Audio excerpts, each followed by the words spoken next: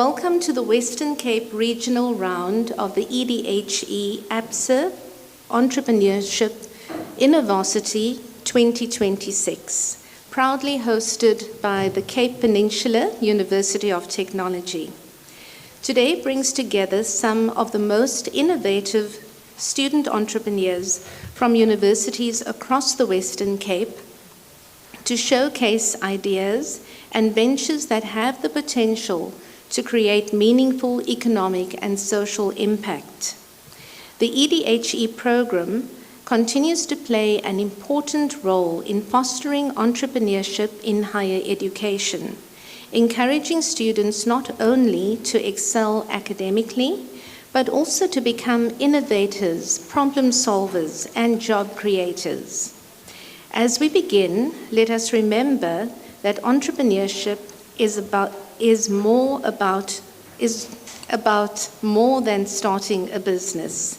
It is about identifying opportunities, solving real-world challenges, creating value, and having the courage to turn ideas into action. To our participants, thank you for bringing your passion, your creativity, and entrepreneurial spirit to this competition. To our judges, sponsors, and partners, thank you for investing in the next generation of leaders and innovators.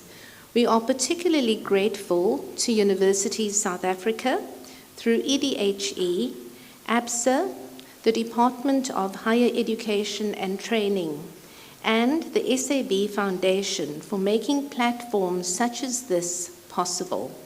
Can we give them a round of applause?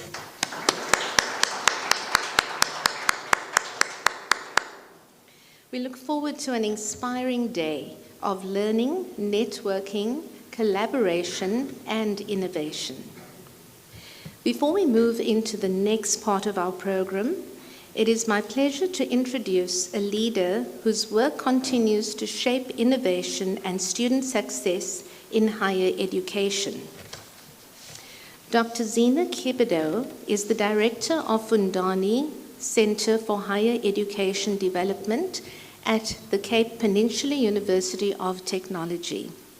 Her work focuses on student success, curriculum development, academic staff development, and institutional innovation. She leads several impactful initiatives, including the STARS unit. So STARS stands for Student Transition Access, Retention, and Success. She also heads up or is involved with the Entrepreneurship Education Hub and the Designing for Social Justice Partnership. She also contributes to national higher education development programs and initiatives that seek to strengthen the impact of universities across South Africa. There is far more to Dr. Kibido's journey. So in the spirit of today's connected world, I encourage you to visit her LinkedIn profile page to learn more about her inspiring leadership journey and contributions to higher education and innovation. Ladies and gentlemen, please join me in warmly welcoming Dr. Zina Kibido.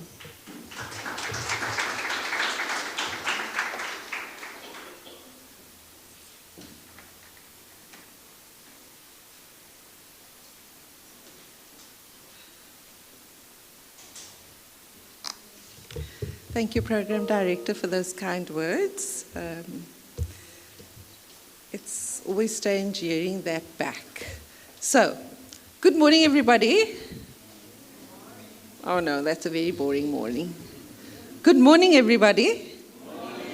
That's so much better. You see, now you're inspiring me and you're energizing me as well. Colleagues and students, it certainly is a great pleasure for me to be here today. So Program Director, representatives of University South Africa, and the Entrepreneurship Development in Higher Education, representatives from ABSA, the SAB Foundation, members of the judging panel, colleagues from our sister universities, UCT, Stellenbosch, UWC, and of course CPUT, distinguished guests, and most importantly, our student entrepreneurs. A very good morning to you and welcome. It certainly is my pleasure to welcome you all to today on behalf of CPUT, in particular on behalf of our two DVCs who really would have loved to have joined this event today, but because of circumstances are not able to join us. So they've asked me to extend a very, very warm welcome to you. To this Western Cape regional round of EDHE, ABSA Entrepreneurship, InnoVarsity 2026. We are especially pleased to welcome our students and colleagues from UWC, from UCT, and from Stellenbosch, as well as CPUT. So today you may be arriving representing your universities, but you're also part of a much larger community. And now it feels quite ominous as the lights dims. I'm not going to be doing anything funny or scary.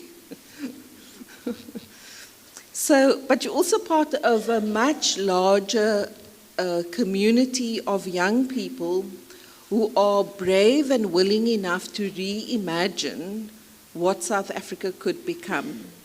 You know, sometimes when we watch the news and we see what's happening, we can become disheartened. But I really want to encourage you and to say that we're really proud of the initiatives and the steps that you have taken to present here today. I'd also like to extend our sincere appreciation to UWC. This event would not have been possible without their assistance and their support at very short notice. So we really want to say that this is not one single university's event. It certainly is, it takes a multitude of partnerships and organizations to put something like this together. And so they've made this possible through the support provided today. The 2026 InnoVarsity is particularly significant and exciting opportunity as this program does create a national platform intended not simply to celebrate good ideas. I'm sure very many of you, if I were to ask you, let's see your directory. We all have those great ideas that we put to paper but never ever amount to anything. And so this platform is not just to celebrate good ideas, but to help you to translate those ideas and research into viable and scalable enterprises.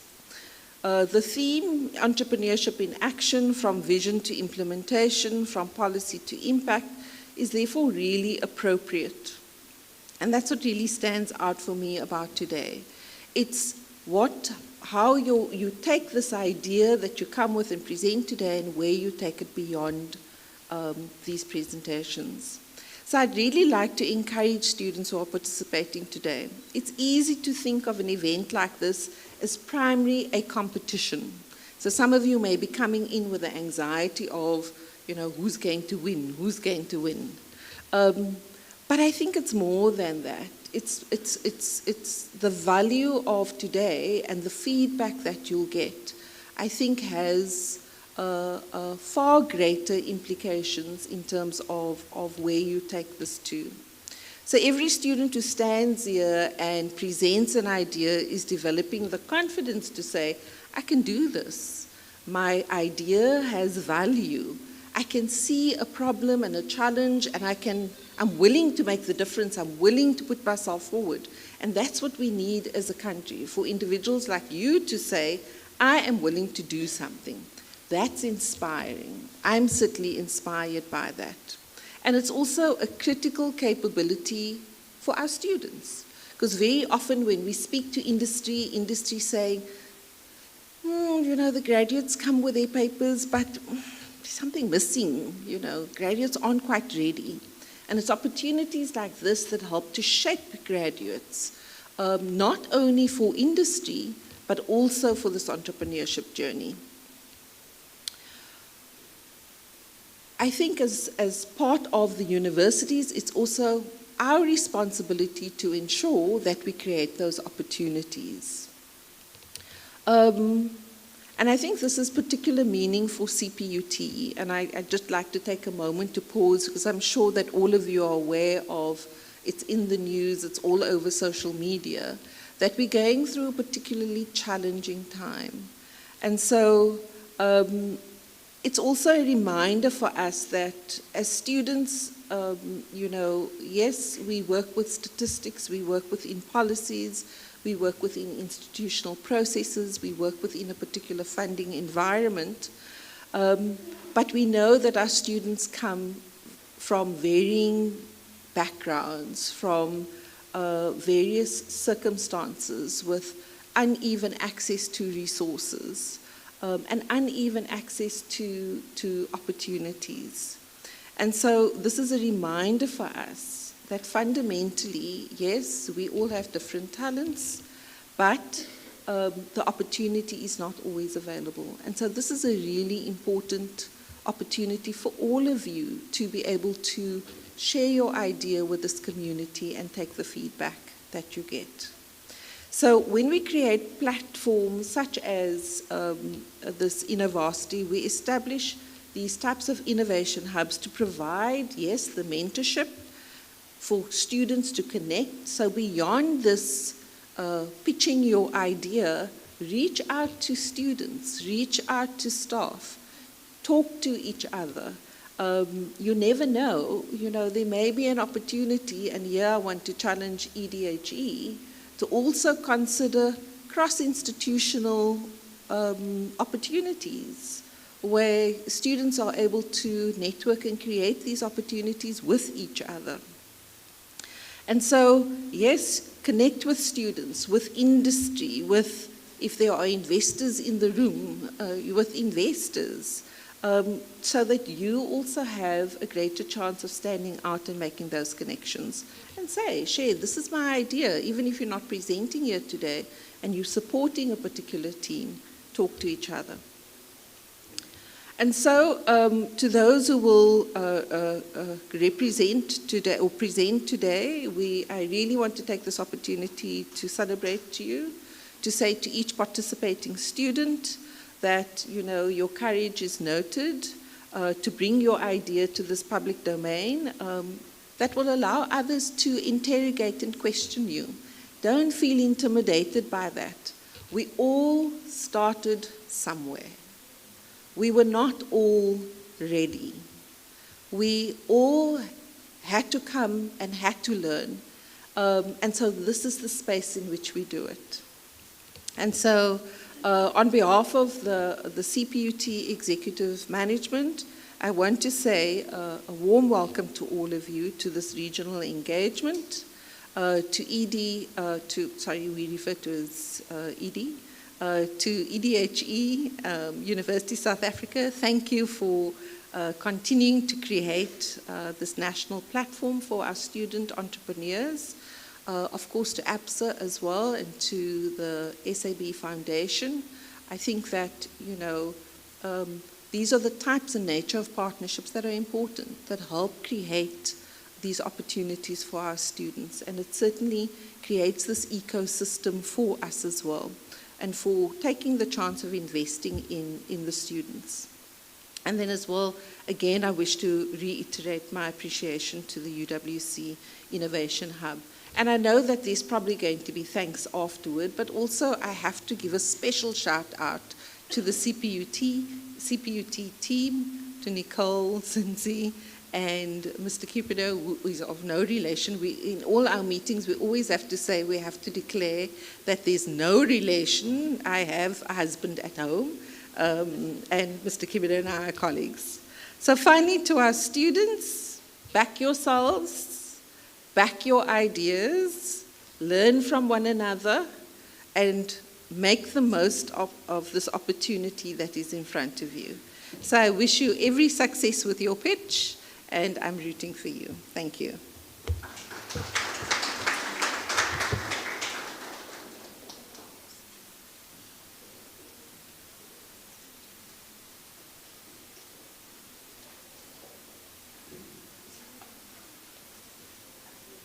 Thank you, Dr. Kibido, for those warm words of welcome. Before we go further, there are just a few things that I need to communicate to you, and that is, firstly, no eating is allowed in the venue. Okay? Those are some of the house rules. No eating in the venue. And then also, the bathrooms are to my right and to your left. So please make use of the bathrooms that are adjoined to this facility over here. And then the judges, you missed the opening remarks, but we welcome you and we are very happy to have you. Thank you so much. Right, we are moving on to the next item on our program, and that is an address by Ms. Lorato Makonyana, Projects Coordinator from EDHE, and that, of course, is from University South Africa. So she will be giving us an opening address and the introduction of the judges. Thank you.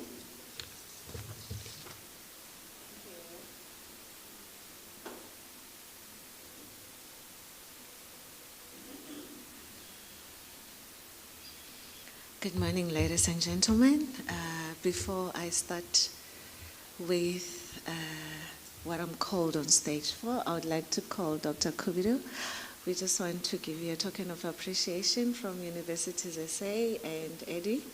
Thank you so much for hosting us. Thank you. Pleasure.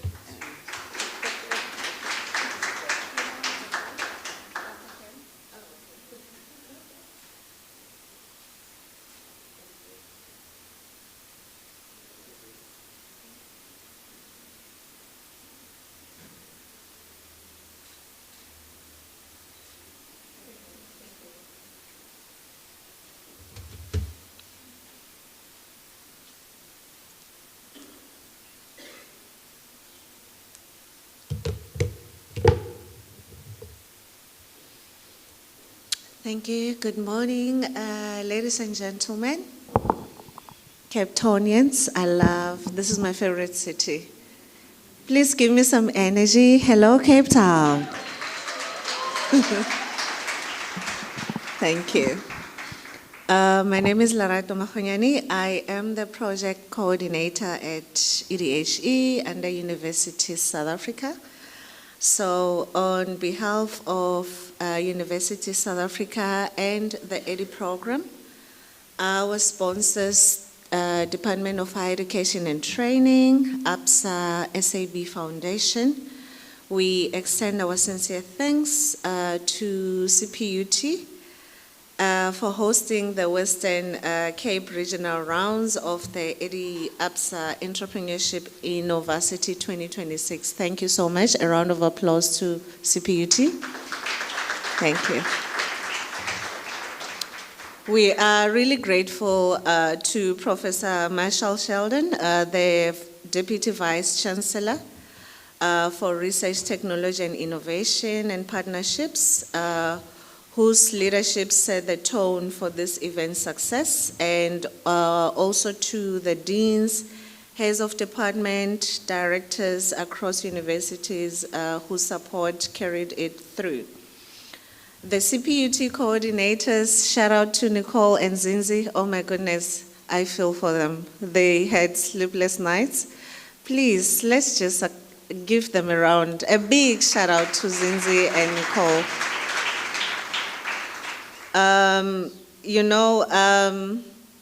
Coordinators are the ones that get the work done. They make sure that the students keep to what they say they want to do. And most of the time, we don't recognize them enough. So I just want to say that we really appreciate you, and we can see all the effort that you put through to make sure that this event is a success today. To the coordinators for the Western Cape region, University of Cape Town, are you in the house?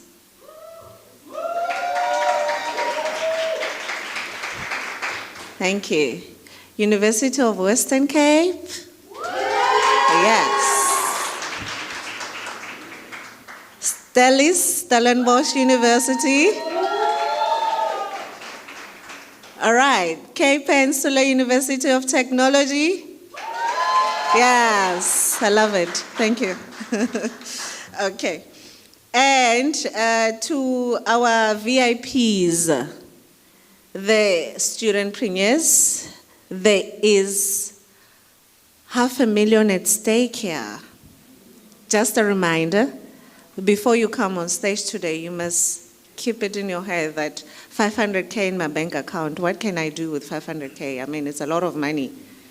I could do so much. I might even reconsider retiring. No, I'm not a cheap, I'm not an expensive person, so I'm sure it can sustain me. All right. So also, I would like to say a special thanks to our educators. They have dedicated their time and expertise to make sure that today's speech, it will be treated with fairness and care. So we thank you so much for the integrity that you're going to bring today.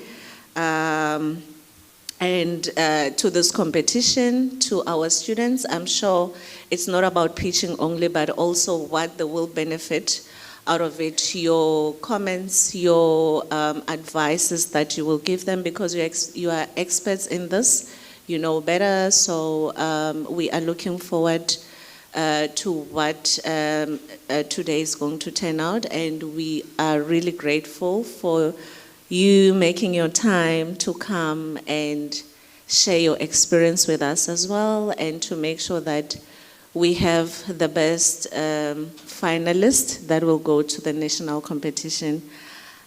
Before I start, I would like to just say, please allow me to introduce them one by one. We'll first start with Miss Yolanda Mabuto.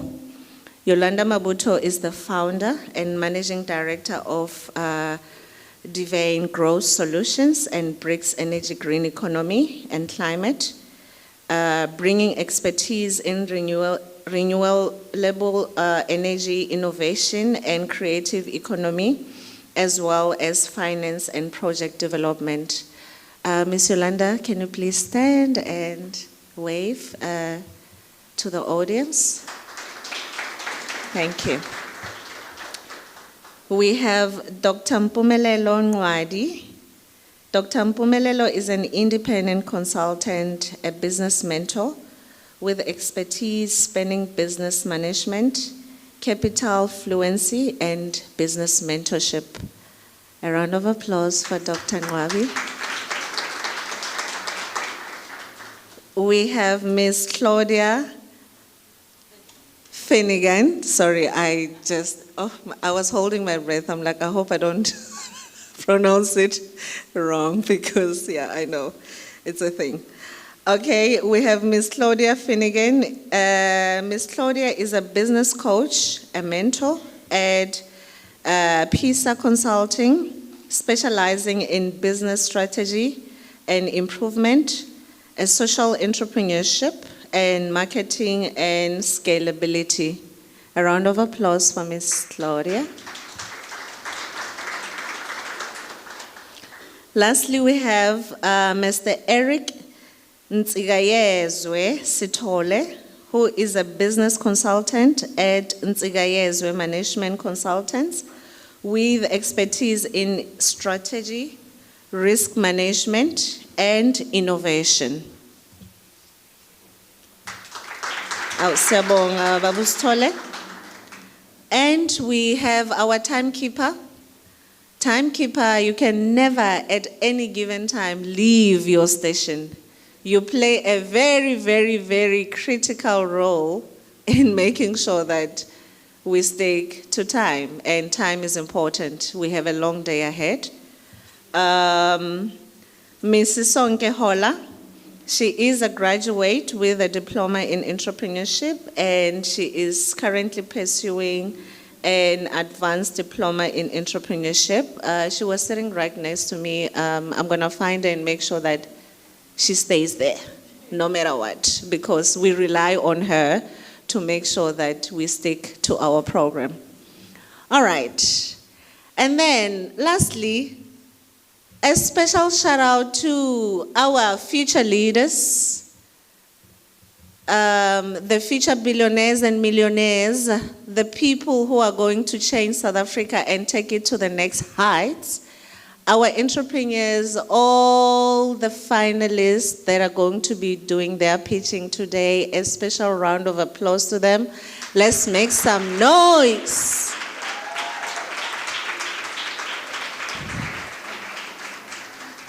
Thank you so much. I think I am done for the day. Thank you.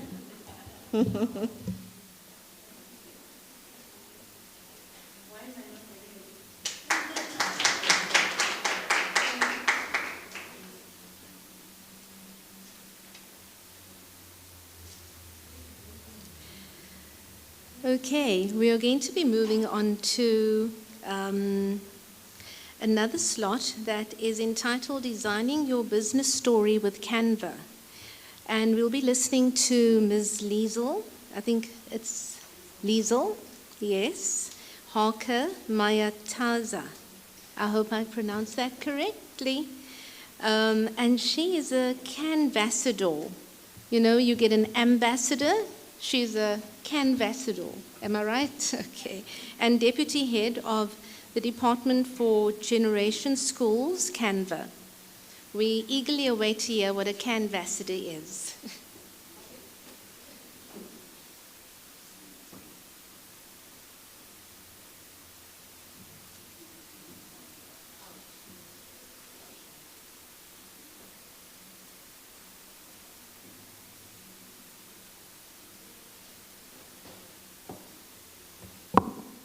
Good morning, everybody. Thank you so much for the lovely introduction. I'm just waiting for my device to be connected so that I can show all of you the exciting things that Canva has to offer. So let me just help. Sorry, give me a minute.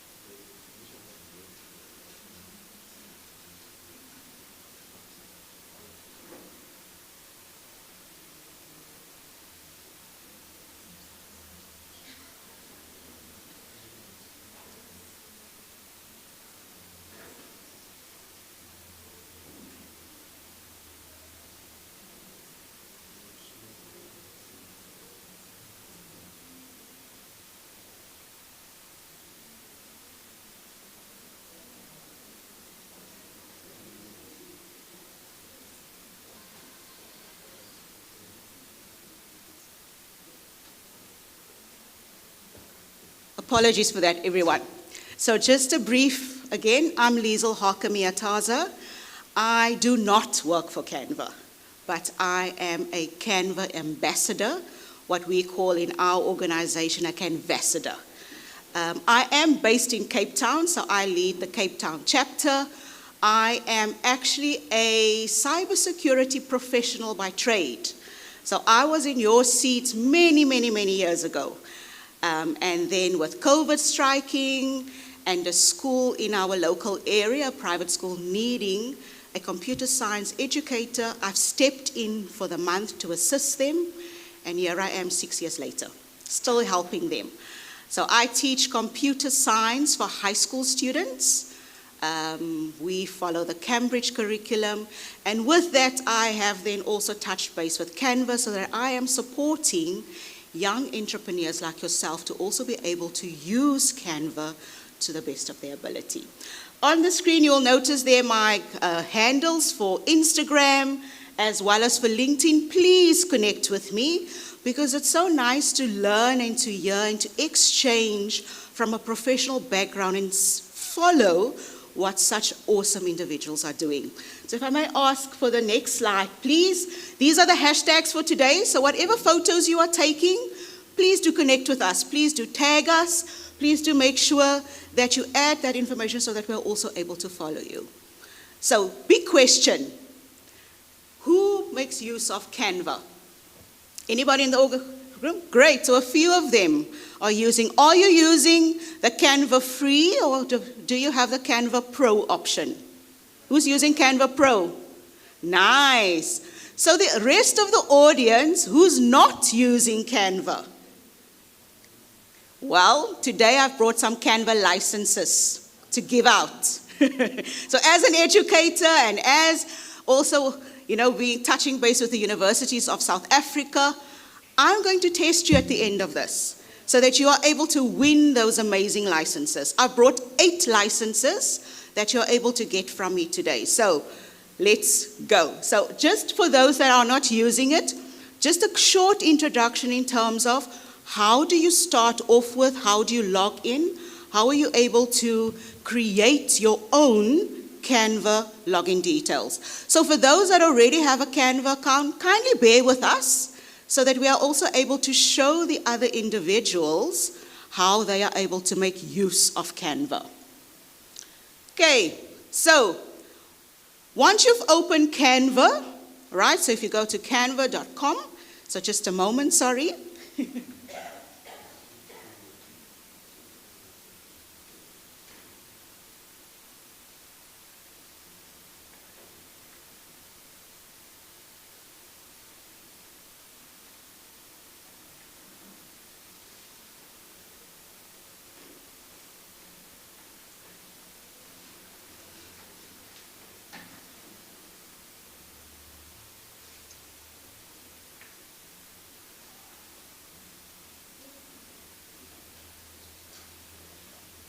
Apologies for that. So about Canva today.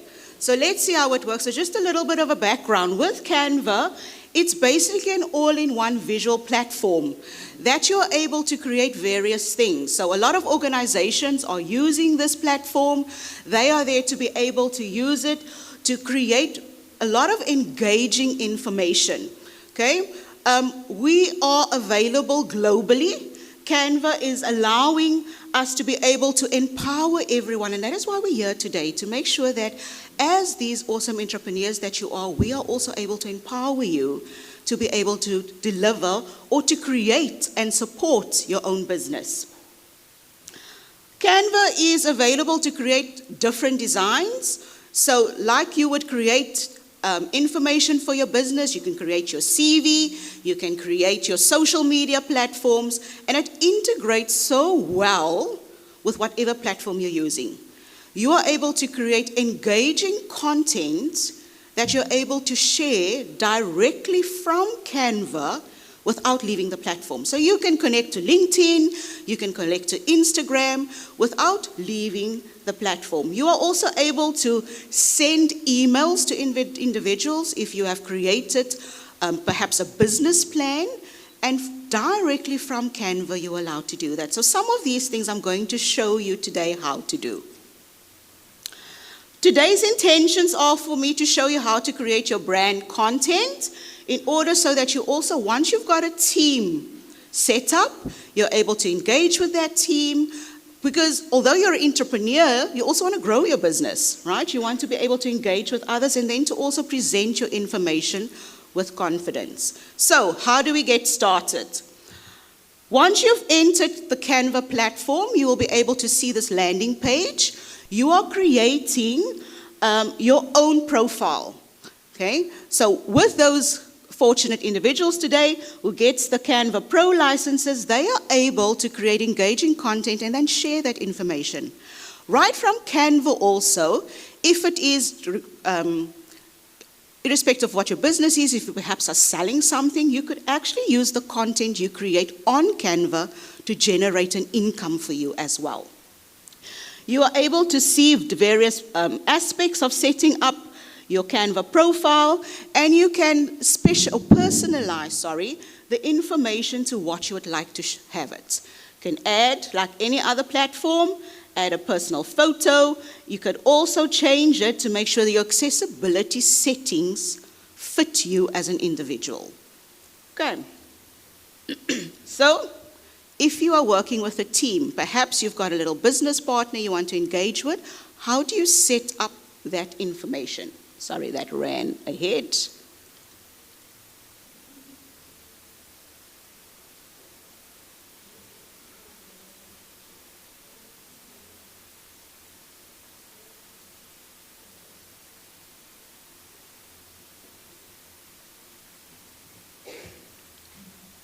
So, the first thing you're going to do when you're creating your team is to invite those individuals to your team.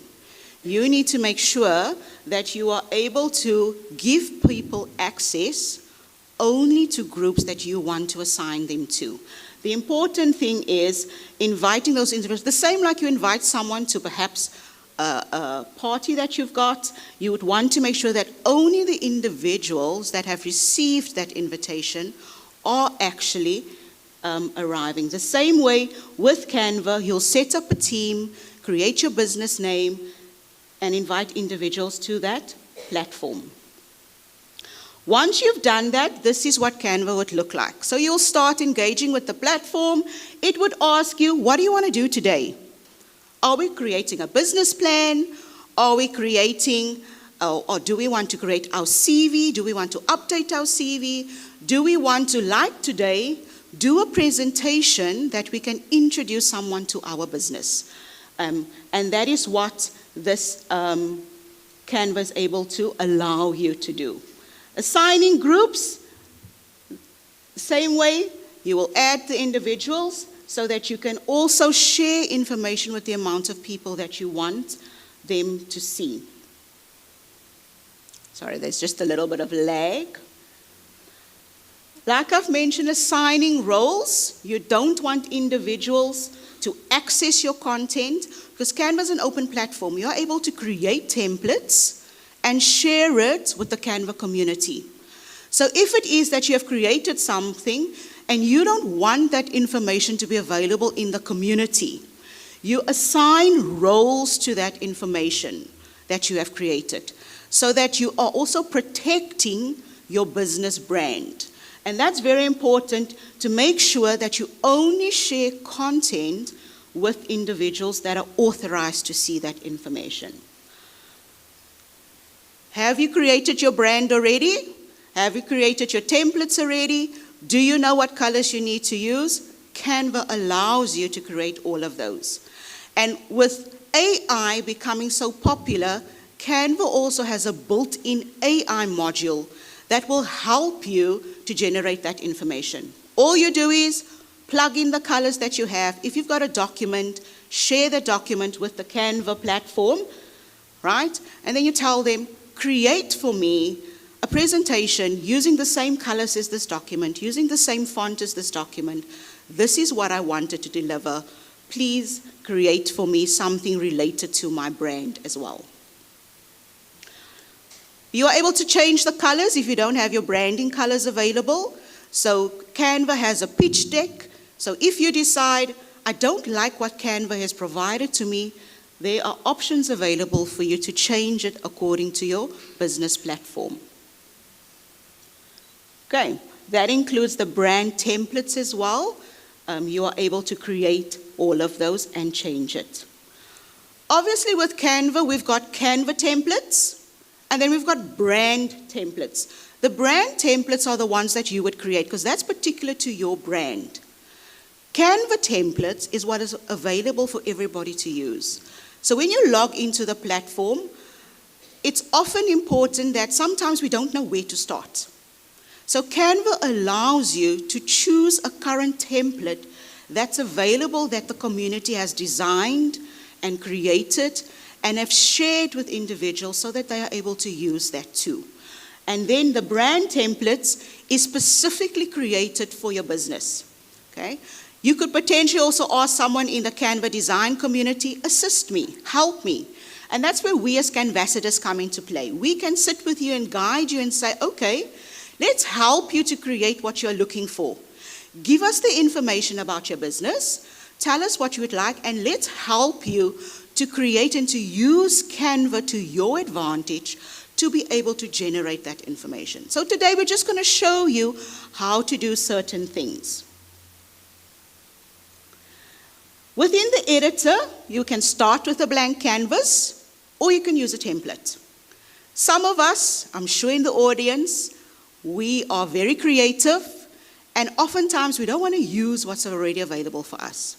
So you can start with that blank canvas and tell Canva, okay, here is my photos, I've uploaded them, this is my brand kit, here is my company name, let me do it myself.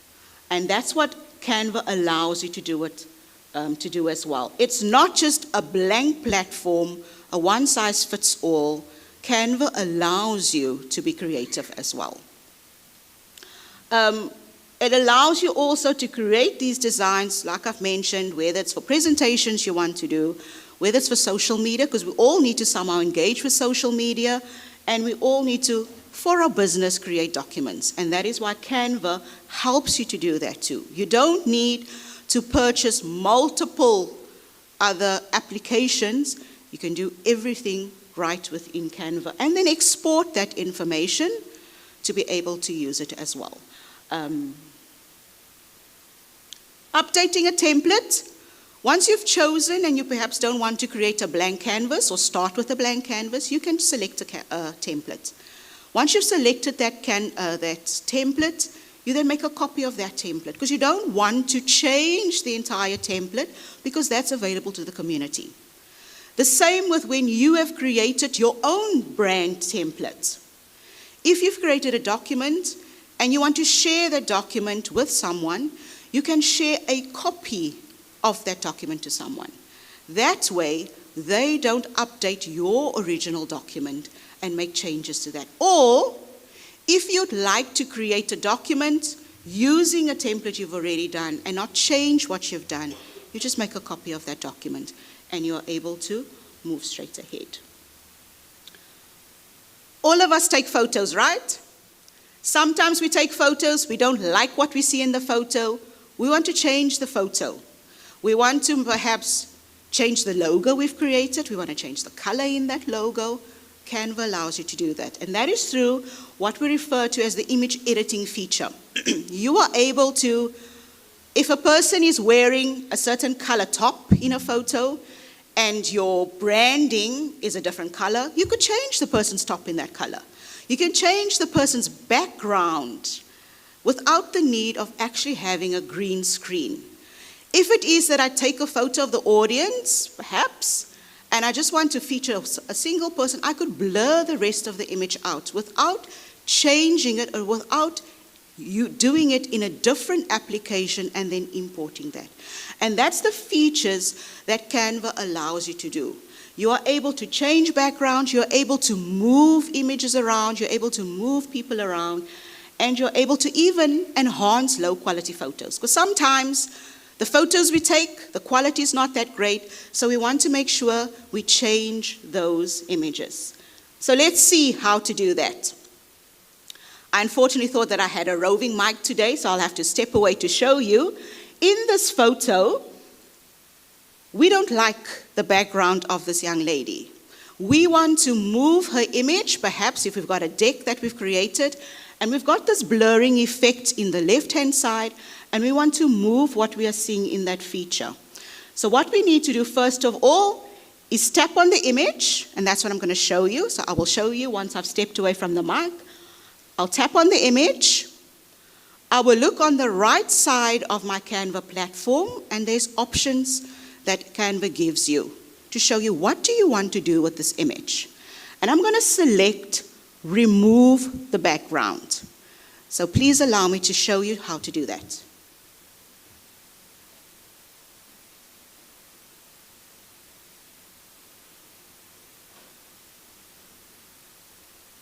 So on the top, I've got background remover, and I just click that.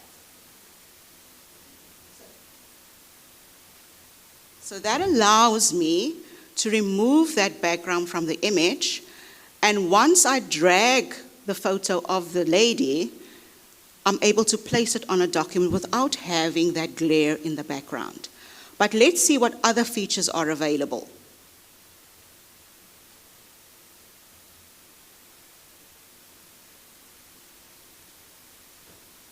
The next one is, how are we going to harness the power of AI? We know AI is so powerful. So in this photo over here, I would like to allow this little man to go to the moon, right? None of us had that opportunity. So if it is that you've got your own photo and you want to drag yourself on the moon, the same would apply. I would be able to make use of Magic Grab. So within a photo, what I would do is I would select that photo. Again, on the left-hand side, I would select the option, grab the image. So that's what I'm going to do for you, and I'm going to land this little man on the moon.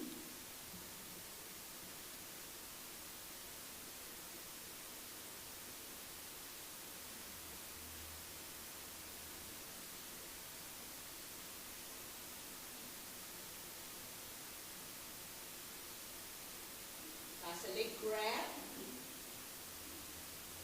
and allow Canva to do the magic. And once I've done that, all I'm doing is moving that image right to where I would like it to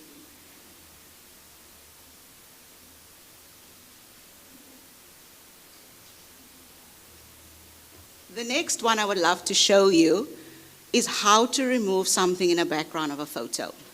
Okay? Oftentimes we're at the beach, we live in the beautiful Cape Town. So we're walking on the beach, we've got a beautiful sunset behind us, and unfortunately someone is walking behind us with their dog. But we want to remove those individuals from our photo. Well, I've got an example for you. On my screen, I've got this beautiful friend group taking a photo, but they've got the birds on the top. I love birds in my pictures, okay? Because they're always there at the right time and making my picture beautiful. But they don't like that. So let's erase those birds over there. Again, same. We will select the image, edit the image, select Magic Eraser. So allow me to show you that. So I'm selecting the image, clicking on the top edit. There's the see all function, and I want to make use of Magic Eraser. All I'm doing is clicking there and saying erase and allow Canva to do it for you. I missed the spot.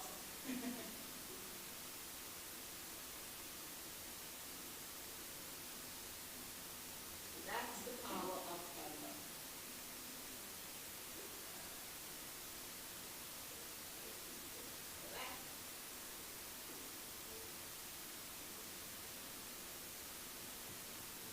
Canva also allows you to layer on top of each other, okay? Layering meaning you have a picture and you want to add other features above it. Or if you want to remove certain things, it allows you to do that. So with this picture over here, I've got various layers and I want to remove that layer that's in front of it. You could potentially do that with a picture that you've already grabbed from the internet. Please do note, make sure you don't grab a photo that has copyright attached to it. So you use that photo and then you're able to remove those layers. So please, again, allow me to do that for you.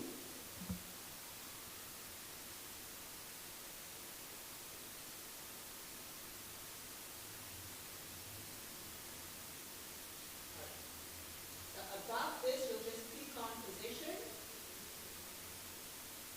On the toolbar, you've got option click position. You find the gradient, and you can choose where you would like it to move to.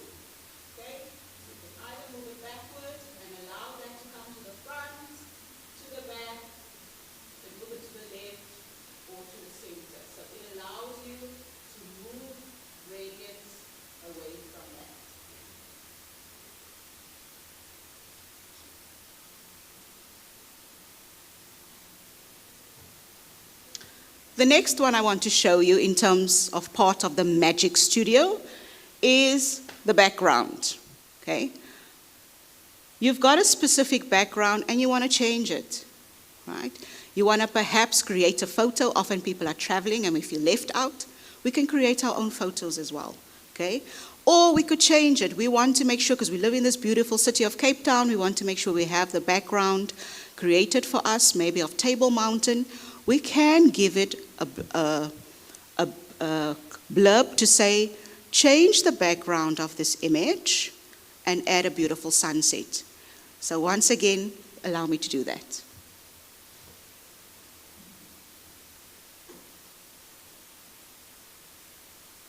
So we select the photo, click on edit. On the side panel, we've got what we refer to as BG generator, so background generator. And we could add in the prompt, we could maybe say,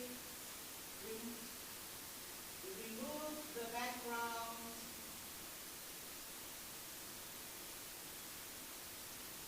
and replace it with a beautiful sunset.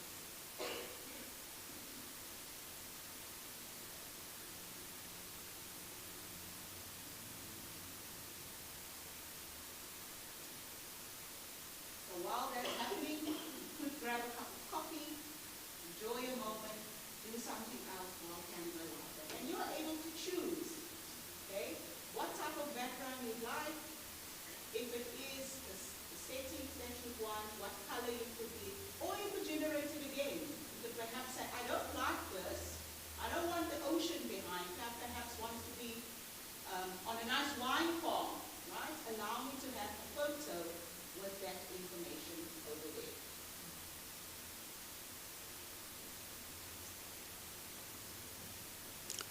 So that's basically from the Magic Studio. You've got all of those options available that you're able to create.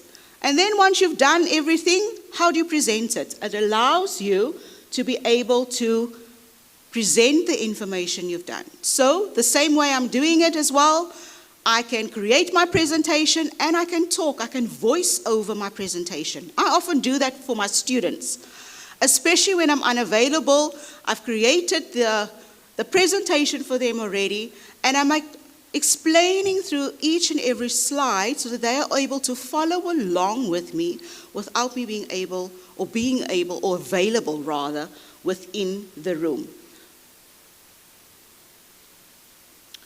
AI, like I've mentioned, AI is available within Canva, so you're able to create your own prompts in there to support whatever brand you want to create. Okay, that's the Magic Studio that I've showed you and how you are able to create all of that information. Within a business, obviously we want to make use of Canva sheets as well. Those are normally linked to your spreadsheet applications. Canva allows you also to draw up spreadsheets within its platform. So if you want to create for your business, you want to keep track of information without leaving the Canva platform, you are able to do that as well.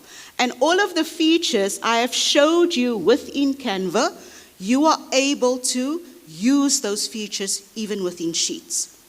If you've already created a spreadsheet elsewhere and you want to reuse it, all you have to do is just import that file in a CSV format and it will be able to work within Canva. So you don't need to recreate everything you've done. Canva allows you to import that information. So just for you to view what it looks like, you're able to make the changes, you're able even to use AI within Canva. Just so that you have an idea of how colorful Canva can look as well. You can add all sorts of sheet features within it so that it doesn't just look like dull. You can make it colorful. You can add some tabs, some prompts, some selection boxes in there too.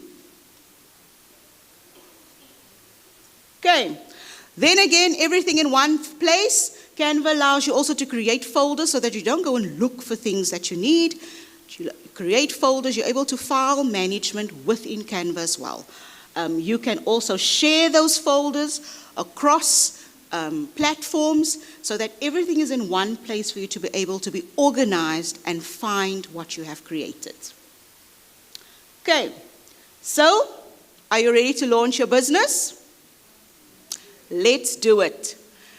You all, those who already have logged in or have access to Canva, you are welcome to use your own platform. The rest of you, I would like you to be able to walk away here today with something using Canva. So I'm going to ask everybody to please create your own business card today using the Canva platform.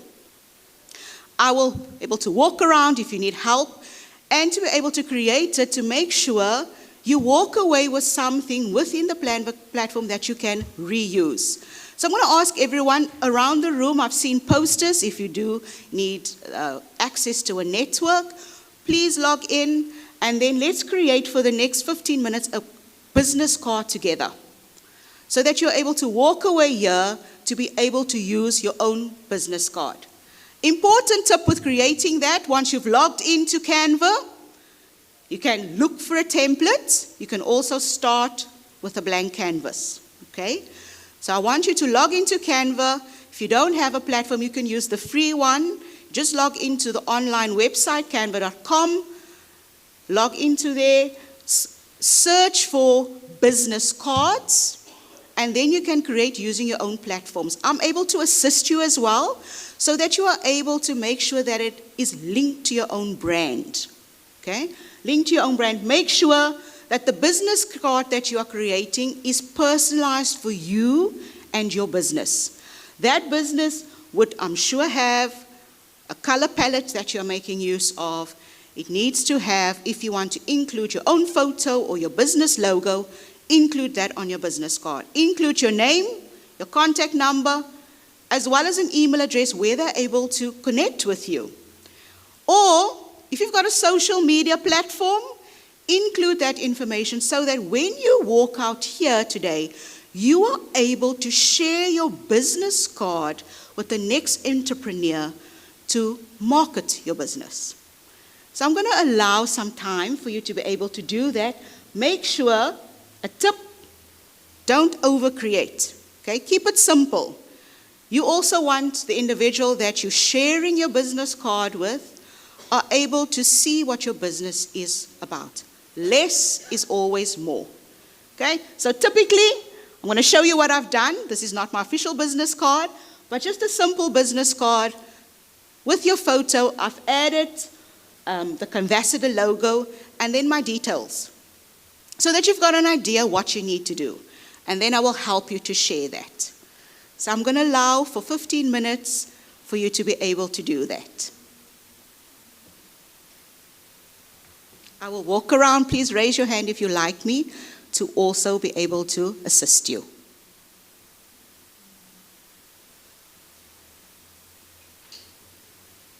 going to take one step back so you're able to see what the prompts are.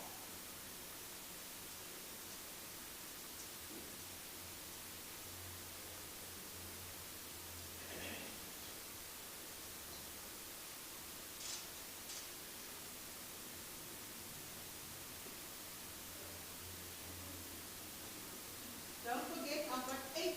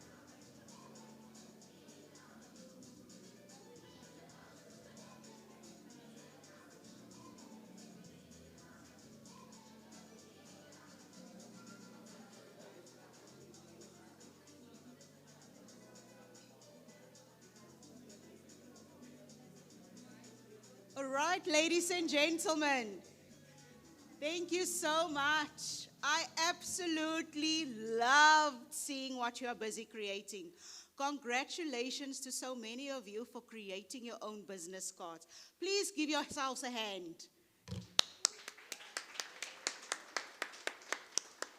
I loved what I've seen, and I'm so excited for you to continue on this business journey you've got. So there's 4 people that I've selected. Please may you stand up for me. 5 people, sorry. 5 people, please stand up. Those 5 individuals, they have showed me what they have done. So the 5 of you, congratulations. I will be giving you Canva Pro licenses today. Just touch base with me after my presentation. Then I've got 3 more to hand out. So here's a question for you. I hope you've listened. Please mention one function within the Magic Studio. Yes.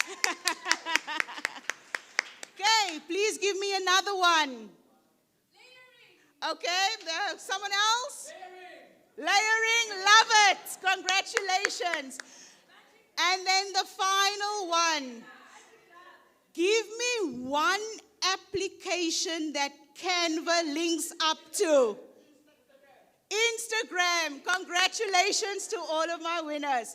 Please, will you touch base with me? Meet me over there so that I can just take your details to send you your Canva licenses. Ladies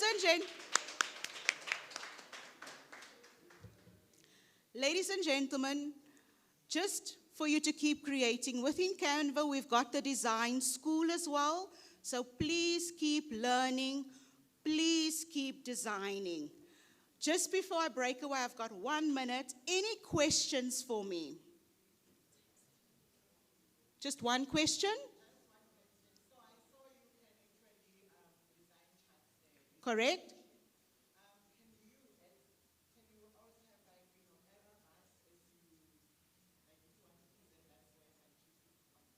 Excuse me, can I have?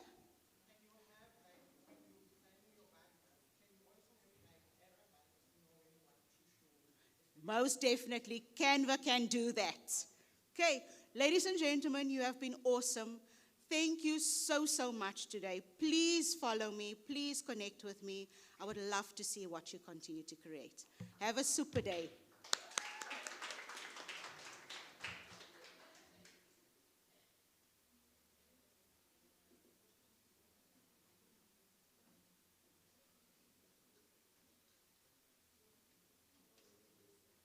Thank you so much, Liesl, for that very interactive and beneficial slot that you've done with Canva. Can we give her another applause, and also for the sponsorship of those? Thank you. We're going to be moving into our pitching session now. And to introduce this part of the program, we'd like to invite the judges to take their seats. Okay. And then I'd also like to invite Sandile to introduce this part of the program. Thank you.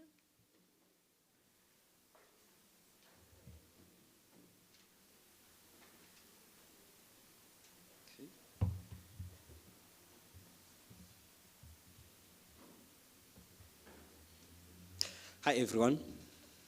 Hello, everybody. Hello, everyone. Are you ready to present your businesses? Okay. All right. So we'll be starting with the social impact category. And then after that, we are going to break for lunch and come back and do the general category. And then we go to the innovative industries. We have our adjudicators here. They've been introduced. We have the auditor and the timekeeper. So when you come to the stage, you'll be given a clicker. Just click through your slides. You have a screen this side. You have a screen that side. Just before you start, you can just go through your slides and then go back to the first slide. And then when you are confident, you don't start, but you look to the timekeeper. Once the timekeeper says you can start, then you can start. 3 minutes for you to do the presentation, and then the timekeeper will raise a 1 minute to say you only left with 1 minute. After that, the timekeeper will say stop. That means your time is up. And then after that, you will go to a 5-minute session with the adjudicators. They will be asking you questions or sharing their comments. Please just respond straight to the point so that you don't waste your 5 minutes.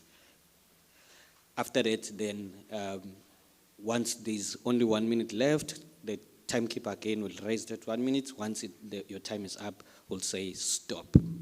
Are we all good? Right. Are you okay? It seems like you didn't eat in the morning. But since you must serve food, nice food, what's happening? Why are you so down? Or do you want the DJ to play a little bit of Ikom? Right. Please do not panic.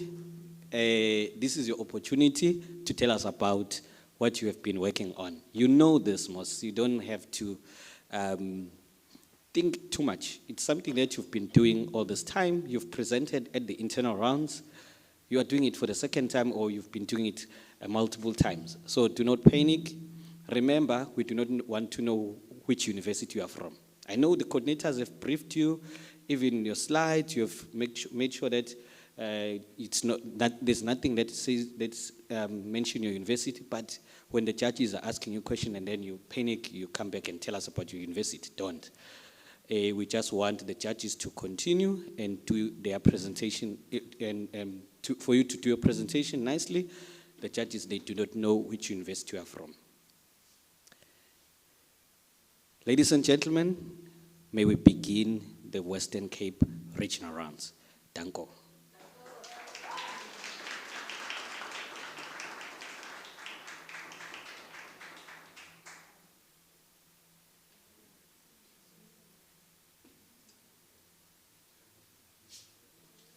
Thank you, Sandile, for that introduction. We call upon our first contestant. It is Mr. Masuli Hele. He's the director of Magaye Cleaning Services and Pest Control. Please come to the front.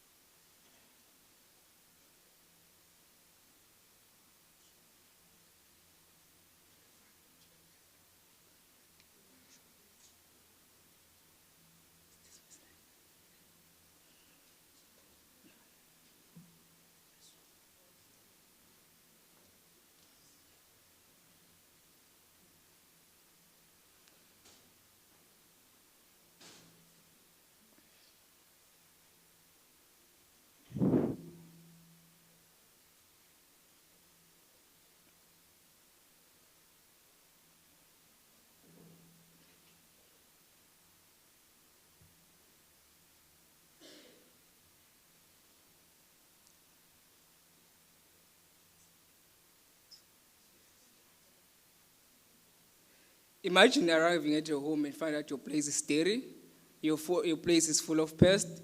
Good morning, everyone. My name is Mesuli, and I'm a director of Magaye Cleaning Service and a Pest Control.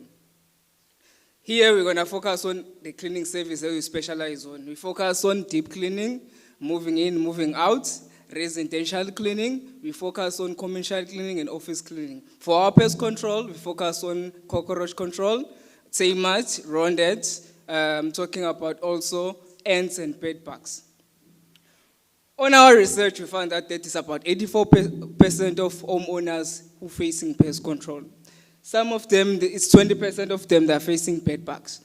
And 25% of householders that are facing, they're in use of domestic workers.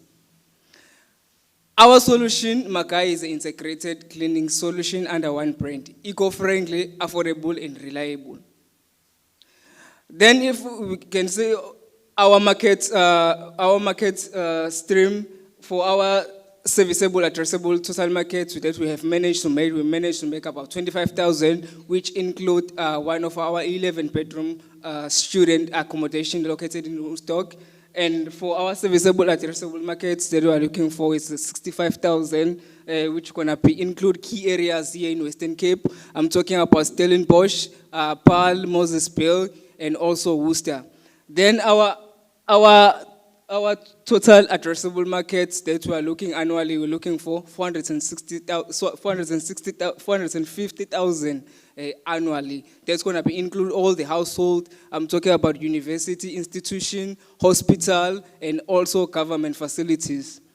Our business model, where we get our monthly revenue, we get it from our monthly contracts. I'm talking about one-off service. So our client, they book one-off service with us and also cooperate, and we're still applying for tenders from government as well.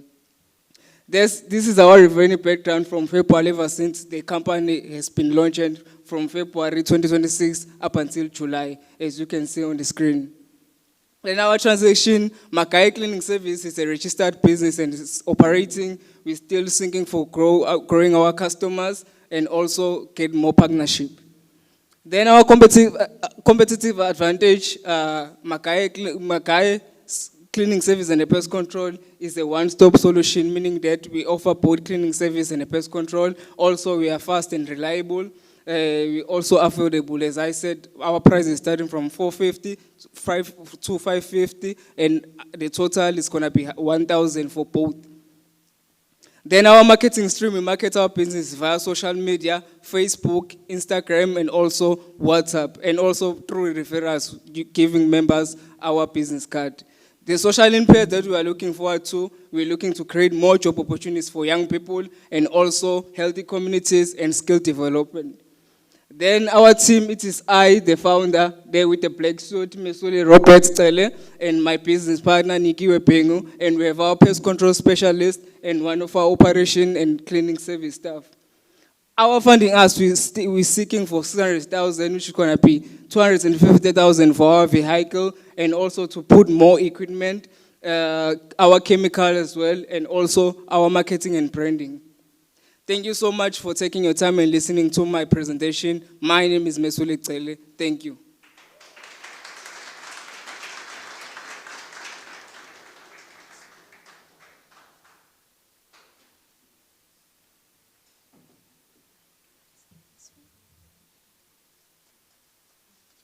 we have some sound on this one?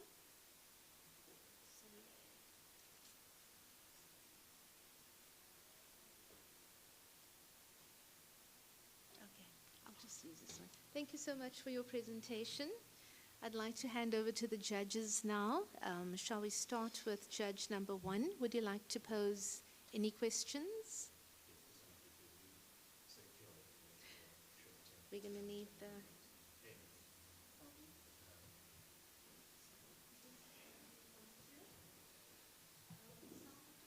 We have some sound on this one, please. 1, 2. Here we go.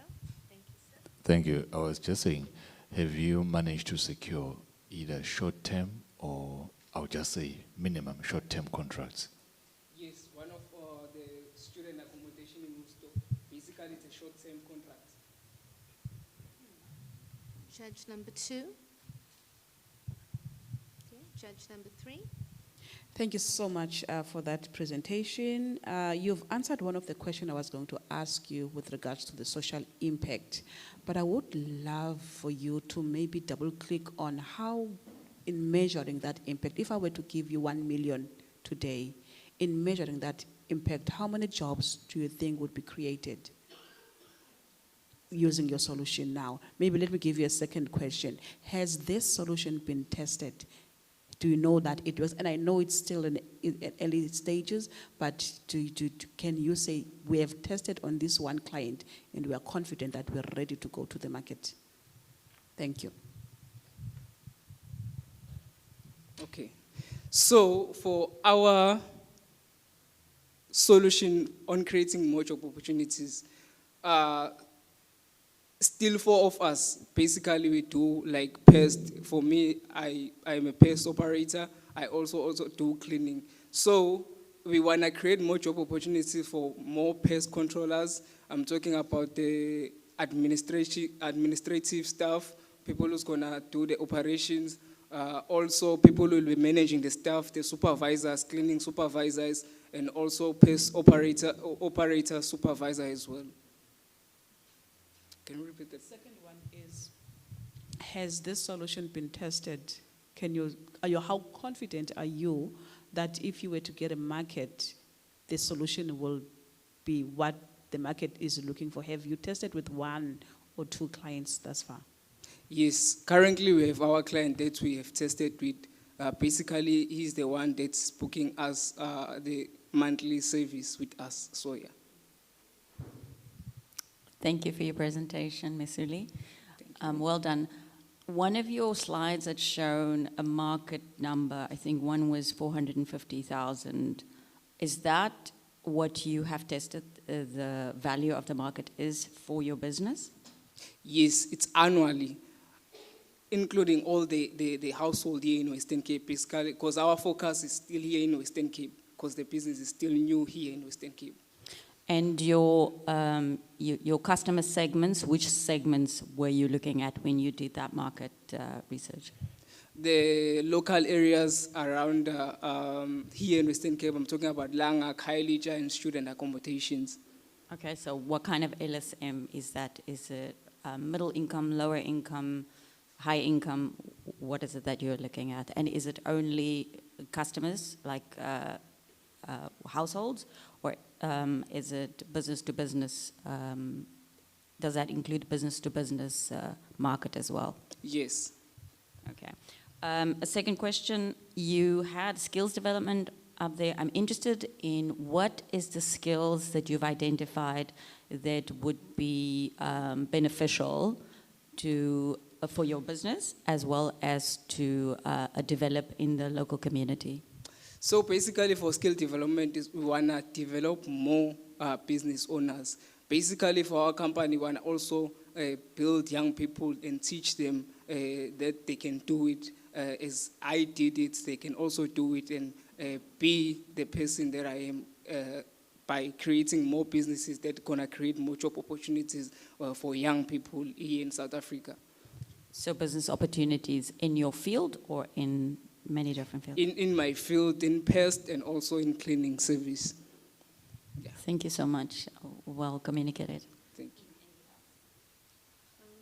Are there any other judges who would like to pose any questions? Otherwise, we will wrap this up and we will give you time to adjudicate. Thank you so much. Thank you.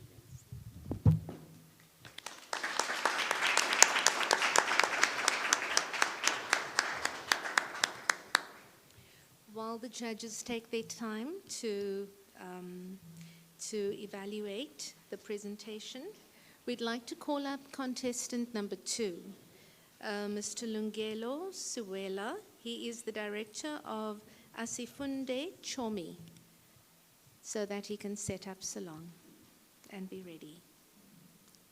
Oh, so it's not Ms., Mr., it's Ms. My apologies. Lungelo.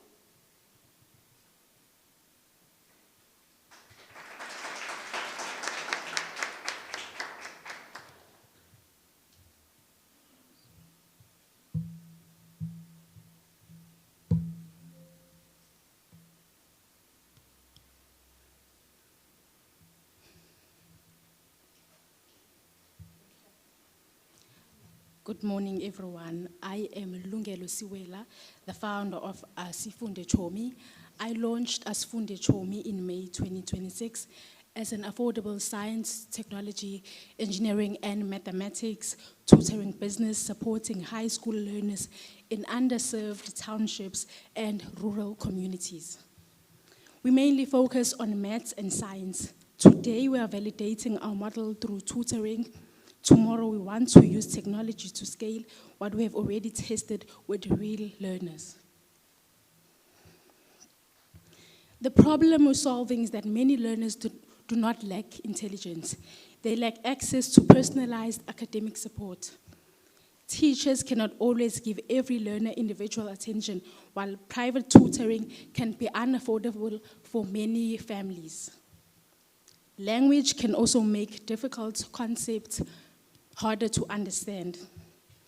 Hence, we tutor in South African indigenous languages, including Afrikaans, but we have learned that language is only part of the problem. Learners also need to practice, they need confidence, resources, and exposure to science, technology, engineering, and mathematics opportunities.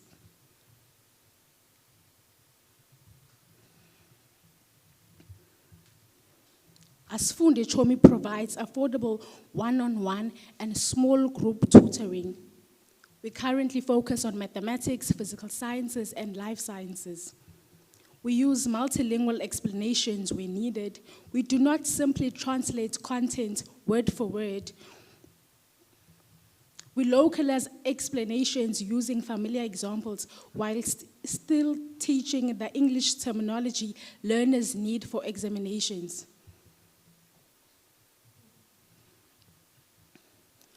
Although we only launched in May, we have already reached over 50 learners across 4 provinces, the Eastern Cape, the Western Cape, KwaZulu-Natal, and Mpumalanga.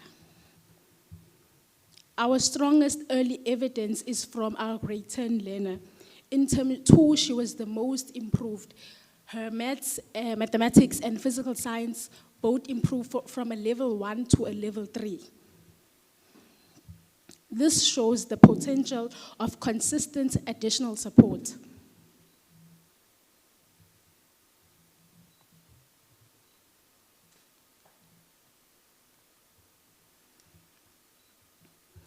Our customers are parents, guardians, and teachers. We charge 350 per month for tutoring. Learners currently find us through WhatsApp, TikTok, community outreach, and referrals. Our model creates income opportunities for student tutors while keeping support affordable for families.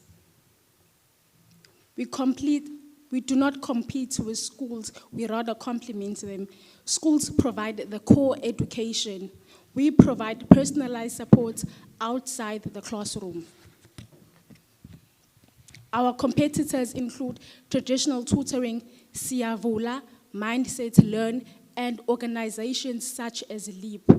We're not trying to replace any of them. Our difference is the combination of affordable human tutoring, multilingual localization, underserved community access, and STEM mentorship. Our vision goes beyond marks. In 2025, I took grade 11 learners from Gwalanga Township to the Amazon Web Services Skills Center to expose them to technology careers beyond the classroom. We want learners to progress from academic support to STEM exposure to tertiary STEM opportunities. Our learners have also shown us another barrier: digital access. Some learners have approached us wanting to join, but cannot afford data or have unlimited access to Wi-Fi. I have spoken to Mr. Eleanor Craig from Fiber Time to explore possible connectivity solutions for township learners. Our next step is a low data curriculum aligned and multilingual platform.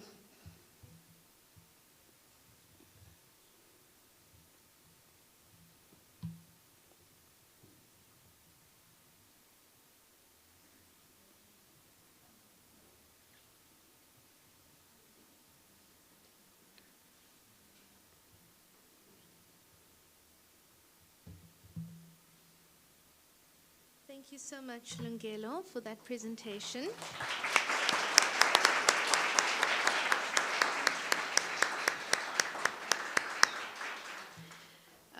I'll start with judge number 2, who didn't ask a question from the previous round. Would you like to ask a question now?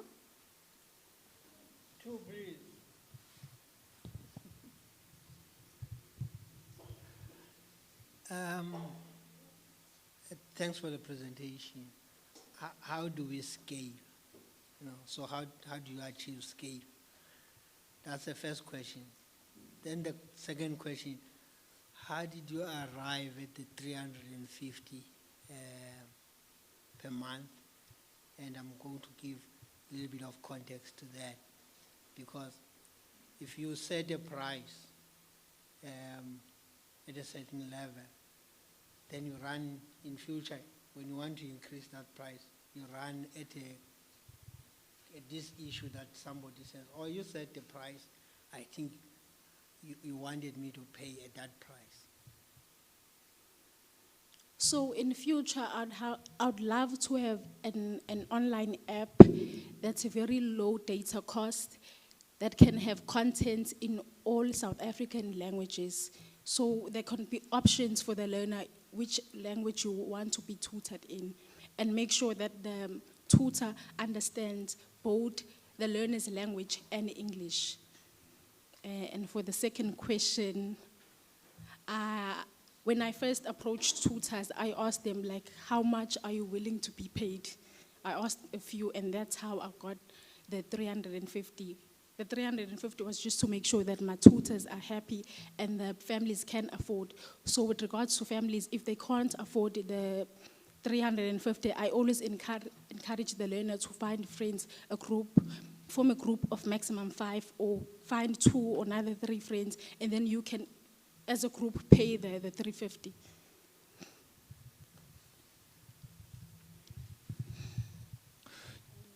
I just want to check do you have systems in place that seeks to vet your service providers, specifically the tutors? And then secondly, how are you planning to have a competitive advantage in the presence of the AI? With tutors, all my tutors are currently university students, all enrolled in a STEM course. So they all did maths and physical science in high school. Could you please repeat the second question?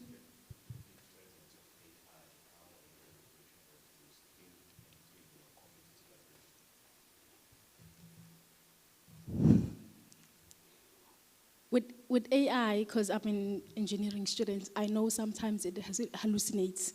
So you can't always rely on AI.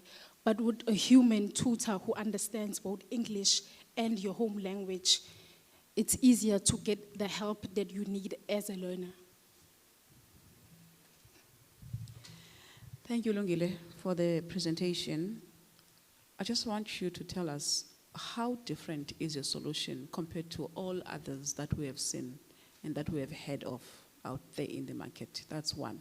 Number 2, you've mentioned learners from underserved communities. How are you planning to get them within your program so that they are not left outside in the solution that you are bringing? Because you've mentioned it, but I didn't quite get it, how you are going to attract and retain them, particularly after mentioning the issue with data and them not being digitally active. Thank you. Can you please repeat the first question? The first one is, how different are you as compared to all other organizations that are doing tutoring? We're not only offering tutoring, we're offering tutoring in both the learner's language and English. That's the first thing. And then we also provide STEM mentorship. So we're not only encouraging learners in grade 9 to take maths and physics in grade 10. We make sure they take maths and physics, and after matric, they need to enroll in STEM courses and also understand the difference in an academic qualification and a professional one. Okay, but the second question is about attracting learners from disadvantaged areas. And I think you were going to speak into that before your time ended. I'm giving you an opportunity to speak to that as well. How are you going to ensure that no one is left behind? do community outreach. I've started with the nearest community in Belleville called Delft. So I do search for such communities online, and I'm also in partnership with an NGO in KZN. Thank you.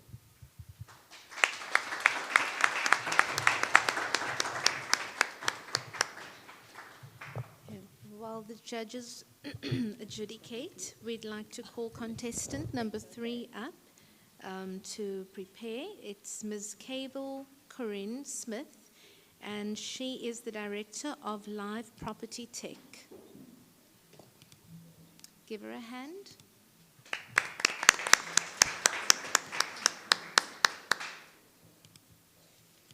Let me stop and lay down. Okay. Excuse me. How does your belt work? Like just, yeah.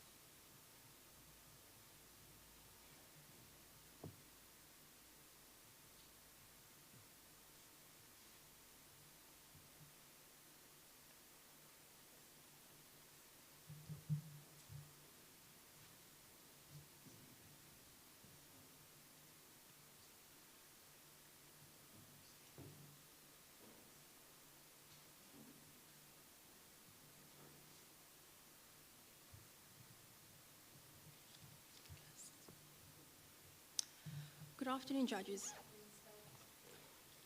Good afternoon, judges. My name is Cavill, and I am building Live, a trust utility for the 48.5 billion informal student market.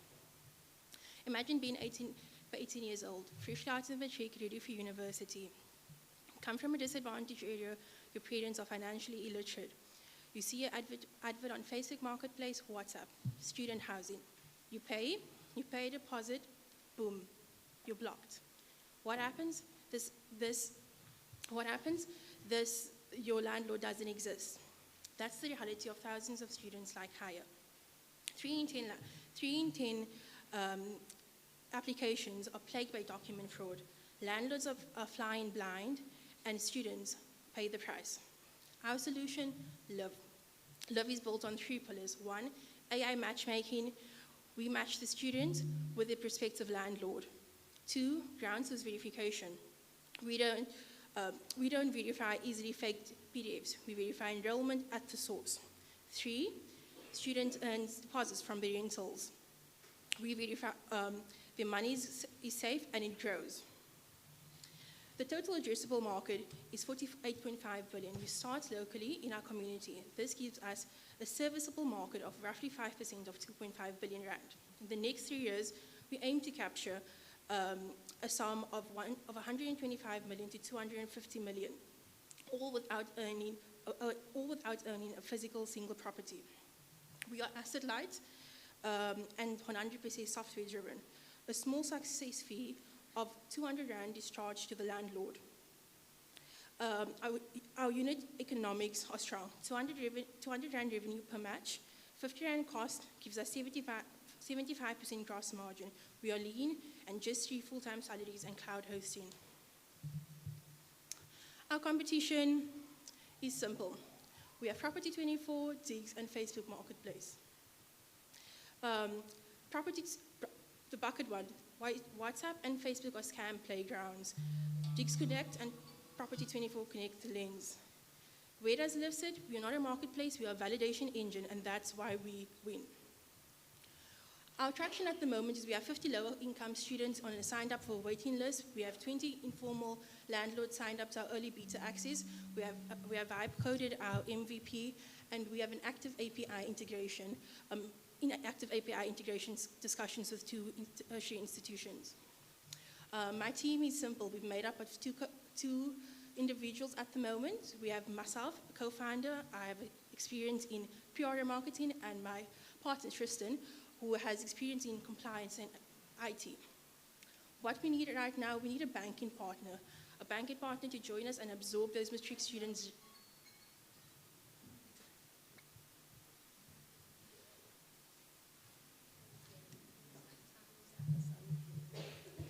Okay, let's start with judge number 4. Please go ahead. Hi, good morning. Thank you for your presentation. Tell me, what kind of market tests have you done with this model? So we've spoken to students. We've gone on the ground speaking to students. We've spoken to about 50 plus students. We've done some surveys.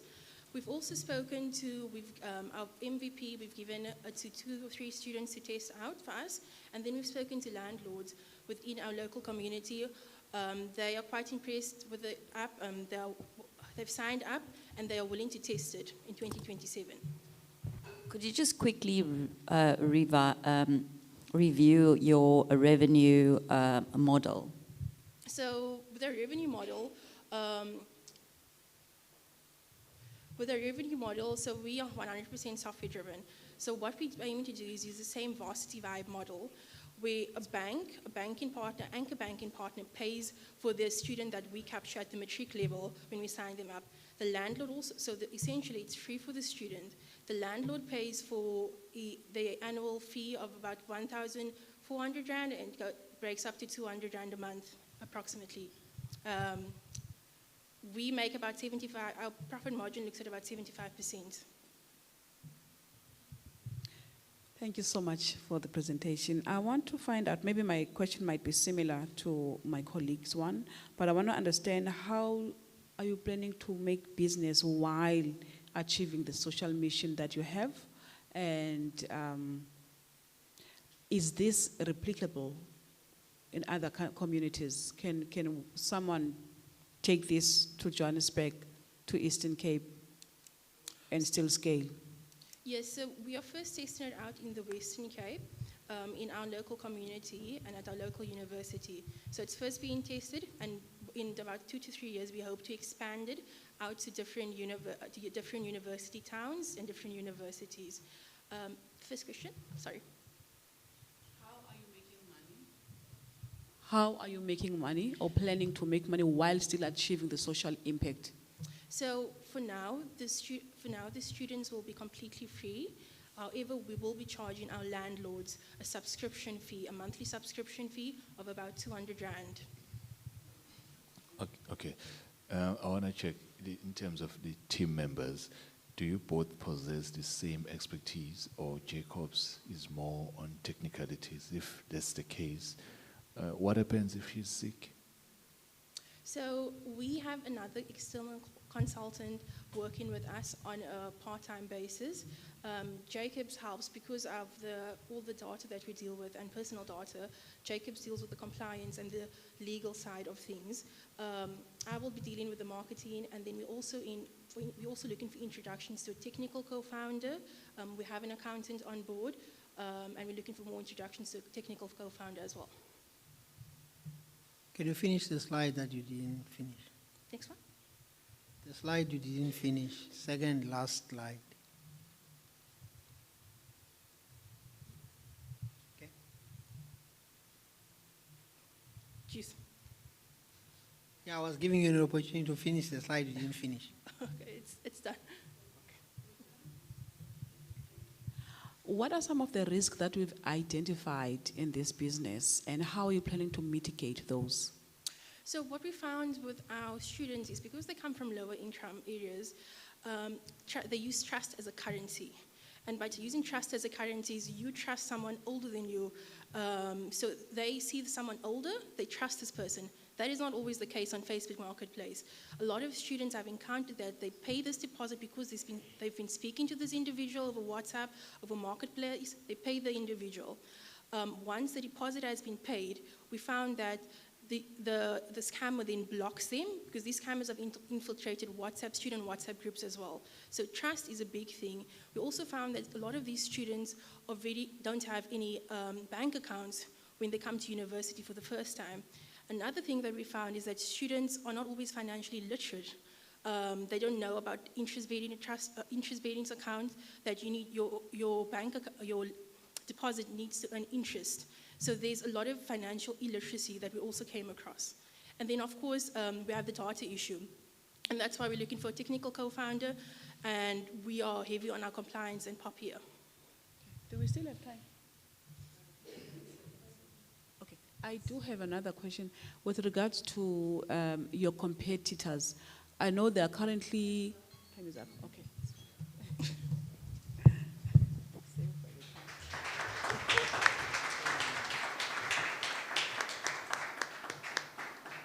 Thank you, Cable.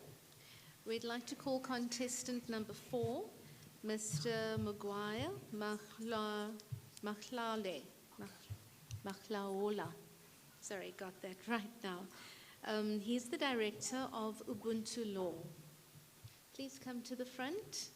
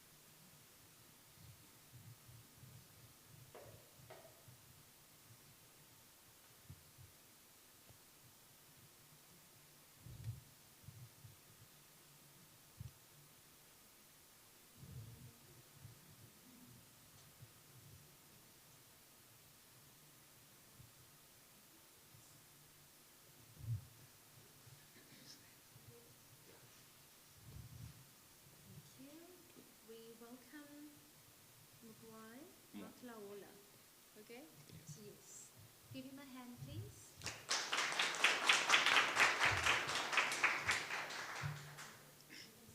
Thank you. Good day, judges. My name is Mrao Matlaola, the founder and director of Ubuntu Law. I built Ubuntu Law looking at one specific problem. South Africans can't get access to justice. This is caused by one of the following things.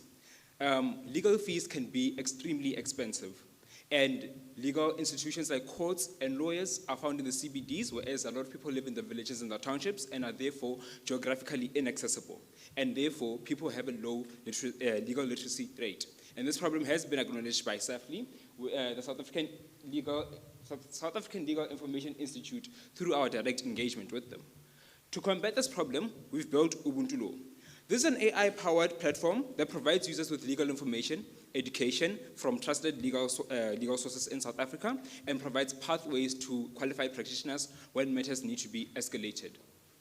We're targeting a market of 35 million working class and middle class South Africans who are not supported by legal aid and cannot comfortably afford the prices of private practitioners. And we're looking to reach them through digital channels like your WhatsApp, TikTok, your Instagrams, and by establishing trust within community organizations in areas that face the gap the most. We've already met with SAFLI and JUTA, and they have acknowledged the existence of the problem, and we are therefore exploring a content partnership with them. We have built a working prototype, and we have tested it amongst 50 students with great feedback. As it stands, there are adjacent players in the game. However, they mainly serve smaller businesses and not the individual specifically.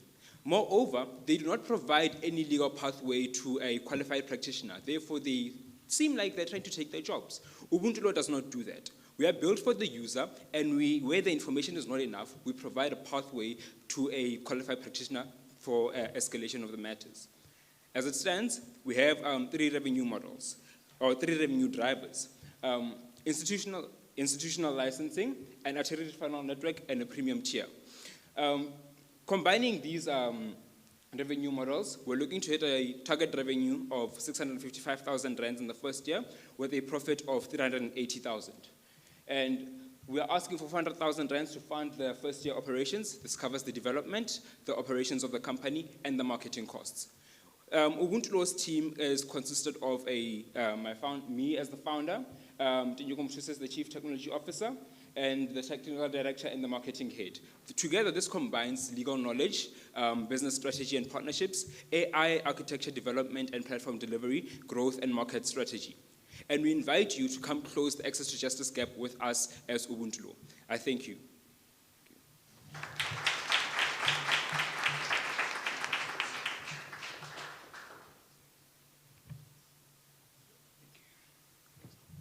Which judge would like to start first? Okay, judge number 1.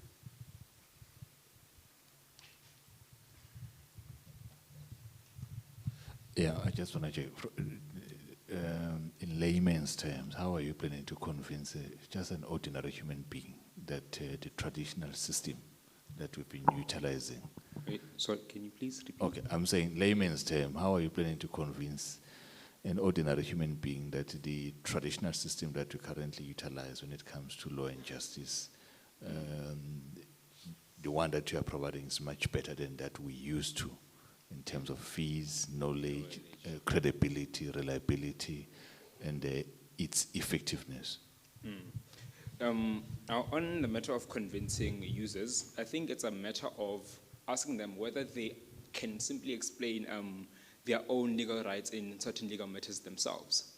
And as we know, people tend to use ChatGPTs for these kind of stuff, but the danger of ChatGPT is AI hallucinations. And Ubuntu Law is trained on sources like SAFLI and JUTA. We're exploring a content partnership with them to minimize such risks. And also, Google also provides information, but it does not simply explain information in a way that a layman person can understand. This is where we aim to help users. So we'd convince them by saying that, hey, here we have something that once you just read, put in a prompt, you read through, it gives you an answer, you read through it. At the end of the day, after using that, you'll be able to understand a tad better about a certain situation that you're facing legally. And that's how we try to convince users. Thank you. So what happens after the first 12 months? You've got 4 people Yes. in your team. And what assumption are you making about them sticking around if something doesn't work? So if something that doesn't work, for example, may it be a risk within our platform, what we aim to do there is close down the platform for fixing and replacement and fixing. Oh, sorry, yes. The question relates to the people. The people. You're building a platform Yes. based on the knowledge and skills of certain people. There's 4 of them. Yes. And those people must earn money. Yes. You're making an assumption, that if something doesn't work, those people stick around and fix it even if they don't earn anything. So what's happening? What happens after the 12 months? And what assumption are you making about the 4 of you, The 4 of us. being around to provide the technical expertise that is needed to keep this going? So to keep it going, my assumption after the 12 months, hopefully they have the same assumptions, is that we'd stick together as a team, expand where we need to expand, and continue growing Ubuntu into a scalable business model. So in matters where things do not work, we'd look where if things are beyond our hands, we'd look with our current partners and our current people who are helping us and guiding us. We'd look for advice from them to continue fixing the solution, fixing the problem, and moving forward as Ubuntu Law. Hi, thanks so much for your presentation. I want to touch on what the other judge said, but specifically, I want to know, how do you propose to make money? What is your revenue streams look like? Where is your actual income, your revenue coming from? So our revenue is coming from 3 drivers: institutional licensing, attorney referral networks, and a premium tier chatbot. We're charging institutions 190,000 rands a year to lease the chatbot. Referrals are charged at 250 rands per successful referral, and for premium users, they pay 150 rands to use the platform on a premium benefit, and that's how we look to make revenue. And have you tested the market with those figures? Yes. Wait, sorry, I apologize. No. As for testing, we have tested with 50 users, and we've received great feedback from them. In terms of the market in institutions and attorney referral networks, we have been engaging with different institutions from university law clinics to... Thank you. Thank you.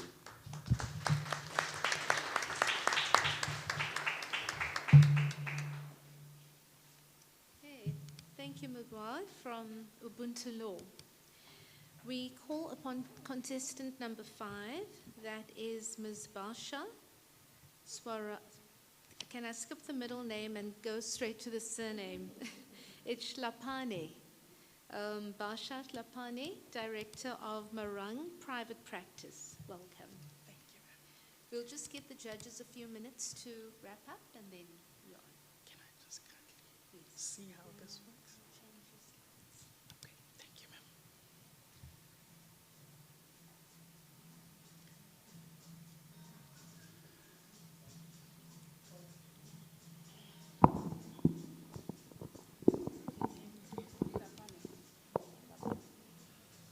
Her name is Basha Klapani. Yeah.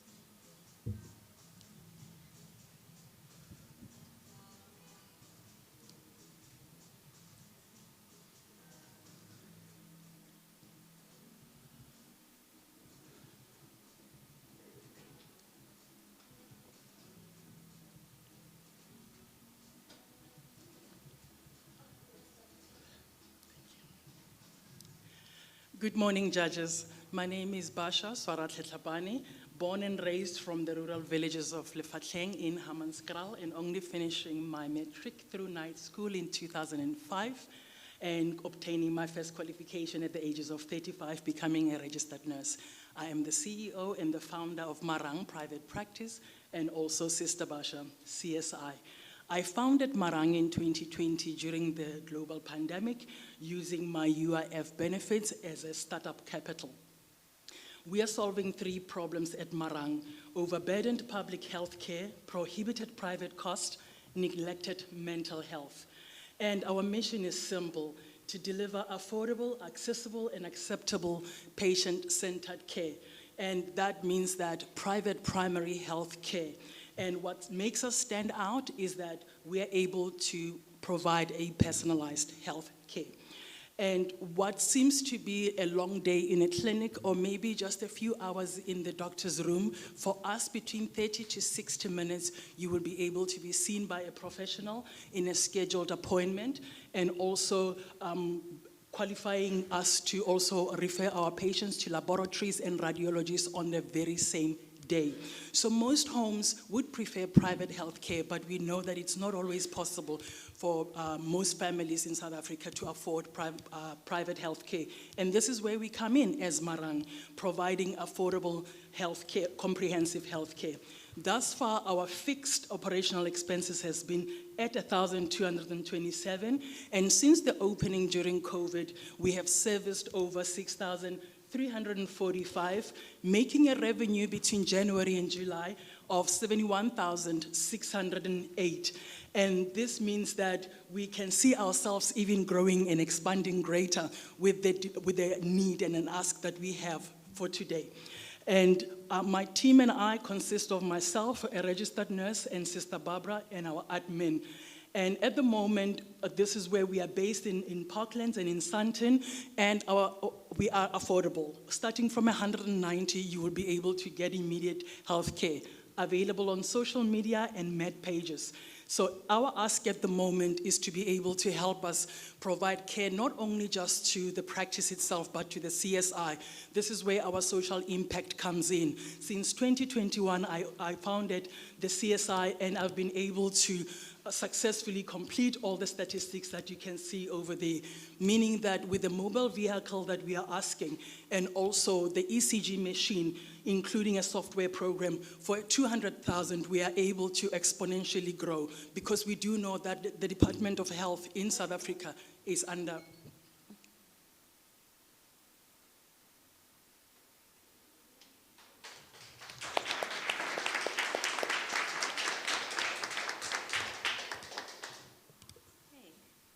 Shall we start with judge number 3, please? Thank you so much for the presentation. I want to find out, how do you remain sustainable financially while creating the social impact? And thank you for sharing the data on when you've started up to now. But I want you to give us like measurable growth in terms of the jobs that you've created. Maybe I've missed that part. Thank you. Okay, thank you for that question. Thus far, we are quite proactive when it comes to raising health education on social media, and this is how most of our patients get reach of us, because then they are able to know that, oh, if I'm living with diabetes, oh, I can contact Sister Basha. She said it's only 190 for me to come through, and I can be assisted. So instead of maybe going to the clinic and spending long hours, or even days, because remember, we're servicing clients that are also working, so it's not always feasible for people to be in the clinic for a day or 2 days, whereas with us, they can get immediate access healthcare.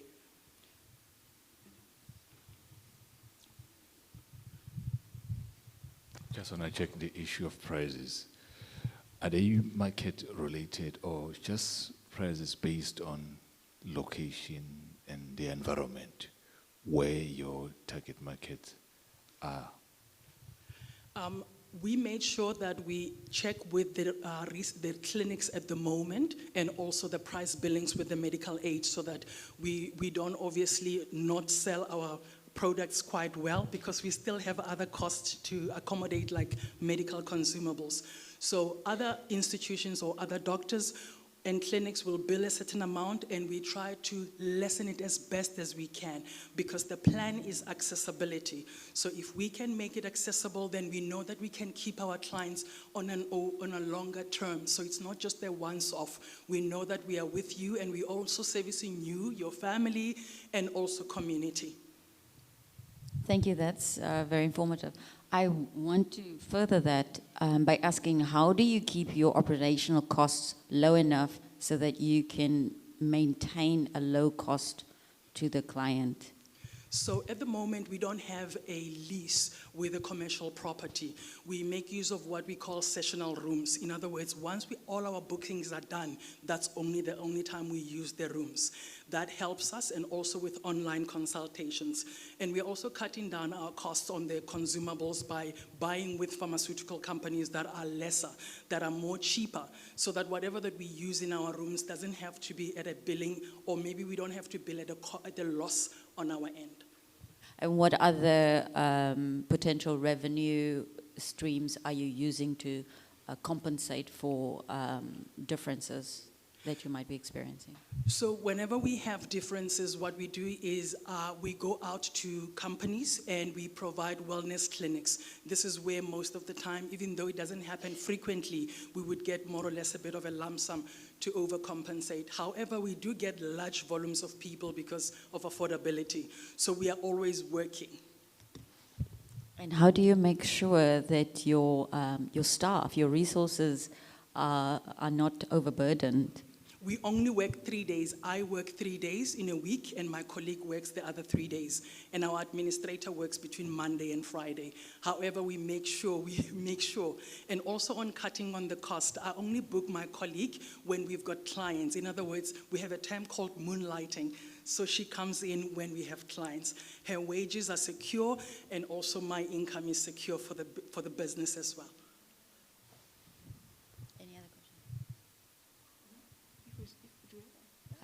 I just want one more question on the resource. I just want to know, what is your plan to make yourself redundant, basically, to make sure that everything isn't reliable only on yourself and your colleague? I think at the moment, the mobile clinic is what's going to really bring a bit of an expansion, because then we are bringing more team members on board, and we are also reaching the clients where they are. So we are not merely waiting for people to come to us.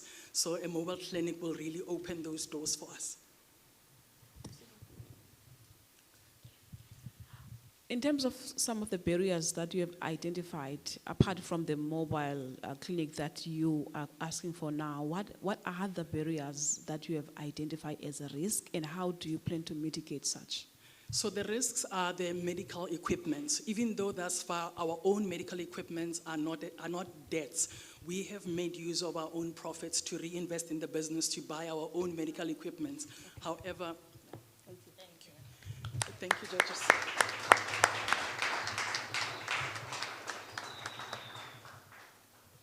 Thank you, Marang Private Practice. We'd like to call upon contestant number 6, Ms. Nonelela Gamalana, Director of, I don't know if this is StraatSafe. Am I pronouncing it correctly? StraatSafe. Okay.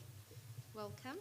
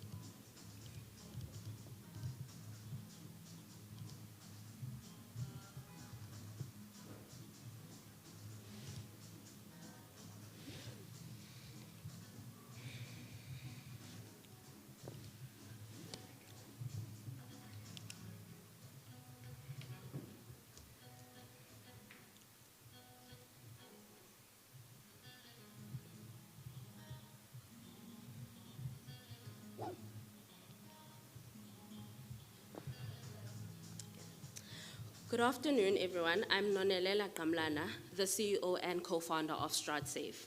This didn't start as a business plan, but it started with a child safety scare in my own family. And one question that I couldn't put down: why is there no child safety tool that is built around the digital realities of South African families?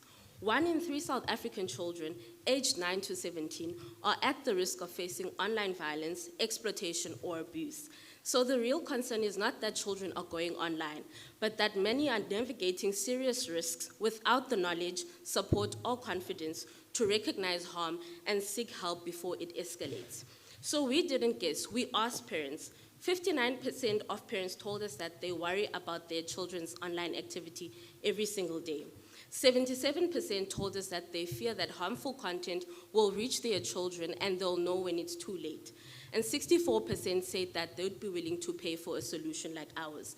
And that told us 2 things. 1, that the fear is real and daily, and 2, that parents are willing to pay for a solution that speaks to them. So we built it. Parents can see exactly where their children is. They can see exactly what apps they use and how much time they spend on the apps. They've also got access to a safety advisory hub that explains local risks.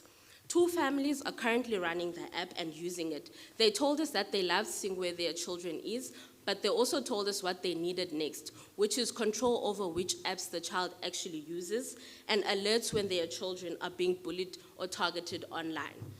Good tools already exist, such as Bark, CoStudio, and even South Africa's very own FYI Play It Safe.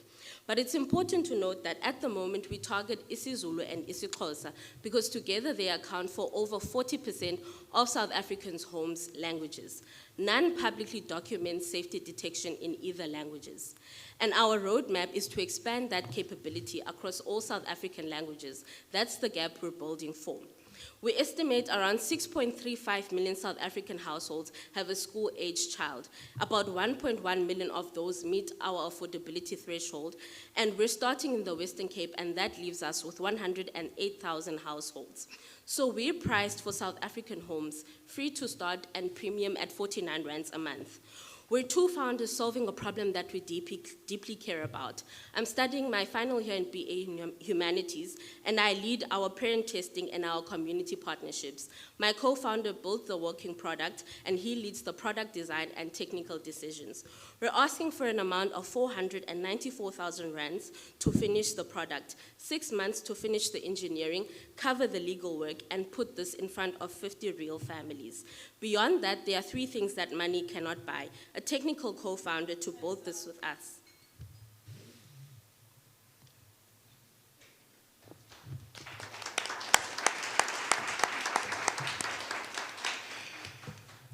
Thank you, Nonelela. We'd like to start with... Yes. Thank you so much for the presentation, Nonelela. One question from my side is, we understand that collaboration is key in any type of business. What are some of the partnerships you think would help you accelerate your impact? Thank you very much for the question. I think that some of the partnerships that we are going to consider is NGOs that focus on children well-being, also schools, so that we can also get introduced to the 50 families for the pilot as well. And I think that some of the partnerships that we would also look into are any organizations that deal with children and their well-being as well. So, yeah. The LSM that you're targeting again? Sorry? The LSM that you're targeting? The income levels. Oh, the income levels that we're targeting, based on our research, we just have an assumption of households that earn over 8K a month. So we're assuming that they can afford the 49 Rand premium a month. Yes. Is the income that you are budgeting primarily from subscriptions? So the income that we budget, it is based on research that we found online, and from that research we narrowed it down, and we then stuck with the 8K a month, and we figured that before we conduct the pilot, it's the amount that we're sticking to as the assumption that these other families will be able to afford the 49 rands for premium. Besides this platform, what other areas are you exploring for funding? Besides the platform for funding, we haven't really looked into that, and I do admit that is something that we have to look into, yeah. If we were to give you 1 million today, what would you do? And I know you just gave us a summary because it's a presentation, but in terms of the impact socially, what would that look like? With the 1 million, we would take that, some of that would go into the product development, a percentage of that would go into the pilot, and that includes actually approaching families and gaining their trust, because we are dealing with children's data. And we would also invest in a POP year advisor, because we want to make sure that we get the legalities of it right from the onset before we scale as well. And 41% of that would go into operations, because running a child safety platform isn't just software development. There are costs around onboarding the families, support, fieldwork, administration as well.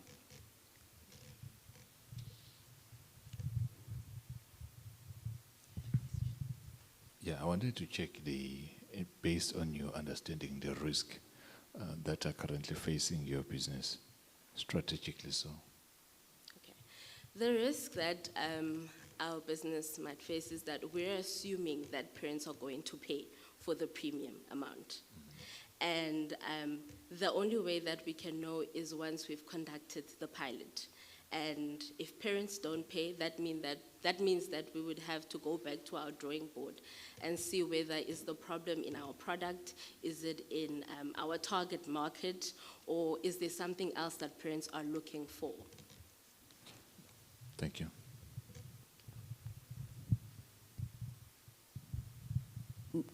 Which channels are you currently using to reach your potential clients in the market? So currently the parents that we've interviewed are parents that we've approached in our communities, and usually we ask them for referrals. So can you refer us to more parents? And once we go to those ones, we ask them to refer us to more parents. So we've surveyed about 26 parents in total, and of that 26, we've also followed up with 11 of the parents, which are the ones that showed willingness to pay for the solution. And of those parents, there are currently 2 parents that are using the product and running it. And do you have a marketing strategy at the moment that you are looking to implement? Yeah, so our website is currently not running, but we're planning to fix that and make that up and running. We're also using social media, because that's also a powerful marketing tool. And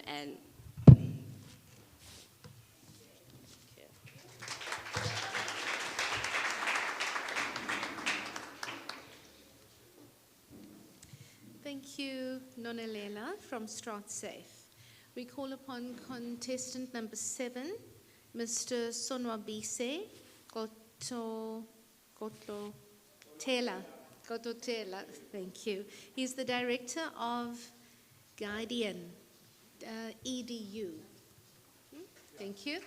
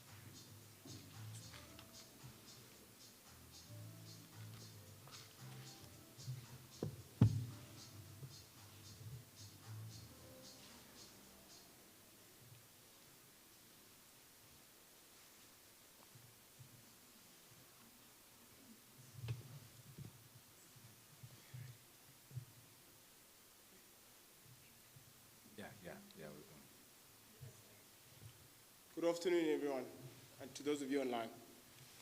I want you guys to think back to a time when you're in grade 11 or grade 12, picking a degree. What informed that decision? Was it your mom that knew someone that was an engineer or a doctor and said, hey, maybe you do well in this, go do it? Or was it the one career fair you went to at school? Or maybe you saw a friend that sounded passionate about what they wanted to do and you thought, let me follow along. Right now, 1.7 million grade 11s and grade 12s are making that exact same decision in the exact same way. The information they need to make an informed decision already exists. The government publishes a list of skills in demand every 2 years, but it never reaches them. And so we asked ourselves one simple question when we're building Guardian. How can we make this information more accessible and actionable for every single learner? My name is Usona Bisikolote, the CEO and co-founder of Guardian, and in just 4 simple steps, students add in their marks, they get the APS scores, they take a personality assessment, we match them to qualifications that they qualify for, which line with the skills that the economy needs. Then that also is further down matched into the careers in demand. From there, students pay 99 Rand for a full token pack. Schools, NGOs, and CSI foundations pay 45 Rand per learner at a minimum of 200 learners per cohort.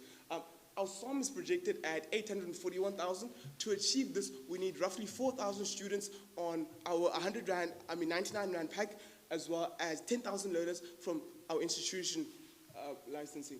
So in 2025, in November, we placed in the top 10 of the M10 Innovation Challenge, winning a grant fund of 26,000 Rand to build Guardian. To date, we've spent 14,665 of that to build the platform. And we've since then been able to impact over 150 young people. And of those 150 young people, 4 in 10 of them keep returning to the platform without any notifications or prompts. What we have right now is real retention. What we don't yet have is scale, which is why we're asking you for 500,000.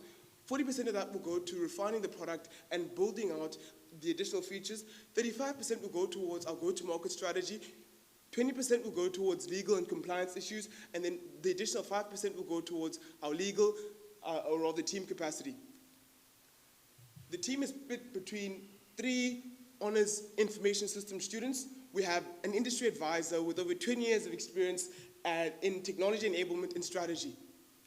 Now, there are multiple platforms out there that exist that help students apply faster. We try focus on getting them to ensure that they pick the right degree.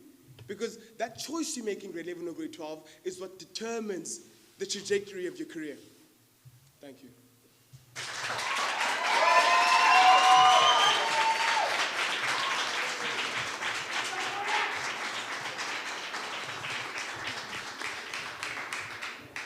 Thank you, Sonwabise.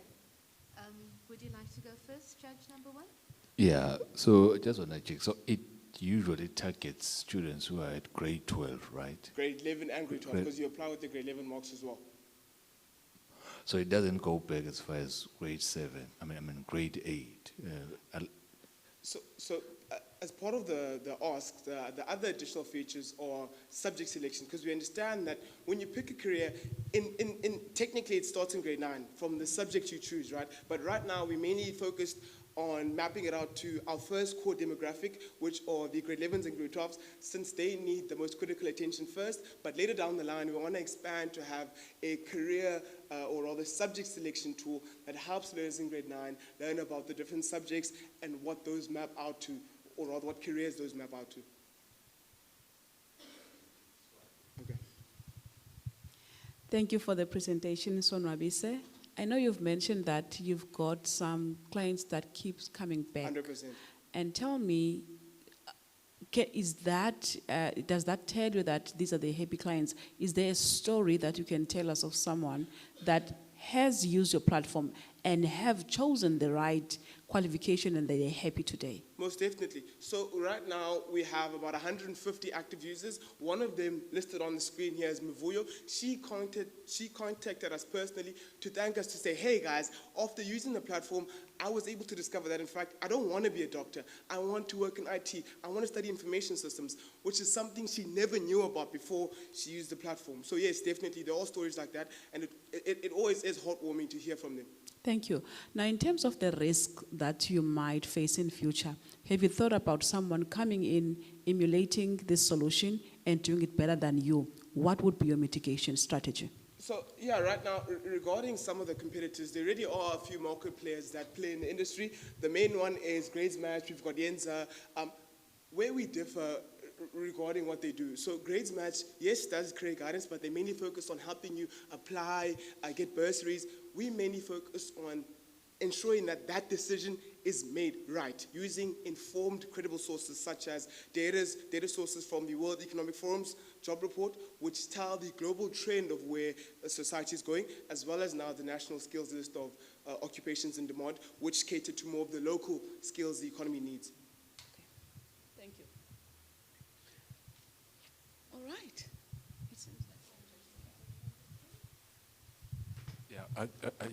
Because my question was, I don't want to say this is the advice, but I would assume this is the phase one of your business. What will be phase two? So phase two is mainly looking at now catering to the entire segment. So the decision period is actually from grade 9, like I mentioned, grade 11, grade 12, and also when you're in your first year, because you're allowed to pivot when you're in university. And so building more solutions that tailor towards those demographics is something we're definitely looking at. And with the 500,000, we'll be able to then elicit pilot studies to test out our features and then deploy them to better serve that segment. Because right now, the platform is mainly built for grade 11s and grade 12s that want to then start to make the decision to apply for university, and not necessarily people that are already in and want to transition into maybe another career.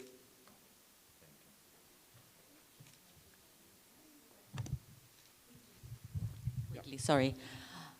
What is the social impact that you see your product produces? So we mainly touch on 4 elements according to the UN Social Development Goals. So quality education. How we do this is we try to ensure that you get a degree that actually leads somewhere. As we know, youth unemployment, particularly at the segment of 15 to 24-year-olds, is currently sitting at 60%. And a large reason why that is because of something called the skills mismatch. And so how you mitigate that is by getting someone to do a degree that is aligned with what the economy needs. And so we hit quality education in that regard. And then the decent work and economic growth social impact element is we try to help them before they're unemployed by aligning them with what the market needs and not after. The third one is, if you look at or rather, let me start like this. There's about 70 registered career practitioners in the National Registry, and those charge really exorbitant consultation prices, where if you look at the average median household income of black people in South Africa, it's roughly sitting at 5,000 Rand a month. It's 6,000 Rand for colored people. It's 15,000 Rand for Indians and Asians, and it's 27,000 Rand for white people. And so these private career practitioners mainly serve that demographic based on pricing. And so we reduce those inequalities by charging 45 Rand.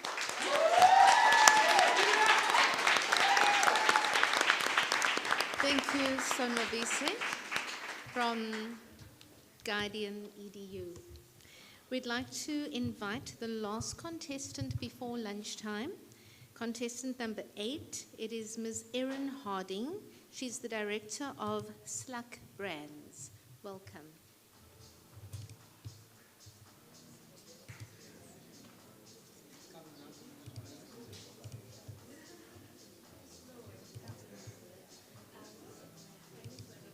Can I just ask how this works?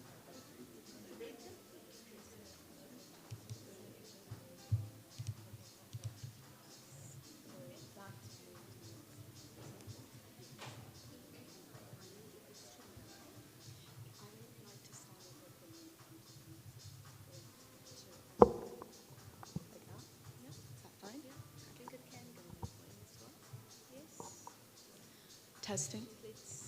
A little higher. Yeah, thank you. That's perfect. Okay.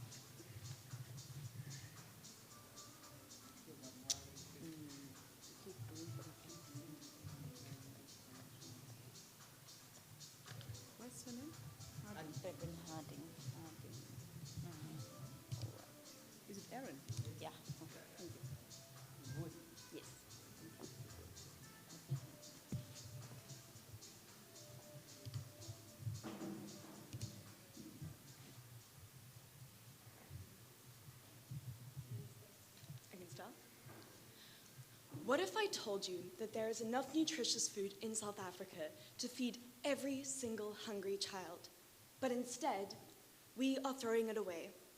Currently, we discard the equivalent of 21 billion meals every single year. This is 10 million tons of food, with 70% of it being fresh fruit and vegetables. Hi, my name is Erin Mika Harding, and I am a co-founder of SLOOK. SLOOK is a social impact enterprise that transforms fresh produce into affordable nutrition while supporting women and children in South Africa. We sell affordably priced preservative-free smoothies for 35 Rand each, whilst creating economic opportunities for both farmers and women who run early childhood development centers.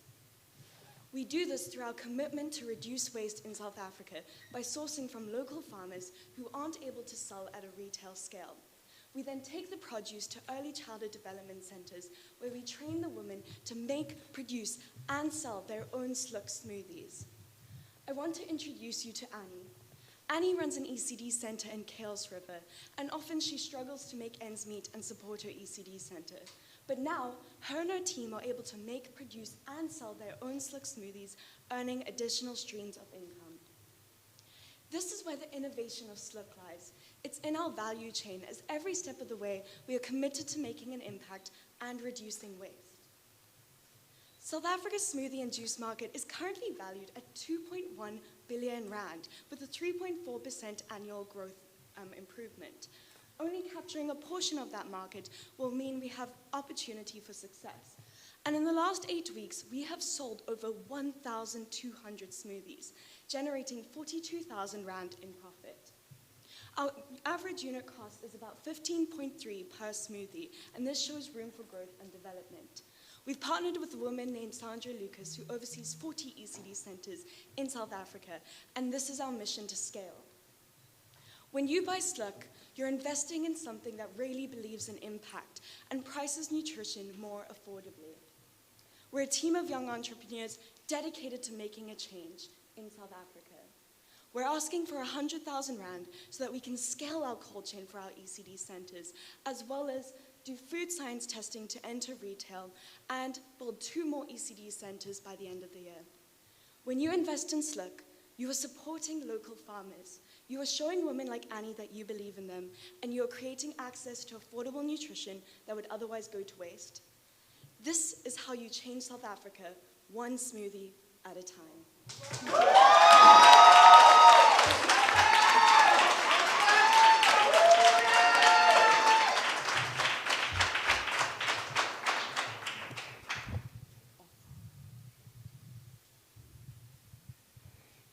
Yeah, thank you for that. Thank you. Yeah, I'm going to ask a question and make a comment. Of course, please do. Okay. The question is, where does the fruit come from? Great, I love that question. Oh, is it 2 parts? Okay, and you can respond to the question, then I want to make a comment. Okay, perfect. So we source fruit from farmers who aren't able to scale and sell at a retail scale. So we take their fruit that they don't have access to large forms of cold chain, and usually they try and sell within a day or 2 at local markets like Epping Market. But if they don't sell this food while it's still fresh, it ultimately gets thrown away and goes to waste. So we source it before it goes to waste. We manufacture the smoothies, and we put them through a process called high pressure processing. This allows them to have a shelf life of 1 to 2 months. Okay. Here's my comment. Yes, thank you. I like what you want to do, because I'm a waste management engineer, and one day I was in Oudtshoorn and I saw those big crates. No, there were 14 of them, with tiny apples, and all of them were buried underground while there were people standing waiting to take some of them. Here's a question I want to ask to you. There was a retailer here in this country that allowed a young colored man from here in Cape Town who produced the first smoothie that was on the shelf. That young man, within 13 months, he was drowned because he couldn't have any facility producing that smoothie because everybody had blocked that young man. How do you make sure when you want to scale this business, you don't run into that problem? Okay, so how we're scaling the business currently is we're doing a proof of concept with Annie's Early Childhood Development Center. Through our connection with Sandra Lucas, we have access to ECD centers that already have functioning kitchens. So we aid them in helping get their certificate of acceptability, and we help them build and structure their teams so that they can make and produce these smoothies like any functional kitchen or facility that would make food, beverage brand. So we're creating and facilitating their ability to scale. And there are about 1,200 ECD centers in Cape Town alone that all have functional kitchens. But the idea is that we help them secure these certificates of acceptability, make sure that the smoothies have a high retail standard, and we're able to scale in that manner. Yes, I'm sorry, I just want to move you along on your journey. One of the toughest things that you're going to come across, and I'm giving this to you as an advice, I appreciate is that. this Thank thing you. of the HACCP, which relates to food safety. Where are you getting that certificate? From the city of Cape Town. So it takes between 30 to 60 days to receive a food certificate of acceptability. They come to your facility, they manage and check and approve that your facility is managing and curating all to like the food safety. But one of our founders is also a trained chef. He's worked within the industry for many years, and he understands and helps that our training protocol is also guided to ensure that the women who we're training know how to make and apply with food safety measures. Thank you. Thank you. Thank you, Ms. Hardin, for the. Thank you so much for the presentation.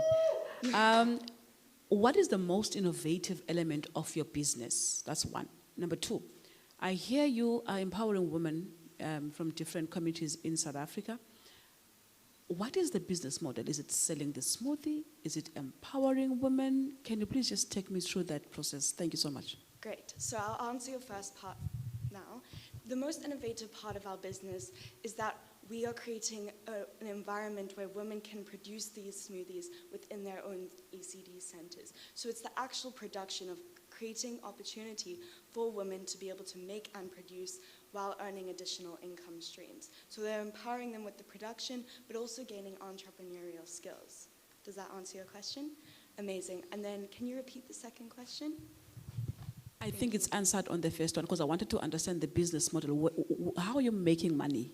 Okay, so our average smoothie cost is 15.3 Rand, which allows for about a 19.7 Rand profit on every single individual smoothie. So we make money through actually doing the sales. At the moment, we run our sales through activations, but long term, we're in discussion with around 30 schools.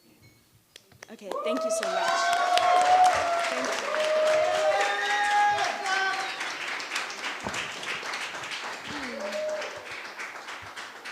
Thank you, Erin Harding from Slook Brands.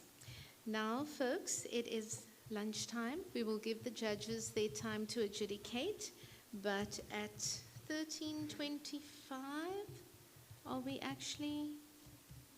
running early? Yes. Oh, my word. Will lunch be ready? Lunch is ready. Okay.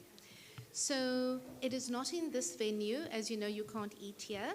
But if you go through the foyer and you follow some of the ushers, you'll find them with the Entrepreneurship royal blue golf shirts. They will direct you as to where to find the food and where you can eat. So the lunch break, it looks like, are we going to come back early? Are we allowed to or not? Are we? Stick to the time. The time of the program. Yes. Okay. No, for lunch. If it's For 30 lunch. minutes or 45. Okay. So lunch has been allocated 35 minutes, and it is now 1 o'clock. So I would say at 13:35. At 13:35, if everyone could please be back in the venue so that we can continue with the existing businesses, but the general category. The first category this morning was the social impact, and then we'll do the general category after lunch. Enjoy lunch, folks. Okay. I need to go to the loo. Before we deliberate, can I quickly go to the bathroom?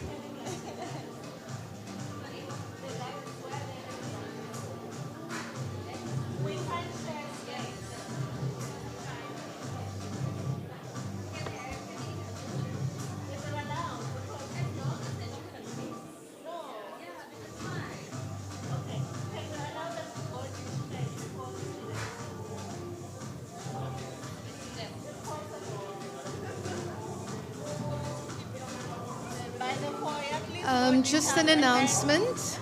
If you could let the judges please dish up first so that they can, have enough time.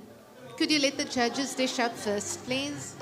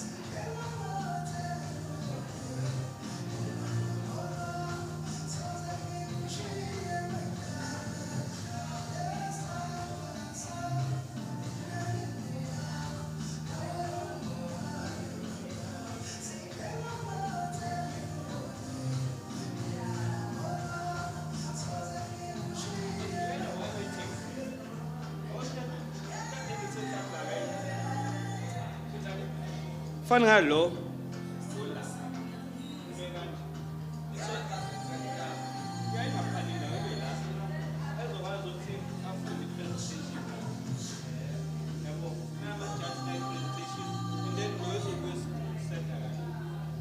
So njengoba la mayikhuluma mina abheke kanje abuya athi then bese iyacheka lento sibuya kabi.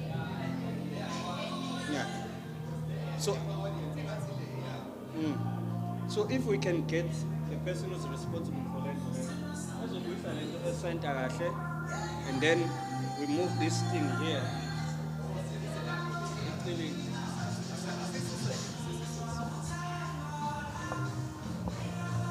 Yes. Ibera. Exactly.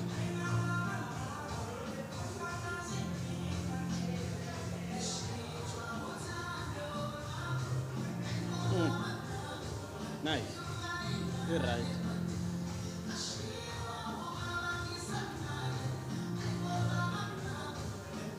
Yeah.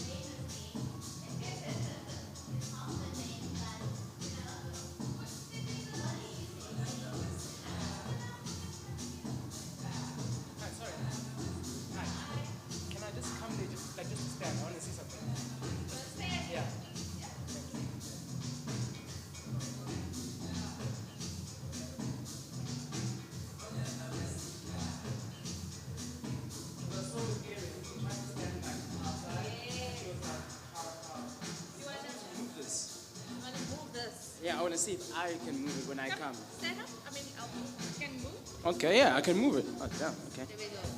And then can I just... Testing. Okay, cool. I like this. Yeah, I like this that you... testing it out. Because I also wanted to just use my voice pretty loud. If they can hear me, I just wanted to put back. Yeah, that's perfectly fine. Yeah, okay, cool. Thank you.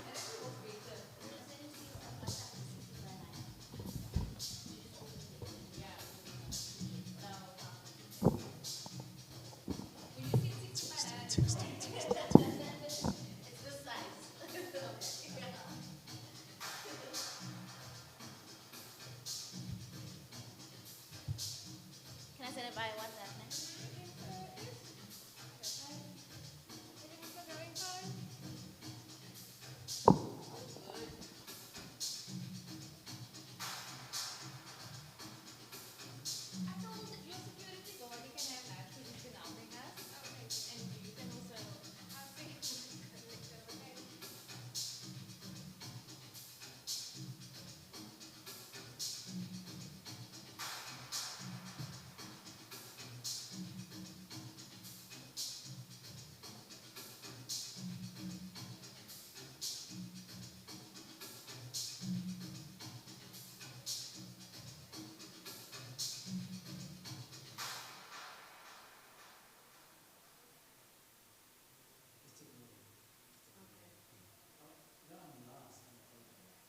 Today?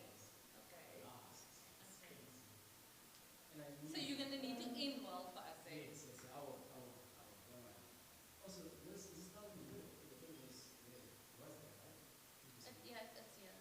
Oh, you know what I thought? I thought it was a screen thing, and I was wondering why you guys only showing one half. So these projectors are not working in the venue. Yeah, we tried it. So it is the two things. It is, yes. Okay. So we're using the screens, and then the one screen shows, and then that side just shows the background. This background. Yeah. So this side shows the... Previously, it was showing a phone ad. Yeah, the phone ad. Oh, it was the TV was on. So they connected the laptop, but it's only showing the laptop. It's showing as a third screen, yeah. Okay. Yeah. So that's going to be in the middle. I feel like it's in the middle. It was more toward that side. No, we didn't move anything. Oh, yes. Because the people at the back there actually can't see this. So if it was here, they'd be able to see it, and then here they'd be able to see it. Yeah. So you're not working. And then what happens? Thank you. Thank you so much. You're welcome.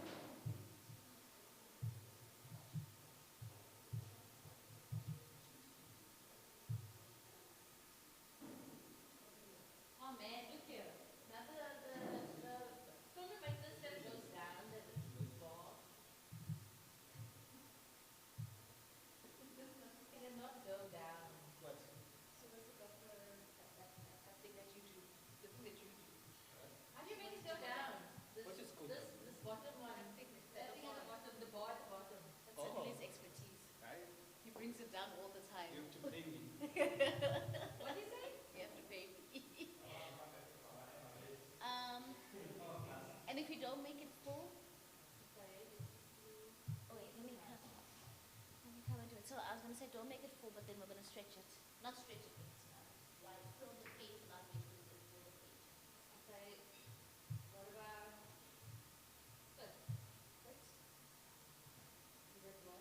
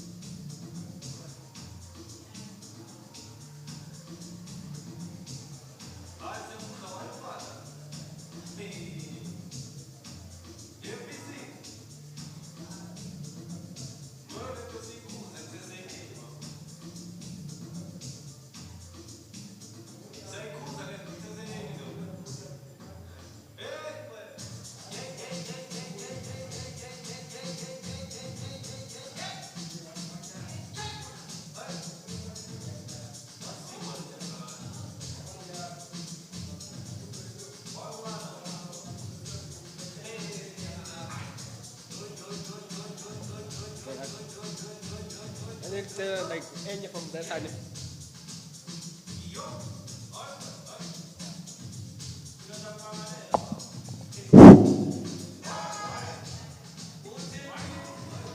I thought it was off.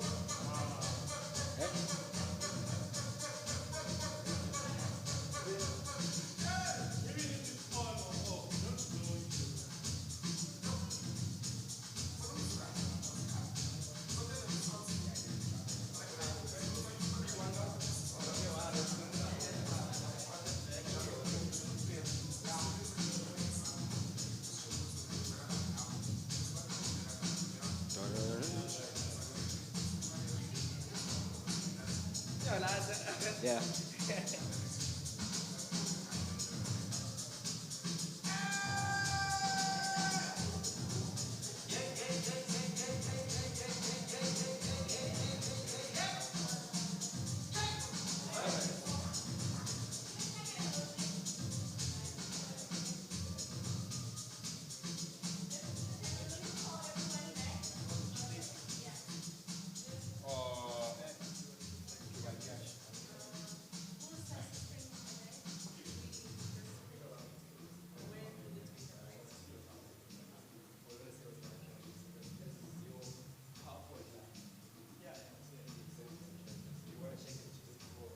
Sure.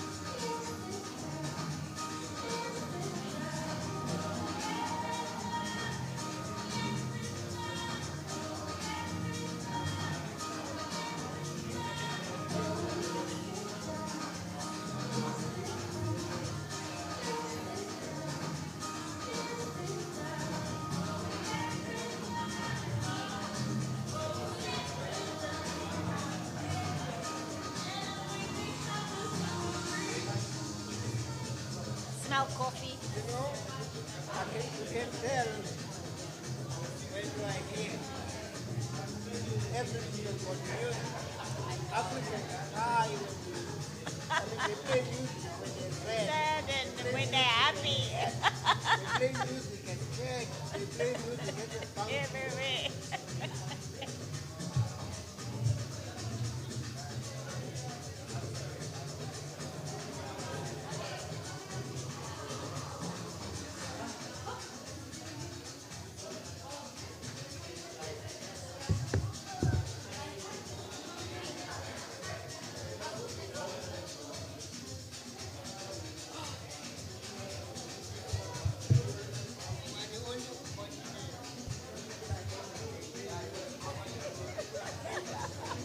Sit up.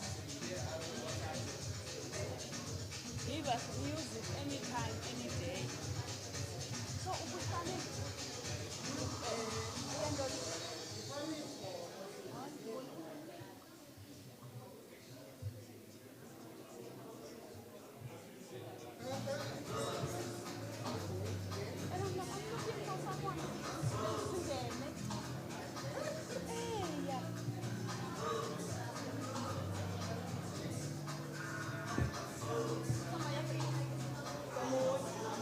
apa yang kita nak win? Muone basi naona kalau yani mpaka kutumelela kubona.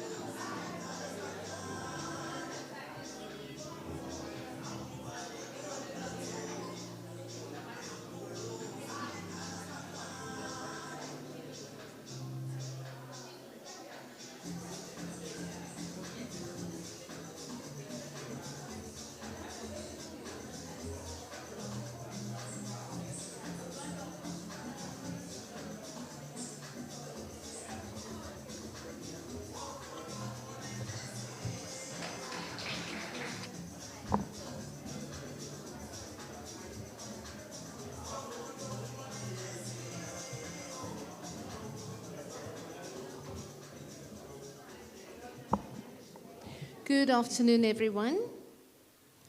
I'd like to invite you to please take your seats for the second half of the day. Okay, so we all had a good lunch, and they normally say in the afternoon, "Maagie's vol, oogies toe." Those of you that speak Afrikaans, you will know what I'm saying. When our tummies are full, then our eyelids tend to start drooping. But I implore you to please not do that. The presentations have been very exciting in the first half of the day, and we look forward to the second half as well. I'd like to invite, now this is the general category. As I mentioned this morning, the first session was on social impact. So this will be the general category. And we invite the first contestant, Mr. Jabulani Mupawoze. He's the director of SHWEED. I hope I pronounced that correctly. Give him a hand.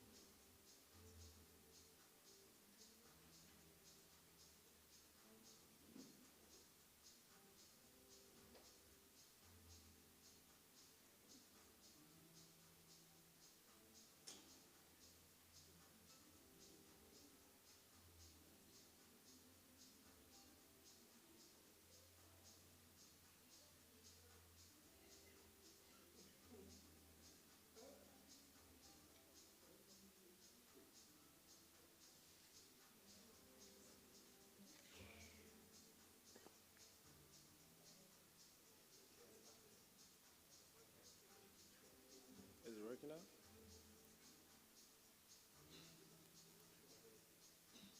Okay. Thank you. Okay, sure. Thank you.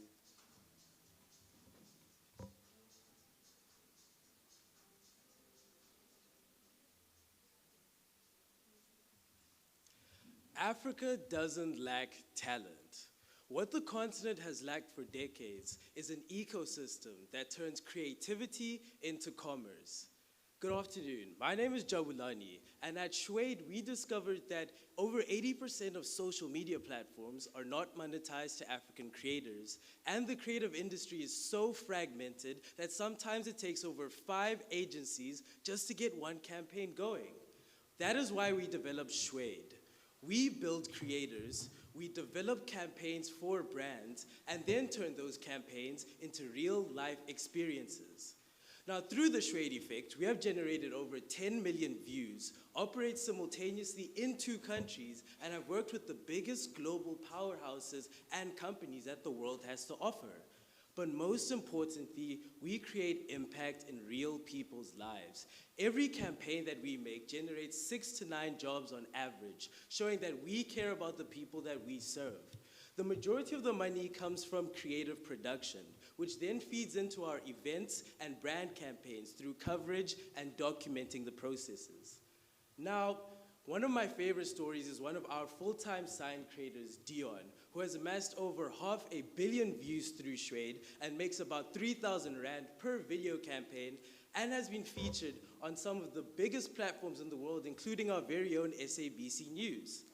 And through Dion, we have worked with one of our brands, Mama Money, to generate over 120,000 views in 4 months of ongoing partnership in 2 ongoing campaigns, which led to a 30% increase in their first-time users and transactions. Now, this shows that just in the last 12 months of Shwade operating, most importantly, we have made 70+ students earn through Shwade. With just from our content alone, we've generated over 150K in revenue, with over 300K in total revenue in the last year alone.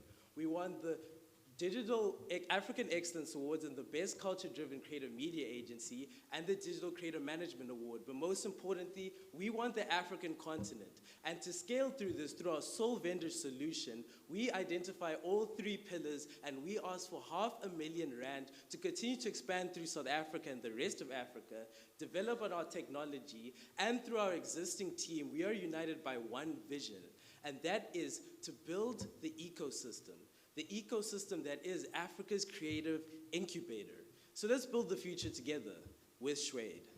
Thank you.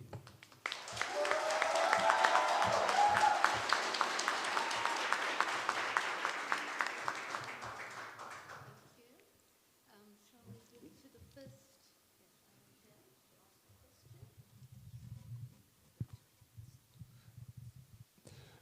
Just want to know your current and the futuristic biggest cost. What are our biggest costs? So per pillar, our biggest cost is events, because it takes a lot of money to generate events, to get them running. They also have the smallest margin, but that's why we make the most money from our content production. And yeah, our biggest cost is generating events. Just please remind me the pain again and who's got it. Sorry, the what, sorry? The pain. The pain. Yeah, you're selling, your customer is buying because they're feeling a pain. Yeah, so where's the pain that they're feeling? Okay, so the major problem is our 2 main customers being the brands that we create for. They, firstly, are not able to fully convert a lot of the campaigns that they create because it costs so much to run a campaign, because you need 5 different agencies currently, from strategy to production to equipment. So we take everything and we just replace it with one industry so that the process becomes shorter, and we're monetizing digital creators in the process. Thank you so much, Jabulani, for the presentation. AI is a threat to a number of sectors. Yes. What makes you think that you would be able to mitigate those risks, if any, that you have identified? Okay, thank you for that question. With the AI industry right now, it is currently illegal for most AI platforms to commercialize images and media generated by AI in current legislation. So the nice thing about it is that through Shwed, we generate authentic human content, which is what sells the most. And AI content has been trending for over 6 years, but still human-made content tends to thrive because humans prefer to see other humans when they want to buy a product that other humans also partake in. Thank you. Good day, Jabulani. Thanks for the presentation. My question is around how your product is aligned to some of the Sustainable Development Goals. Alrighty, so we firstly implement decent work and economic growth because the major problem is African creators, as I said, cannot be paid through social media platforms because they're not monetized in most African countries. So we're mainly giving people who do not have an access to get payment in this industry a new form of payment instead of relying solely on social media platforms like other countries and other creators in Western countries are able to do. So decent work and economic growth. Thank you. Business usually becomes successful when we find ways of minimizing costs. So what is your strategy in terms of cost reduction? In relation to what you said is the biggest cost. Okay, and how we actually did that is when we ran our events, we saw that our biggest cost was marketing and covering those events, especially to get the traction for people to then buy the tickets, which is why we decided to handle our content production in-house, and that saves the overhead of having to go outsource another company to then have to do our marketing and content production. So our margins become a lot higher because we then pay ourselves to pay ourselves. Thank you. The biggest risk to your revenue model? The biggest risk in our revenue model. It then becomes that as we continue to scale through African countries, we need to maintain the standard that we've already built so far and to be able to continue to scale that standard as we continue to go. We've successfully done it in 2 countries with 2 very different creative industries, being Zimbabwe and South Africa, but as we go through the rest of Africa, it'll be maintaining that standard. Maybe back to my question again, but in reverse. As we know, AI can be a threat, but it could also be an enabler. How are you planning to use AI to scale up your business?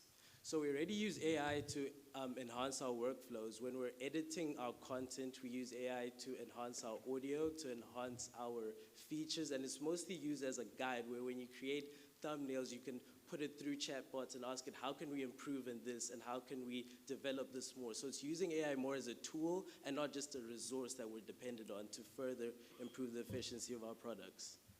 Thank you. And from me, who is your target market? So within our 3 pillars, the first is the brands that we develop, create campaigns for. In our events, it's everyday consumers of that brand's products for the event campaign. And then, so our 3 main customers are the brand, the customers for the brand, and attendees to the events that will be in the demographic that is specified by that brand. In terms of, maybe I missed it. Oh. Thank you.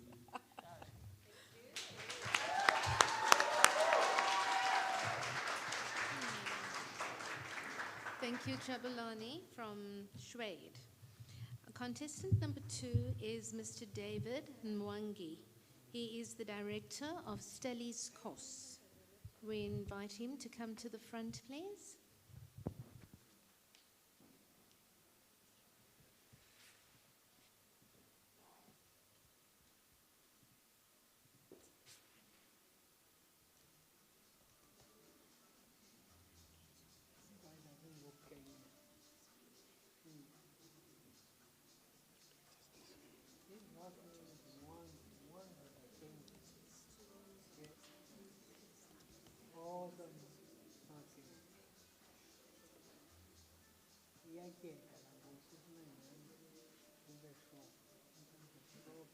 What is the surname of this one?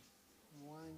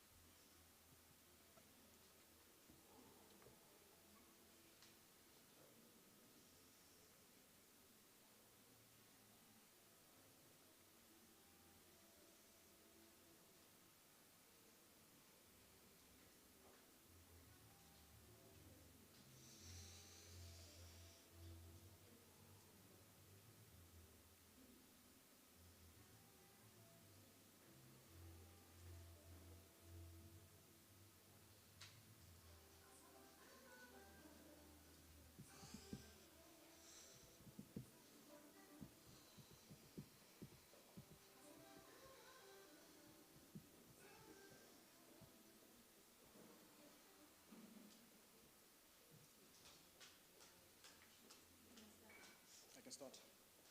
Okay. Imagine being a student. After a long day of lectures, you head home. Tired, hungry, you open your fridge to find it empty. Your stomach growls, so you pull out your phone, go to a delivery app, and there it is, your favorite meal. You add it to the cart, you go to the checkout screen, but you do not pay. Why? Because the price was just not justifiable as a student. Now imagine on the flip side, you're a local restaurant that is trying to gain access to online customers. To do so, you join a traditional delivery platform charging exorbitant commissions between 20 and 30%, not to mention hefty onboarding and platform fees. To survive, you have to bake these costs into your menu prices. And the result? The students pay more, the restaurants earn less. Ladies and gentlemen, the broader food delivery market within South Africa is fundamentally broken for the average consumer and local business owners. The solution? Steliscourse. Steliscourse is a food delivery and collection platform built specifically for the South African market, with the belief that food delivery should be affordable and accessible for customers, sustainable for restaurants, and create local employment. Every delivery on Steliscourse is delivered sustainably. Through our local delivery partner, we create employment opportunities for the local youth who fulfill all of our delivery orders with e-bikes. At Steliscourse, we focus on good food that is culturally resonant, spotlighting niche vendors over big corporate chains. We keep our onboarding and commission fees intentionally low to reduce the barrier for local restaurants to join our platform. We are currently on our pilot charging 4% commission fees to cover basic transactional costs. As we scale, we see plenty of room to introduce commercial structure with higher commission fees, onboarding fees, as well as advertising opportunities, still well below our incumbents and sustainably profitable for us. Affordability is something we do not just preach, it is built into our platform. Every restaurant on Steliscourse participates in our hyper-promotional program called Cost for Less, where you can find meals under 45 Rand or discounts between up to 100%. This way, students gain access to meals that are generally affordable, restaurants gain a powerful customer acquisition tool, and Steliscourse builds a platform that customers can return to.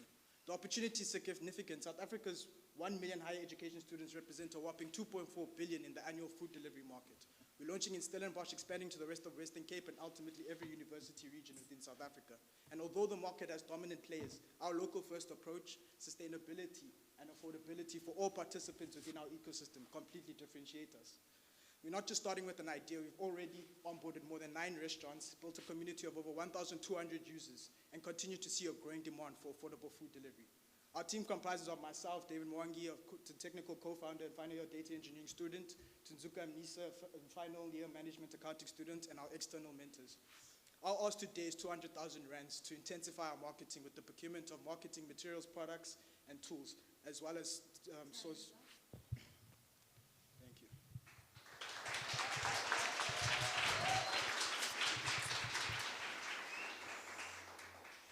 Okay, I just want to check. As much as you challenging the philosophy, say Uber Eats, you are challenging inflated prices, right? So have you studied what makes them, or what makes their prices to be so high, and what will make yours? What are you going to do to make yours at that scale for a longer period? So which means I'm challenging the philosophy of having sustainable prices that are affordable compared to that of Uber Eats. What are you going to do? So thank you for the question. So how we plan on keeping our fees low and sustainable is we obviously plan on having a hard cap, as you saw there, to not exceed beyond a commission of 15%. We also plan to explore alternative verticals such as groceries and much more to combat them. If I may follow up on that question, there's always this problem of lock-in, with things that are driven by technology, which means if I use a particular technology, I somehow refuse to move to something new, as a result of me not wanting to move, even if price is lower. So how do you deal with the thing of lock-in outside of the student population, because the students will always buy the cheapest? Sorry. So one thing we do and one thing our platform has been used to is to fight food insecurity.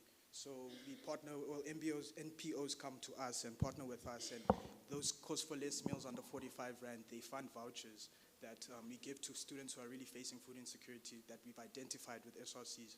So that is in itself is a marketing tool, because if you use Steli scores, you're ultimately fighting against food insecurity within university campuses.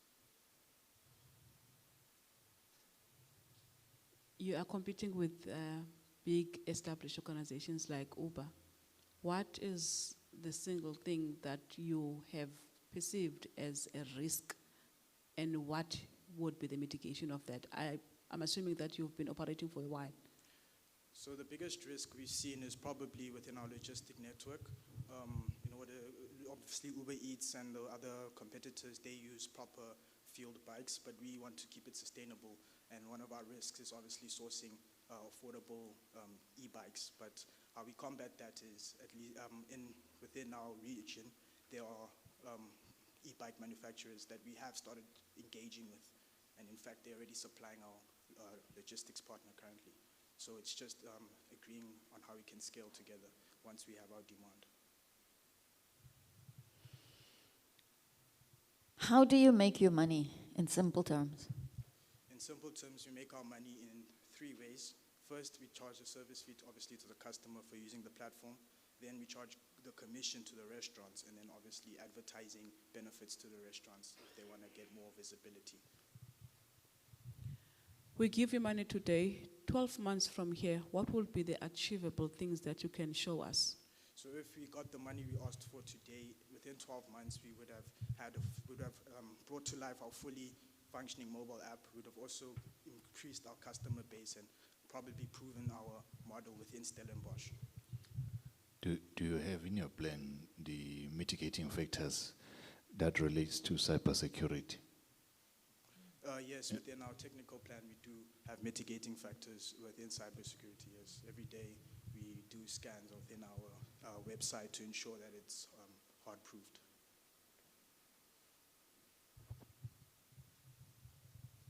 In terms of the usage of the e-bikes, some of the risk that you might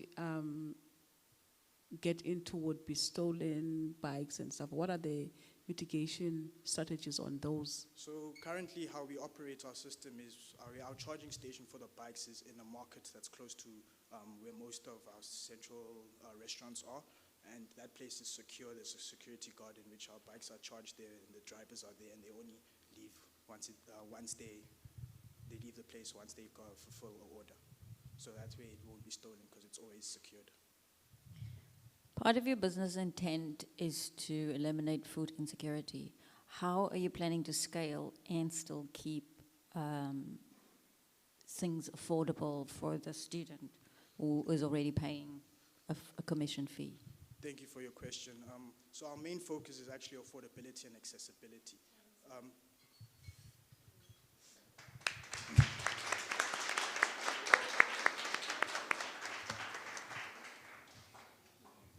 Thank you, David, from Stelli's course. Contestant number 3 is Ms. Sandy Madushe, and she's the director of Dune Nature. Please come to the front.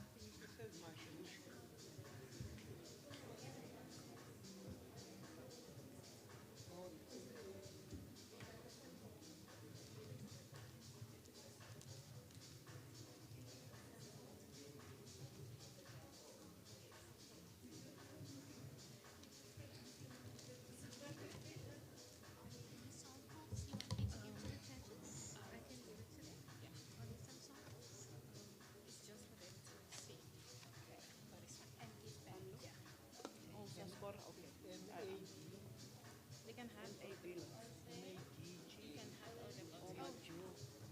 Oh, some samples. Okay.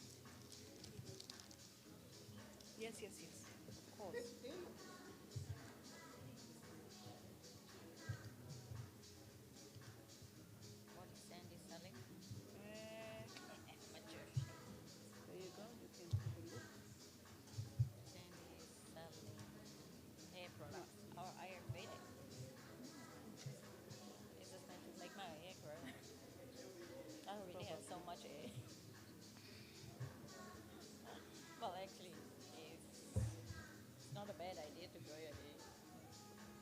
get older, they get pinky a little bit less.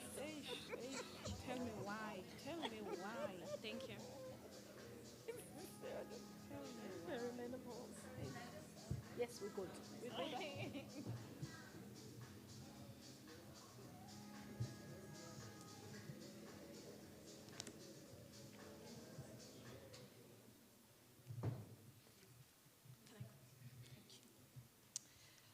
Good afternoon, everyone. I believe a lot of people use hair or skincare product this morning. With a show of hand, can I please have people that actually know the ingredients that are in those products? Anyone? Okay. I believe health is the most important thing in the world. My name is Sandy Madwichi. I'm the founder of G Nature.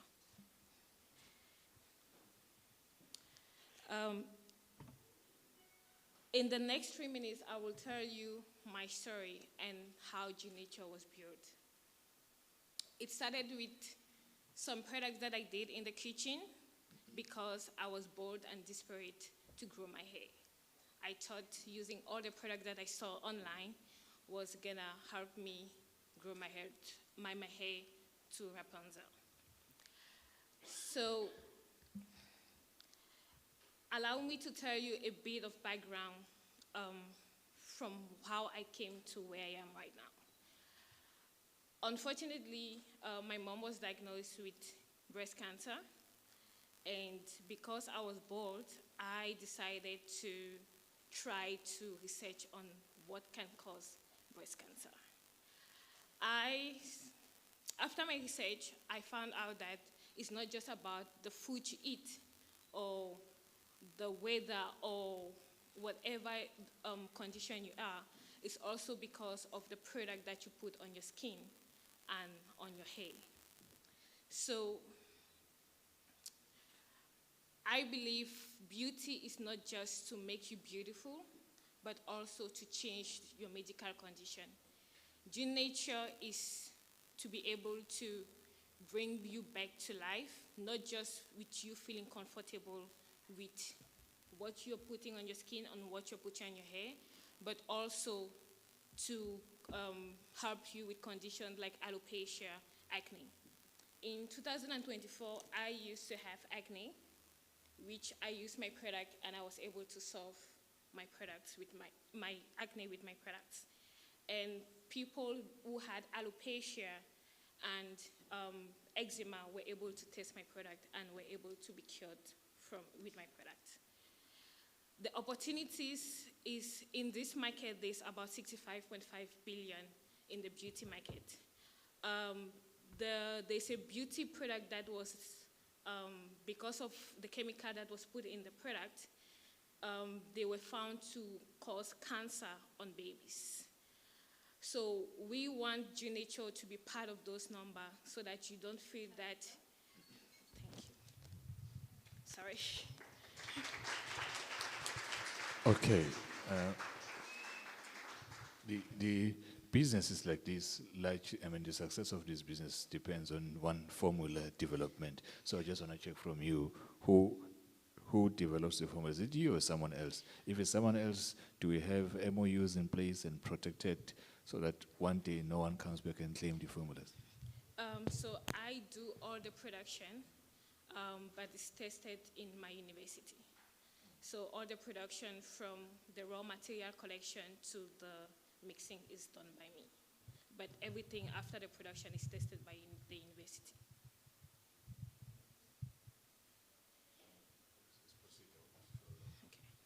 Okay, the long-term sustainability of the business.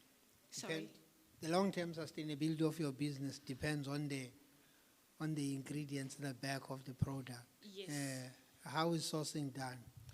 So, unlike other products, I do my products with actual fruits.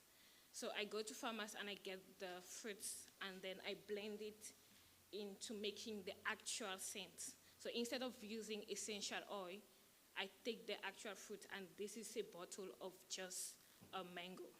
So it's not something that you will mix with chemicals for it to be made. And also, in terms of long-term relationship, I partner with people like Forbes Africa. This year in March, I was able to partner with Forbes Africa, and I was able to partner with Miss Teen Universe, which I'm helping them with my product for the people to be able to use my product on stage. Thank you for the presentation. You've partially answered my question.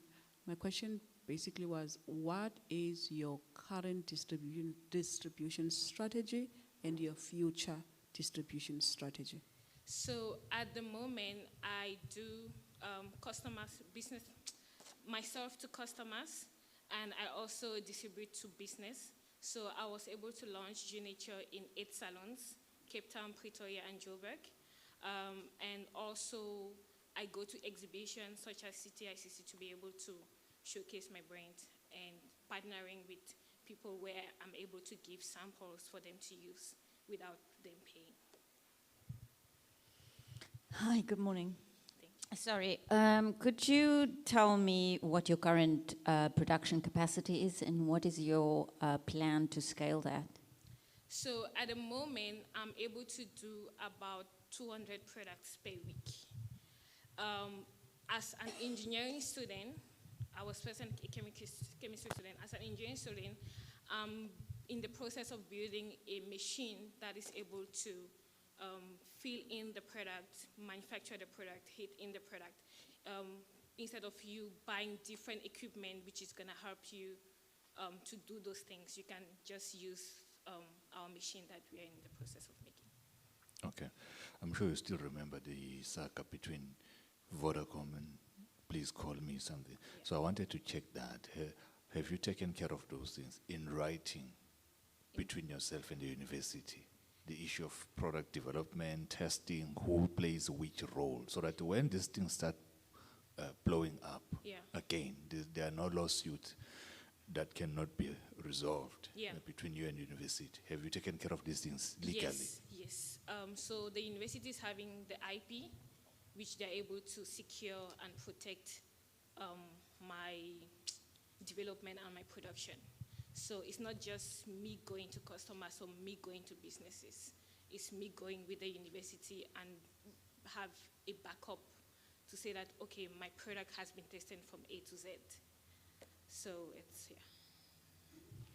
How many jobs have this solution provided? Maybe I've missed it on a certain slide. We are actually we are currently having an academy where we are able to teach people on how to do the actual product. It's not just us selling to customers or businesses. We are able to teach you on how to do it because we are not scared of you stealing our IP because we know that we can always improve and produce more natural products. And by teaching you, you are able to make your own product, your own brand, which you're able to sell on your own. How do you plan to ensure sustainability in your supply chain, people that supply you with raw materials? Thank you.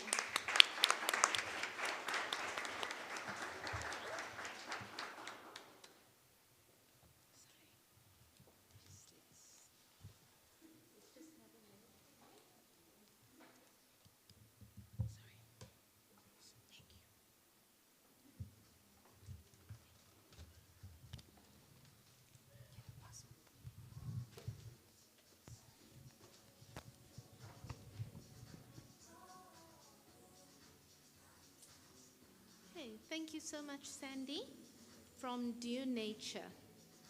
Our fourth contestant is Ms. Nomqele Mhlongwane. Please welcome her.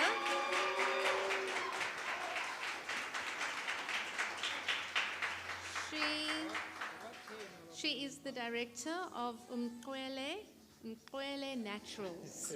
Sorry.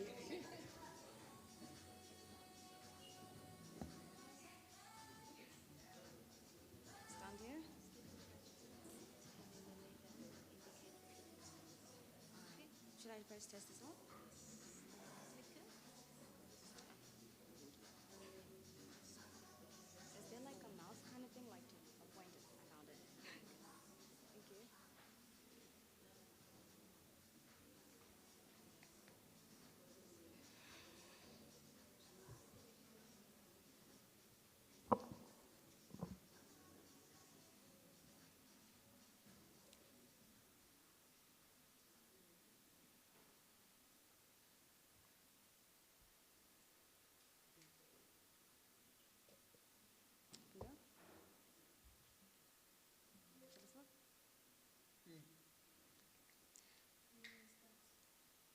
I think it's sinister for a school to try to police a black child's hair. If you've been on social media, on TikTok, this is a sentiment you will be familiar with. My name is Nomkhale, and I'm the founder of Mkhale Naturals, a hair care brand that is dedicated to producing products as well as educational content for people of textured hair. The hair care industry, the textured hair care industry, has a problem, and that it is the problem. It has been incubated in times of racial global prejudice, and it is a true reflection of that. The people making our hair products are not the same people using them. And thus there's a rising demand for black-owned, authentic brands. Mkhale Naturals is plant-based, handcrafted, using the traditional cold press method, black-owned, created and supported, and inspired by Norms Naturals. It is authentic, and investing in Mkhale Naturals is investing in seeing the embarking of 5 SDG goals, particularly 8, 3, 4, 10, and 16. Our current business model includes 2 revenue streams, which is the products you see over there, the moringa oil blend, as well as the whipped shea butter, which go for 300 rand together as a bundle, as well as our artwork, which is doing much more than just selling. Our distribution channels include social media, such as WhatsApp Business, word of mouth, as well as TikTok and Instagram. Our key collaborations and partners, as well as essential activities, include Splash AI, which we'll be partnering with as of next year, as they will be launching and will be helping us distribute our products. And it is operating in Johannesburg, but will expand. As well as our partnerships, including She is a Solar Being, an American niche hair care content creator, and, niche hair care content creator, as well as Zuva, as well as, Our combined reach so far following is over 600,000 followers on social media, and yeah.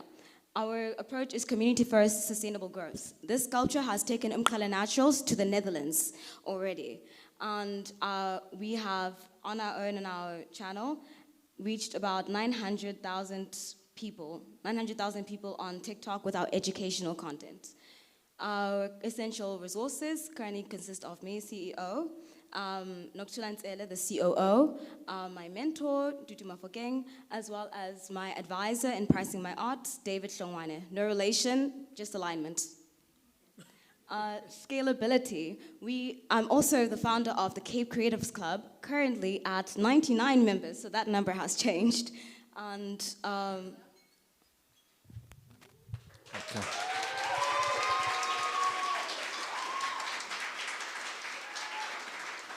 Are you, okay, thank you. Just want to check, first of all, the legal and compliance side, is it well taken care of? As in, does it comply with SEPRA?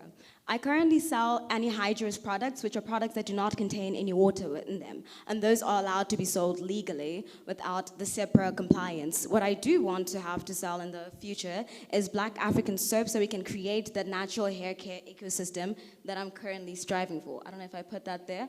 Yes, to restore the ecosystem of crowns all around, with Black African soap as well as flaxseed gel. So your target population is women, right? Not necessarily just women. If you check nowadays, men are also adopting hair care practices, but my current customer segment, if that's what you're asking as well, is women aged 35 to 50. However, they don't just use those products alone, so by extension, the textured hair household. You've mentioned quite a big number of following. How are you planning to convert those conversations online to currency? How I'm planning to convert those conversations online to currency is by marketing, I guess. I mean, the thing is, there is a demand for products. People are willing to pay. Whenever I tell people about my products, they immediately want to buy. In fact, those ones you see over there, they've already been bought on my way here. So the issue is not converting into currency, it's meeting the demand. The question is the strategy. The strategy? Yes.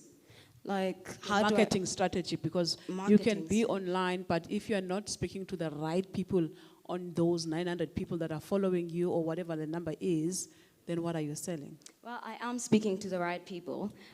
She's a solar being, is specifically producing content that is catered towards black textured hair individuals. She also sells her own products and would be willing to collaborate with me to help me sell mine. Hi, how much money have you made? And how much products do you produce currently?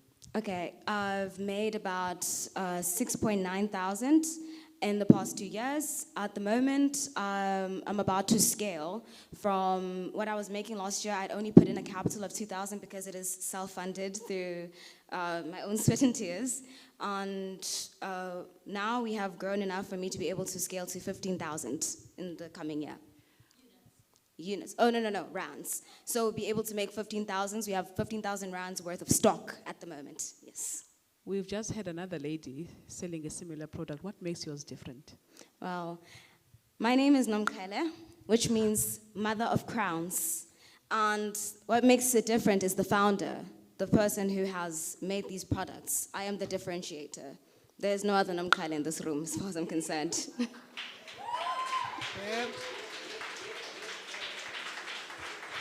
There's so much at the back of this product.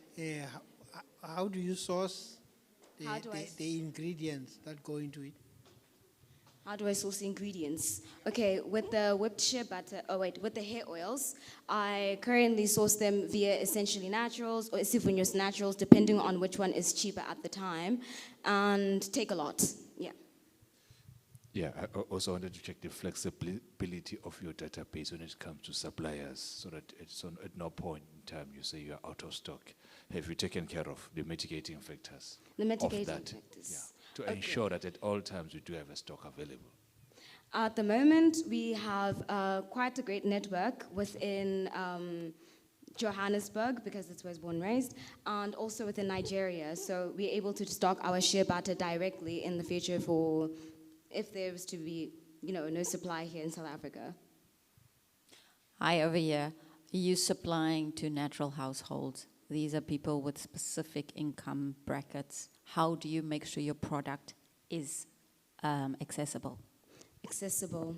So at the moment... Price-wise. No? Price-wise. Price-wise. So these two, they currently go together, and together it's 300 rand. But those are the more expensive side. I also have smaller products, which is 100 mils. That goes for 100 rand, and then I have a smaller butter, that's 75 rand. And the thing about my products is a little goes a very long way. So in any case, it is an investment, and when it comes to black dignity, people are willing to invest. Are we good with that? Risk, and you've been operating for quite a while.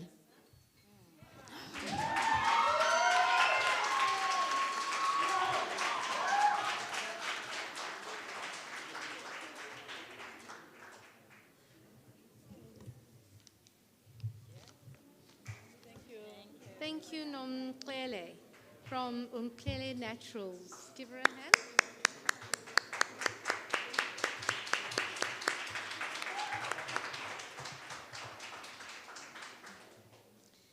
Okay, we are turning the page. We are getting there.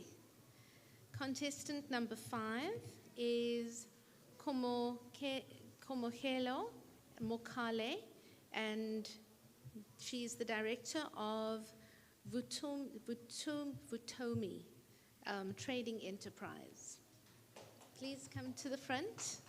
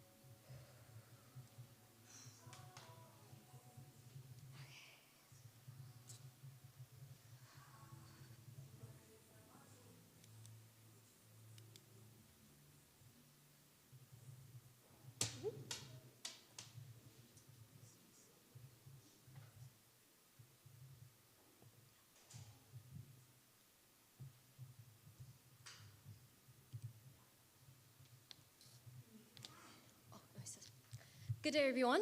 Presenting to you today from seed to industry is Kamkhalo Mukale from Vutomi Trading Enterprise. Now, before I joined Vutomi, I was building a hair care brand and finding a local quality cosmetic grade castor oil in South Africa, it's very expensive and difficult, leaving you with risks of importing.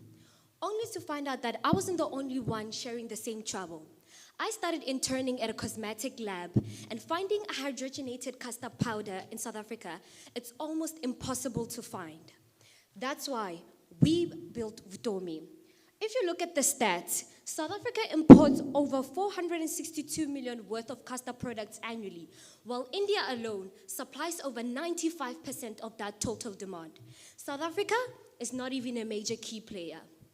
Vutomi is a local castor producing and agro-processing farm based in Mpumalanga, looking to build a local high-value supply chain by producing and selling castor products to local buyers who are looking for domestic quality solutions. We started this operation in 2023, and in just over a year, we generated over 198,000 in revenue, while also establishing partnerships with companies operating in South Africa, run by South Korea and Kenya. Our process begins by harvesting our crops, extracting our seeds, then extracting our castor oil and turning it into industry-ready value-added products. We're looking at a target market of 74 million rands and a projected growth of 57% in the next 7 years in industries such as pharmaceutical, cosmetics, and biofuels, and an annual increase of 6.8%. We're also looking at a projection of 950,000 in revenue and a net profit of 350,000 in the next 2 to 3 years from a 15-hectare cultivation and value-added products. If you look at Vutomi, covers all 4 segments from seed production to industry-ready products, while our competitors usually just focusing on seed production or oil production. So we are seeking 450,000 today to develop our warehouse, expand our farming land, buy an extraction machine, and build irrigation systems to support all that growth. These are some of our partners and sponsors. And we are looking to build rural economic growth by providing decent work. This is the team that is making Vutomi happen. So please join us today as we take South Africa's castor economy to the next level. Thank you.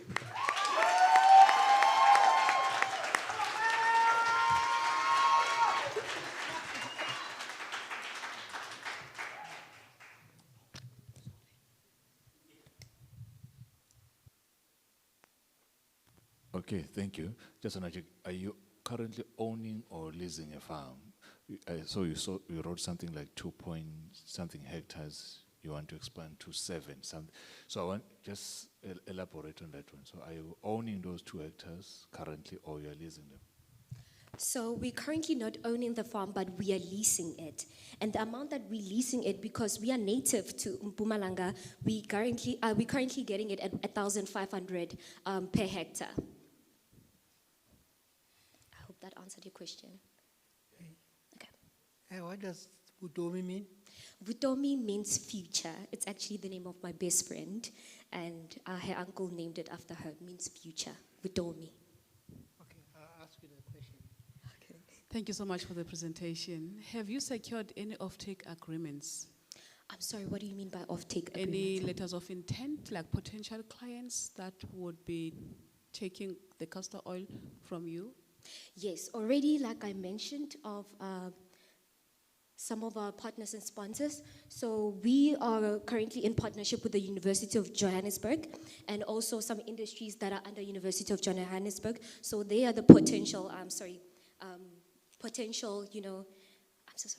don't know the right word for it, but also we targeting industries such as Marico Group that is currently supplying castor oil from Hercules, and also Isoplus, and also L'Oreal South Africa, and Isivuno Naturals. So those are our potential customers. So from your answer just now, it seems like your clientele, your market segment is business-to-business supply. Yes. What has been your market strategy getting into that chain? Okay, so our market strategy is reaching out. So usually what we do is we reach out to these companies, send them emails, and also we ask for partnership and collaboration. Right now, we're trying to integrate into the digital space by making sure that we offer digital market for ourselves so that we can be out there and reach, other companies in South Africa. So that's our strategy. So there's a nut inside the thing. There's a what? There's a nut. A nut? Yeah. Where do you get the oil from? Yes, it's a custard cake. Yes. There's a custard cake around it, and there's a custard seed inside. Okay. So you're competing with alternative products that extract oil out of all sorts of things, sunflower seed and stuff like that. So how do you make sure that you're competitive to those products? Because some of them come to the market very cheap. Okay, thank you very much for that question. So when we did our research, we found out that in South Africa, this nut is actually a geographical plant, and it's a very niche market and a high barrier level entry. So not everyone can enter into it. So we best positioned because of our vertical integration model, which allows us to start from raw supply to the final product. So that's why we really are successful into this market. So that's why we can even compete in that niche market. Not everyone can do it. The duration of the lease, how many years? How many of? The duration of the lease, you are leasing a farm, how many years? The duration. So it's annually. Or you renew it? 1,500 annually. Okay. Yes. Okay. So every year you renew? Yes, we renew the contract. Okay. I think you need to work on risk management in relation to that. You need to work on risk management. What if the following year the owner says no more? So we faced trouble like that before, and we've been trying to raise funds so that we can have our own farm. And this is a very great plant because you can plant it in different sites. So we're not only targeting Mpumalanga, we're looking at the Northwest region. We're also looking at KwaZulu-Natal and Limpopo, which are potential sites in the future. So, how resilient is your business into climate change? So into that, we also looked into climate control. So we really can't change anything about the climate, but what we can do is ensure that we have insurance on our crops. And like we said, we can plant it in different areas. Luckily enough, South Africa is a very biodiverse biome. So this plant is very resistant to rain, it's very resistant to freezing and hot climates. It can grow in such conditions with minimal water. So that's why we chose this crop. What competitive analysis have you done with regards to competitors which might? Oh, okay.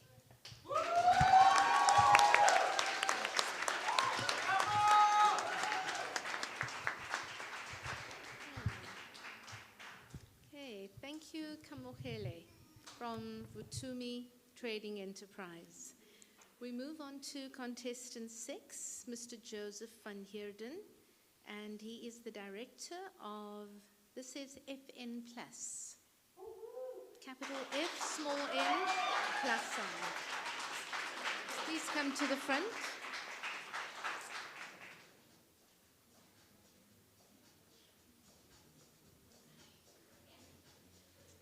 Okay, so you'll use the clicker, and the judges will just wrap up the judging of the previous one, and then they'll indicate when you can start the session. Okay.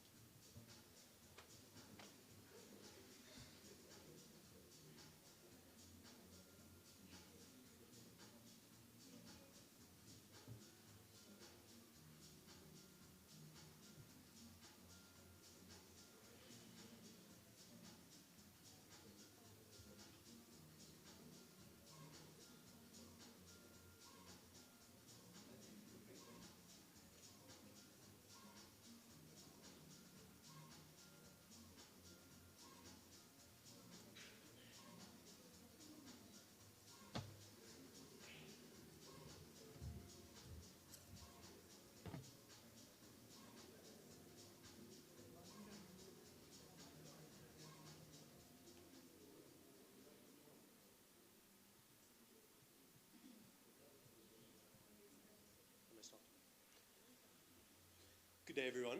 My name is Joseph van Heerden. one of 7 founders of FN+. Creatine monohydrate is one of the world's most extensively researched supplements, with over 200 studies supporting its multitude of benefits. However, most people can't seem to make a habit out of taking it. Tubs, scoops, and shakers create enough friction in the habit that leads to most people abandoning taking the supplement within the first few weeks. The obvious fix would be a premixed creatine drink, except creatine starts degrading the moment it comes into contact with water. Give it 24 to 72 hours and your dose is completely gone. Our solution is a twist-to-activate cap that stores a full functional 5-gram dose of creatine monohydrate within the cap until the moment of consumption.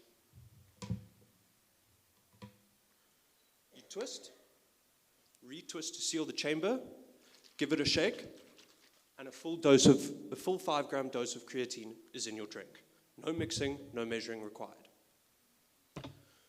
Demand has been quite strong so far. 67% of an 84-person survey revealed definite purchase intent at a price range of 35 to 45 rand. We already have 48 people who have committed to purchasing a bottle or a 4-pack upon launch. Product testing revealed over 100 positive reviews on our flavors, and we already have 200 signups on our waitlist website. South Africa's sports nutrition market is currently valued at 7.29 billion rand. Our beachhead is Cape Town's gym-going population, a 288 million rand segment. We aim to capture just 5% of that, which equates to 14.4 million rand in revenue. Our target market is everyday South Africans aged 20 to 40 who train before work, they are active on weekends, and they do not make fitness their entire identity. We track 5 direct and indirect competitors. CarX, based in Switzerland, currently sells a ready-to-drink product with no plans of coming to South Africa anytime soon. Locally, Shore Daily, Prime State, Peak Daily, and Koki all operate in an adjacent space as they still use tubs or sachets and require the person to mix. Our price per unit is running from 20 Rand to 24 Rand with some unconfirmed costs. Our wholesale margins are running between 10 and 25% and 31 and 42% for our direct-to-consumer margins. Our 3 channels to revenue is 35 Rand a bottle, direct-to-consumer online, 130 Rand for a 4-pack weekly subscription, and 27 Rand wholesale to 5 Cape Town gyms and paddle clubs. We are asking for...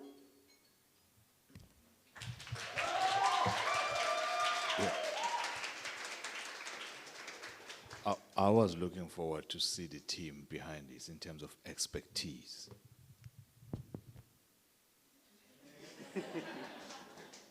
We're quite energetic.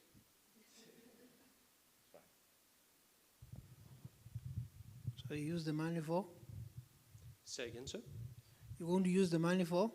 We are planning to use the funds, so tooling is our main cost. We plan to actually set up our own production line within South Africa because currently we are importing the bottle caps. So the major cost is tooling, and we also plan to use 10% of that to file a patent on our design of our bottle cap, and then 30% of that will be used for rigorous flavor R&D.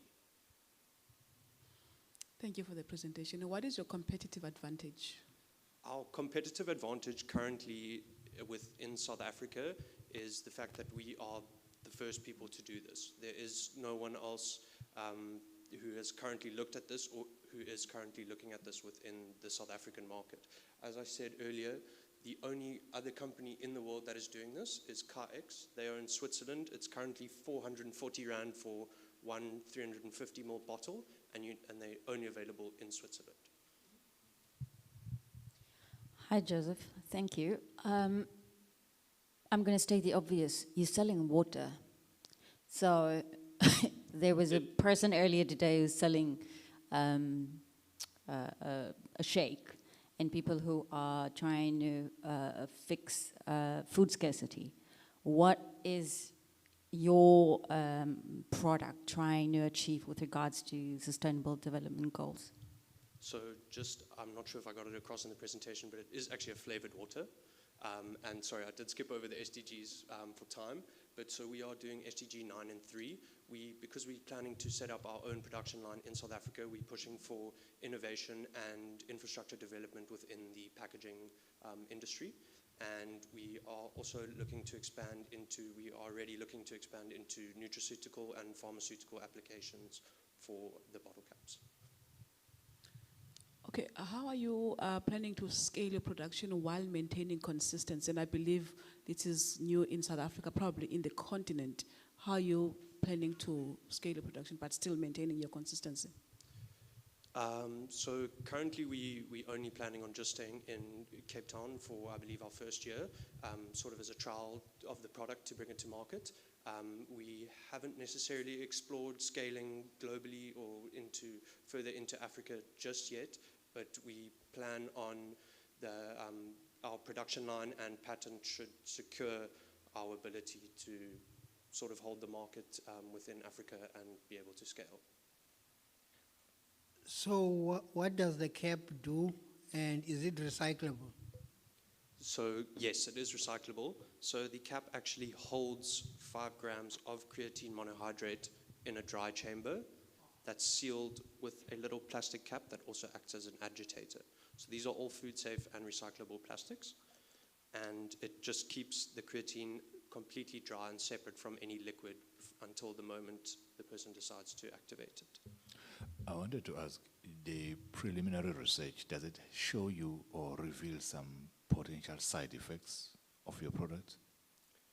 Or So it's all good and for now, but I'm saying, have you done that? The other part, to remember. So we've actually just received new samples of our flavors, which we are sending off to get tested independently.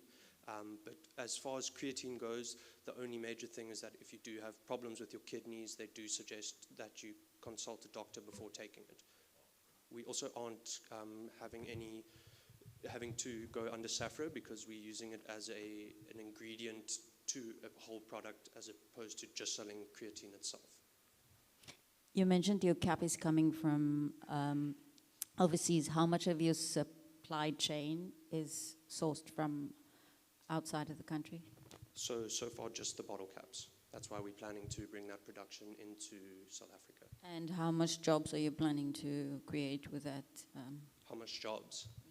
Hopefully a lot. I'm not too we haven't delved too deep into the actual manufacturing process, so I'm unaware of how many people it does take to get a process like this into fruition, or how many people we could employ using that.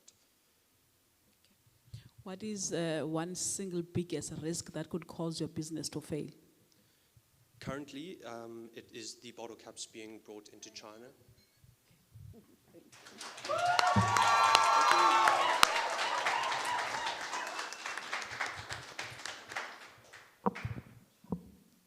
Thank you, Joseph, from FN+. Next, contestant number 7, and thereafter we will take a very short break, a comfort break. So please come up to the front, Ms. Bulela Guija. Thank you. Director of AgriLink.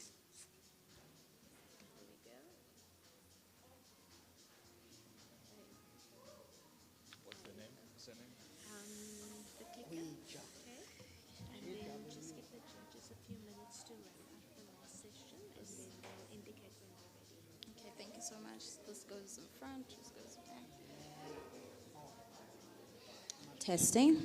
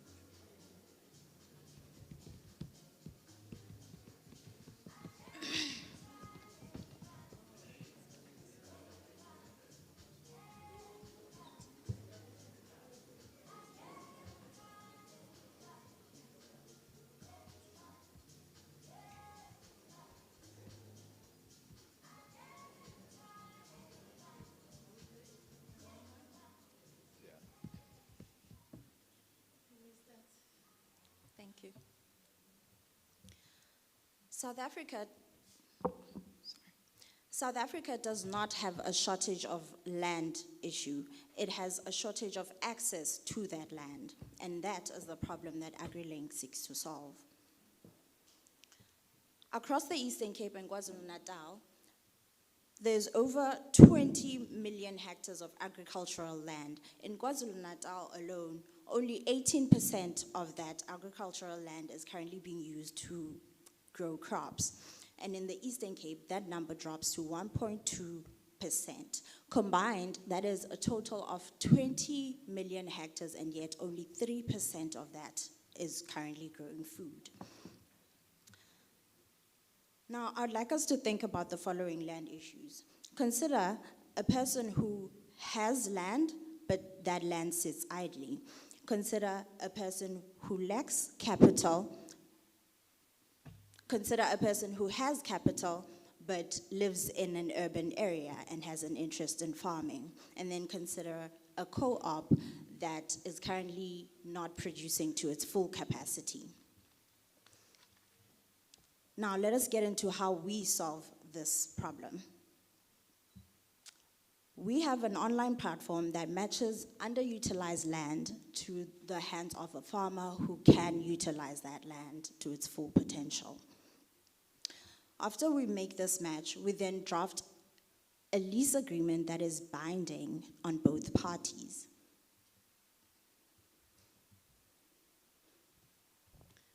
We target SDG 1 by giving landowners and farmers documented, legally recognized rights over the land that they work. We target SDG 2 by putting dormant hectares into the hands of trained producers. We target SDG 8 by converting informal and undocumented land use into contracted agricultural work. And we do this by also bringing in small-scale farmers into the formal economy. We also target SDG 17 by building through partnerships with community leaders. Now, let me show you how our platform works. Landowners can come onto our platform and list their land, the land that they own. Farmers can build profiles on our platform, share their skills and experience, and then browse available land. Both parties then agree on the terms of their lease agreement that can be a fixed rental amount, crop sharing, or just profit sharing. We earn through a single facilitation fee by drafting the contract ourselves.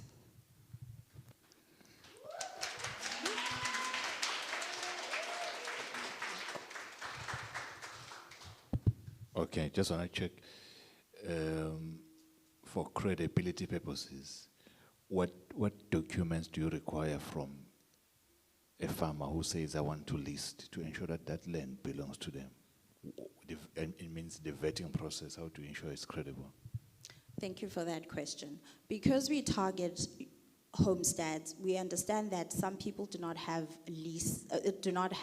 title deeds for the land they own, but they are the rightful owners, which is why our business model is centered around building lasting partnerships with community leaders. That way we can get assurances from the chieftaincies once we need it. We also conduct field visits. I'm just going to leave this with you so you can think about it. I'm going to hand out to you. You're dealing with lots of different people under the category of a farmer in this country. They come in all different sizes. If you're targeting communal land, even if it has got a fence, it's 100 hectares, it has got 2 hectares belonging to each family. One family wants to graze, another family wants to plant vegetables. So it's just a thing of thinking, how do you separate those pieces of land? Because you're not going to be able to do anything with any communal land until there's a fence around it. Okay, thank you for that question. So what we aim to do is have a human-centered approach. The reason why we target homesteads is because we want to work directly with their community leaders that they already trust. It will be very easy for us to sit down with entire families and show them what type of land is suitable for what type of use, and then we only want to start with crop cultivation at the moment and then expand to livestock and any other farming. Thank you for the presentation. How do you deal with risk? For instance, one of the parties defaulting from the agreement, and I'm sure that can derail the operations of the business. What has been your strategy, or what is your strategy? So we have a simple strategy. We want the agreement to be mutually beneficial. So we want the two parties to consider everything, either that is paid. So with that understanding, they will come in knowing that they stand to benefit if they keep their end of the bargain. And most of this is an existing practice, and people rely on good faith. And that is something we will be able to do in-house, because our team is made up of myself, a final year law student, and Ndogozolo Tuli, a BCom law student, a final year BCom law student. So we will be able to keep our overhead costs very, very low to no cost at all. Thank you. Thank you, Bulelwa. How do you make money, and what is your bottom line cost structure look like? We make money by facilitating and drafting the lease agreement. So we are basically going to be the lawyers behind this, and we have generated 31,000 rands within the last 5 months, and we have also received a grant from MTN, and they've also given us a laptop, so we are going to be able to scale up. Thank you. Beyond making money or revenue, what? Human dignity stands at the forefront. We want small-scale farmers to feel like what they do, producing organic food, is important. So we want them to feel like they are part of a formal economy. So we will also be educating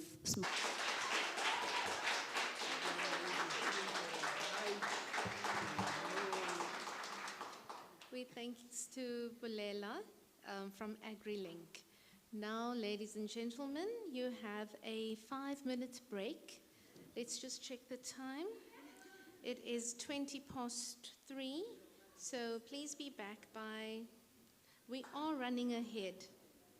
So, let me see. No, we're not running ahead anymore. Somehow the time has gone. So 5 minutes. Please take a break for 5 minutes.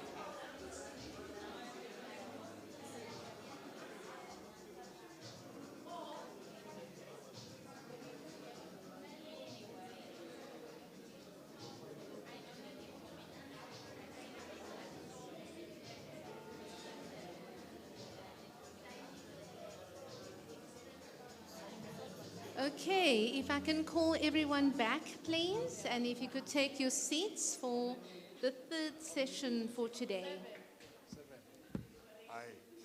Okay, if you could please take your seats. It's cold here. Chantal, sorry, can you just call the people in the foyer area over there, please, if you don't mind? We'd like to start now. Welcome back to the third part of today, and we're going to be looking at innovative industries for the last session of the day. I would like to just check that the contestants are here. So I'm going to run through the names, and if you could just wave at me, if you don't mind, then I can make sure that you are here. So don't come up just yet. Savise Magazolo. Yes, thank you, I see you. Ms. Cecilia Roth.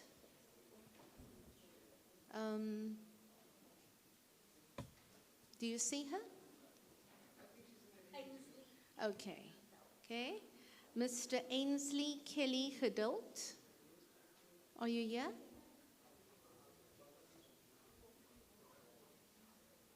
I can't see you. Okay. Ms. Neo Moloko. Yes. Ms. Neo Moloko? No. Okay. Mr. Matabata Malete? Thank you. I see you. Mr. Kwanele? I see you. And of course, then Ms. Zinzi is here, and she will be closing for us today. So it's just Cecilia Roth that we need, and Mr. Neo Moloko. I think the others are all over here. Okay, but first up, we have Mr. Savise Makozolo, the Director of Fish Tank Clothing. It's an eco-blend. Please welcome him.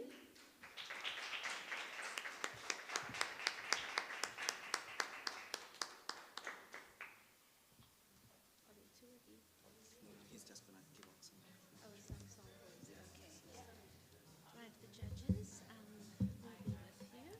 The clicker is over here. So you can use that. Sorry, I'm going to click. Yes.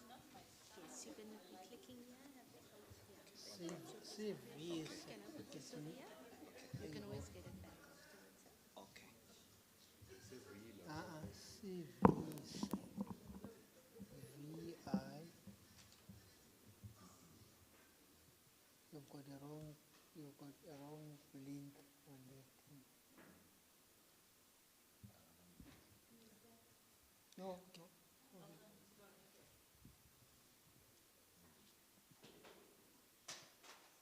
We're using the same link. What's the same?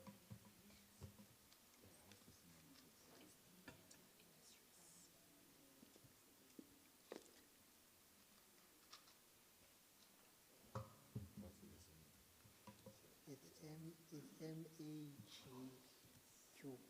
M-A-G-Q. I think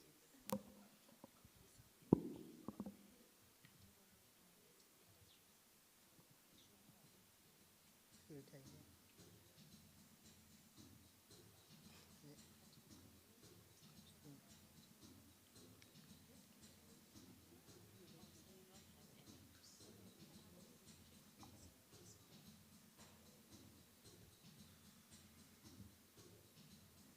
Do you have some?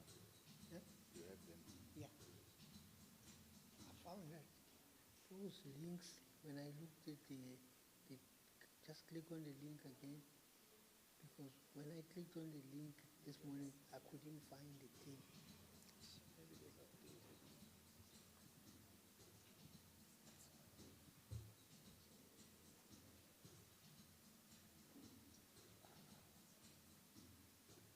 What's the Southern Africa again? M-A-G.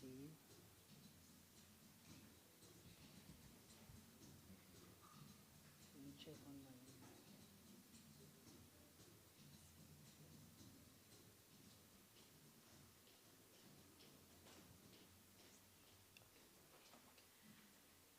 good afternoon. There's a prize to be won. Now everyone looks up from their phones. Okay. Can you tell me on what dates and where the, sorry, what was the name of it again? It's the Premiers in Indaba. What is it called? Somebody from EDHE? The EDHE ABSA Student Premiers in Indaba. Where is it and what dates? I think I saw your hand first, Sandy.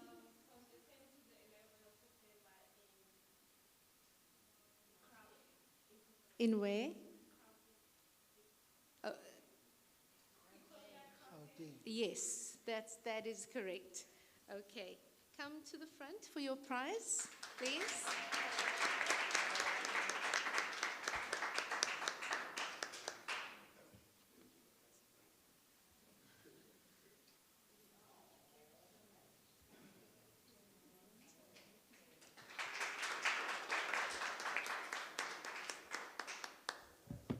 Okay, there's just some a technical hitch, so we will just give the judges a few more minutes to be ready for the third part of the day.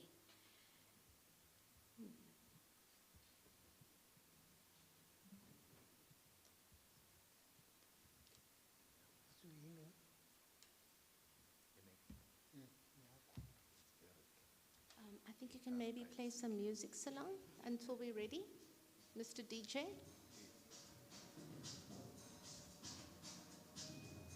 Eric. ERICK. Can I type it for you?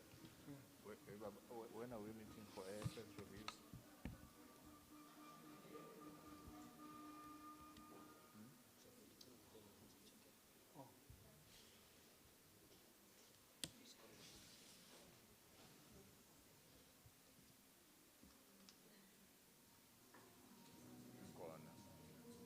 Okay, so show it. Search. Oh, not a problem. MAGQ. Yeah, so no, it fits, just search. No. No, no. This is no. This is Magazo. Yeah. You're searching for this person. Program on a program. Program on In my program. Who's these? MAGQ.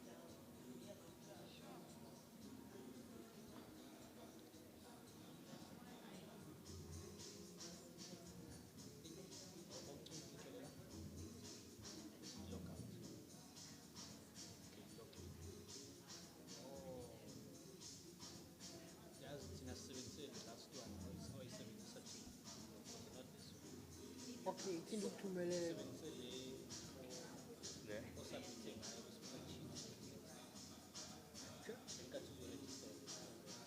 Dala. Eric yona le. Eric seze le. Bana be ngene nje automatic. So sinenkathi siqeda kulokho sisebenzise this one and this one bayavela bonke. Okay, asenjanje awubuye ngiyasi ukuthi uthothi ngabe okay. I-email address yakho le.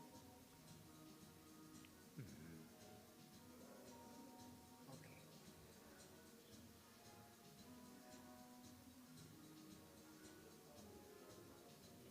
Khawuvule le link endithumelele yona. Okay.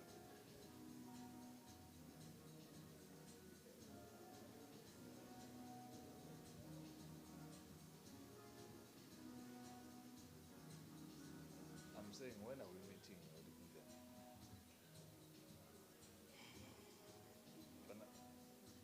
Awuzwakali mfana futhi yazi.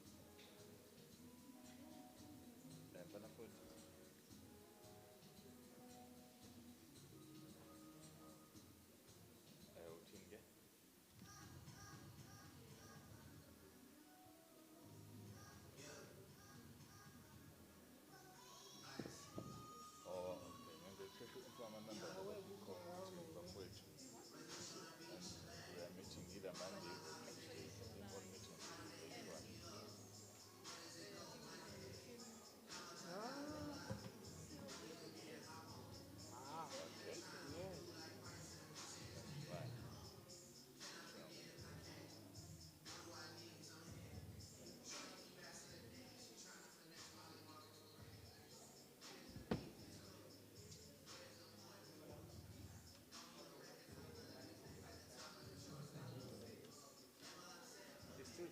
back to Oh, the original link.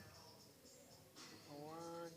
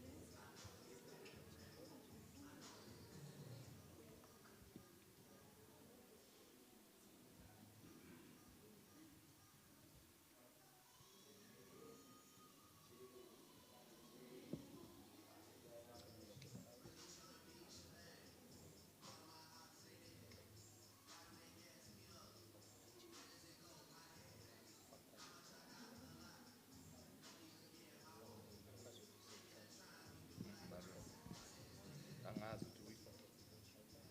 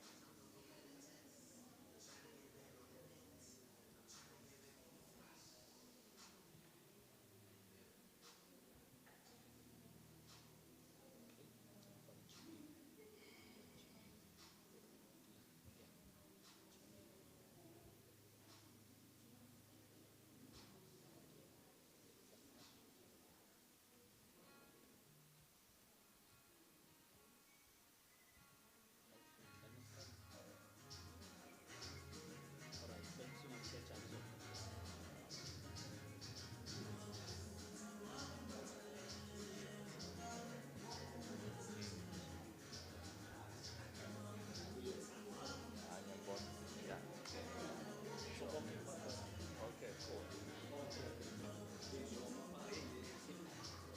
Ayikale.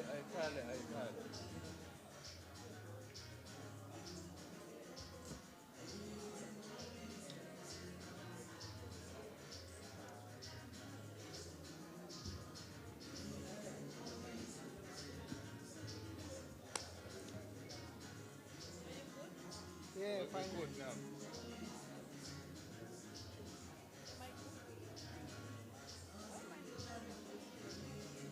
It's okay. Yeah, you've been showing it like that all the time. No.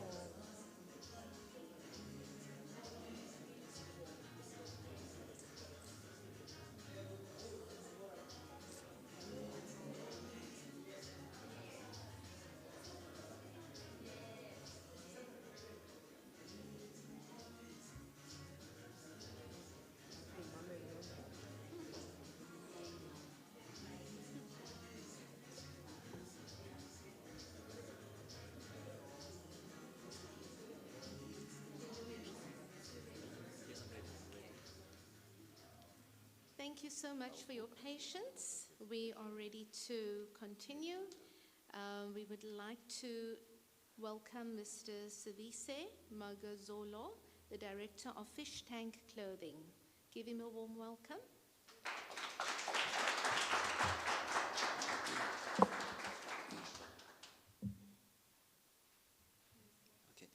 Greetings, everyone. My name is Sivise Magazolo, and I'm the owner and founder of a brand called Fish Tank Clothing. Fish Tank Clothing is a local clothing brand that caters to a community that is united by the love of fashion and immaculate quality, sustainable designs. Our innovation did not start as a big idea. It started as a problem where we had a lot of fabric offcuts in our production facility. So like the piece of fabric offcuts were just piling up, small pieces that can form a product. So like also too valuable to be thrown away. So we asked ourselves a different question. Instead of asking ourselves, how can we get rid of these? We asked a different question.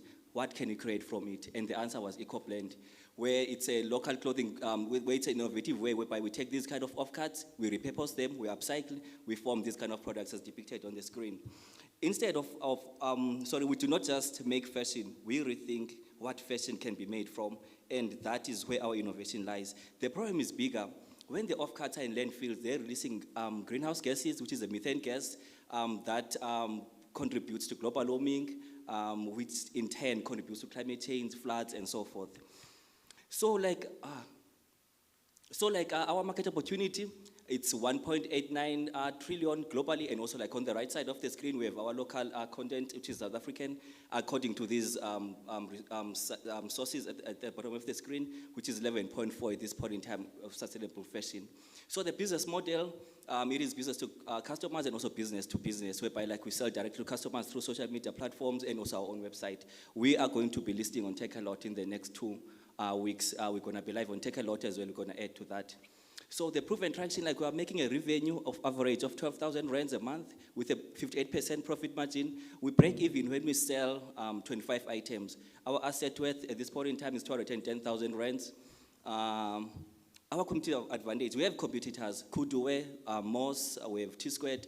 However, people nowadays, like they do not want to choose between looking good and doing good anymore. They want products that have a story, of which our products are carrying a strong message, which is waste can be reimagined. That's what sets us apart from them. Our ask like is 300,000 rands. With this investment, we are targeting more than 60% growth in production capacity. We want to create 7 more new jobs and also 50% potential sales growth within this 6 months of investment, while diverting more waste like from the landfills. The vision behind our company blends a leadership of fashion, technology, finance, and strategy expertise to scale products, spark innovation, and deliver strong execution.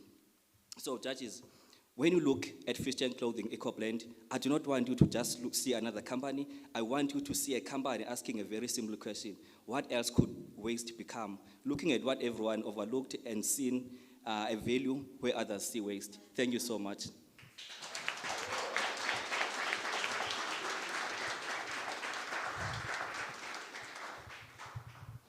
Okay.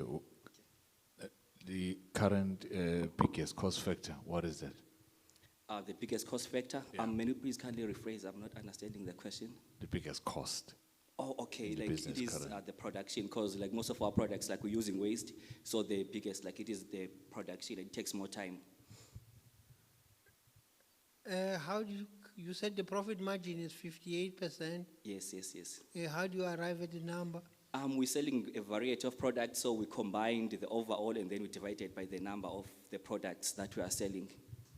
Then we got the average percentage. Otherwise, others are more than that, 100%, others are, but then the average is 58. Thank you so much for the presentation. Our fashion industry has suffered a lot in the past years.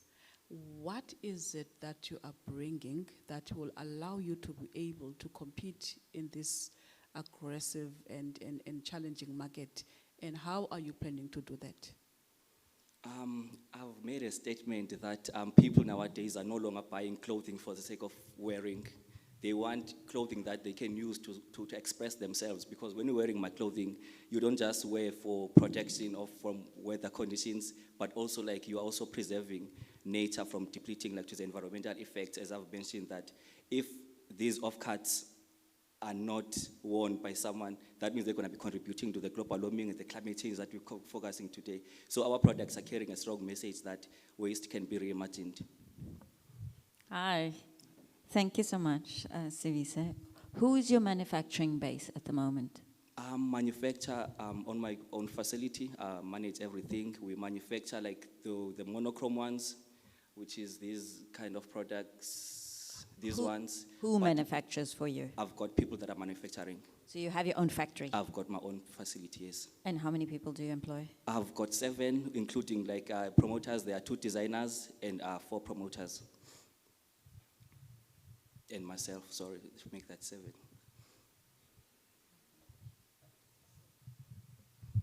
Okay, there's pink and there's this one. In terms of hours, the hours to manufacture this and the hours to manufacture this. Okay. How does it work, and which one becomes more expensive between the two, and how do you plan to reduce, because it's about cost efficiency? Yes. Okay, when we're manufacturing the monochrome ones, we take like 2 hours to manufacture these ones, but this one that is multicolored, it needs a lot of work. We take 3.5 hours. So that means like a day, someone can produce 4 of these, but they can only produce 2 for these from one person. And that one is more expensive because it takes more time, even though it's less cheaper to like the production of the material, but it's more expensive than that one.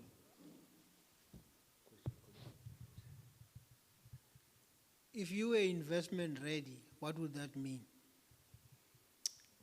It means that like I have a plan in place as we speak now. If we can get the amount that we have asked for, like we're having a plan in place that we can present to the investor that this is what we're gonna do. As soon as you give us this amount, that's how we're going to achieve whatever that we have stipulated on the presentation, but we're gonna go to depth and more details.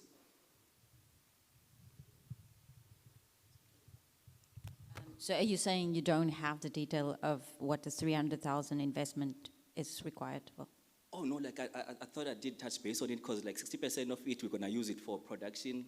I think it's already there, like 60% we're gonna use it for production expansion, because obviously we're gonna buy more equipment and so forth. And also like we're gonna be increasing up to another 7 employees, because like the more machinery we have, the more people that we need to employ. So that's what we're gonna be doing. And then also like we're gonna be increasing our sales by 60%, sorry. 50%, sorry, yes, I've just checked. You've mentioned that you'll be listing at Take a Lot soon. What are other strategies to distribute your products? At this point in time, like I've been onboarded on Take a Lot and Amazon both. We also have our own online store that we are utilizing. So we wanna use them for credibility, because like people don't trust easily to put money on websites that they don't know. But on Take a Lot, you can buy any given point in time. So that's how we're trying to bring awareness to our clothing, that okay, it's also on Take a Lot. Second time you can buy it directly from us, because you know that this is existing from credible source. And how much is your control in terms of the value chain backwards, your suppliers? I'm not sure whether like I understand the question. I don't wanna not answer it properly. In terms of the MOUs with the suppliers, do you have, or you just pick?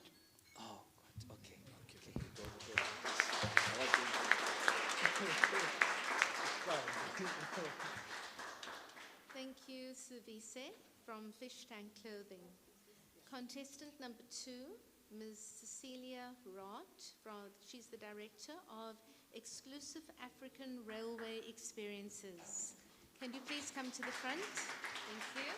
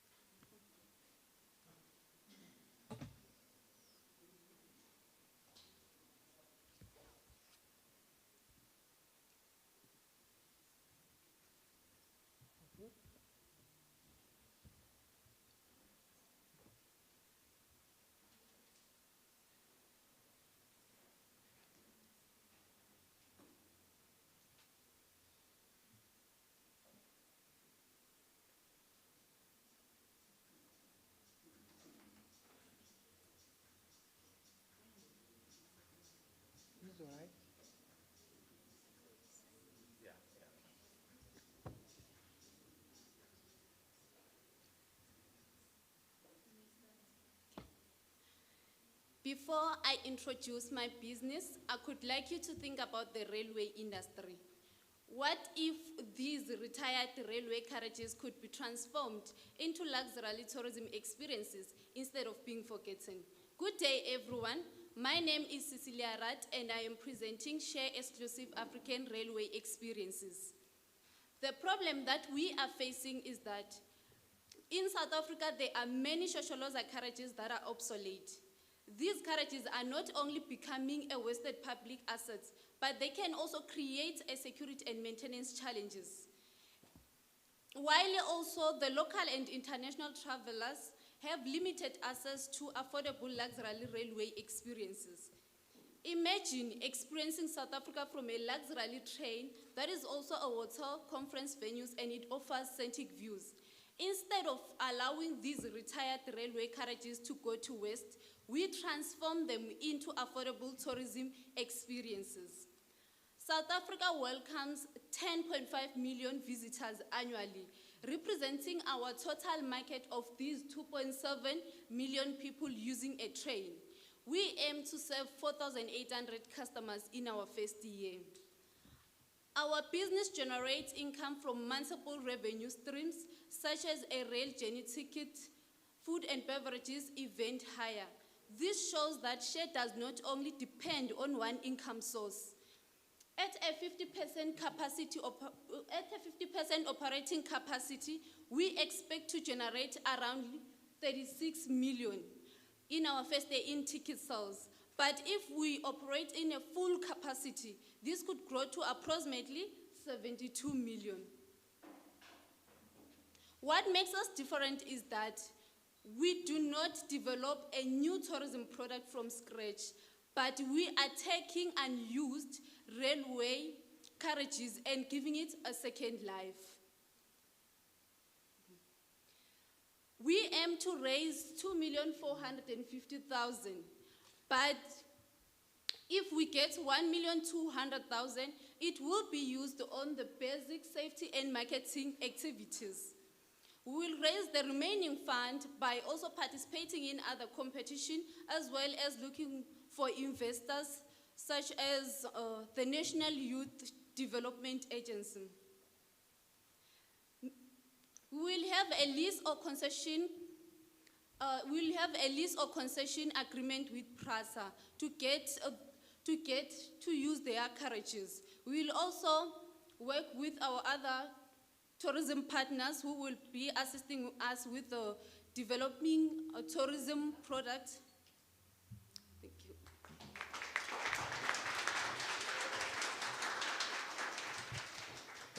Okay, thank you. I understand that this is an idea, but I just want to check, have you started engaging with PRASA about the idea? Not yet. Oh, okay, that's fine. Tourism, Yes. what's the appetite? Not yet. We're planning actually to send a proposal to those companies, yes. Okay, it's one thing to restore the back end of the train. What moves the train is the locomotive. And the locomotives are your biggest cost because they belong to PRASA and they belong to Transnet.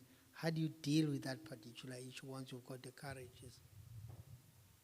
I'm not sure if I'm getting your question, sir, but if you are referring on how to get those carriages, there was a statement that was made by the Minister of Transport, Ms. Grace, that they are calling up the tour operators companies such as Share, which means we can be able to get the carriages through the lease or concession agreement with PRASA.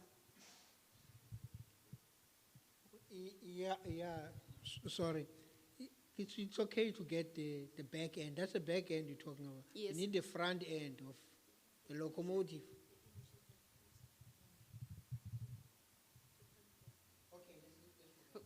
Okay.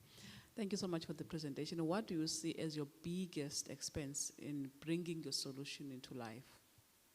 Our biggest expense is the refurbishment of the coaches, because we are looking at approximately 500,000 to refurbish one coach. Yes. Hi, thanks, Cecilia. Tell me, what problem are you trying to solve and who are you trying to solve it for?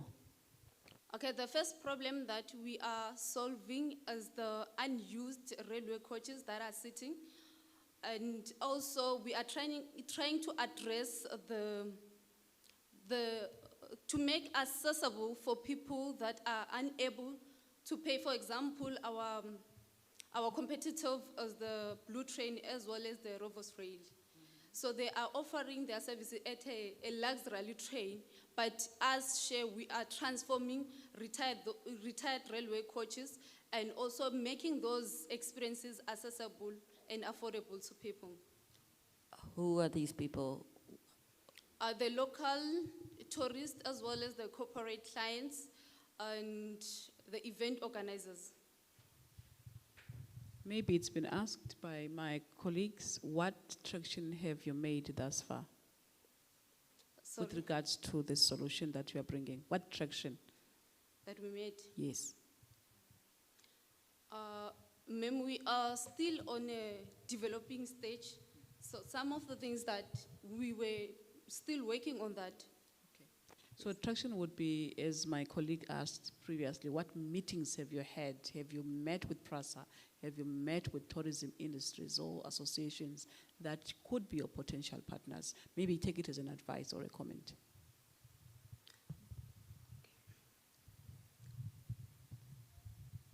Yeah, also the deal break, I mean, because the idea has not yet taken off. The owners of the infrastructure, if they were to say no, then what's next?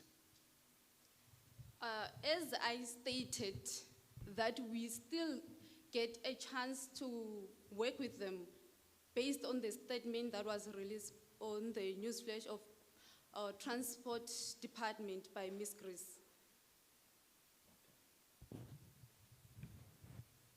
On one of your slides, you've mentioned risks. Can you unpack what type of risk have you identified?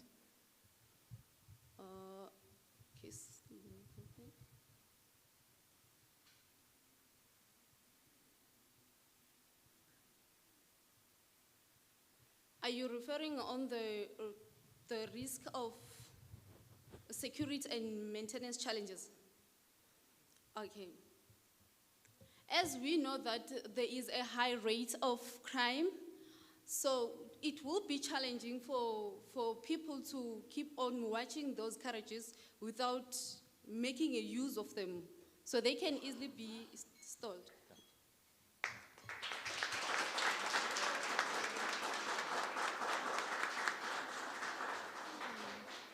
Okay, we thank Ms. Cecilia Rott from the Exclusive African Railway Experiences.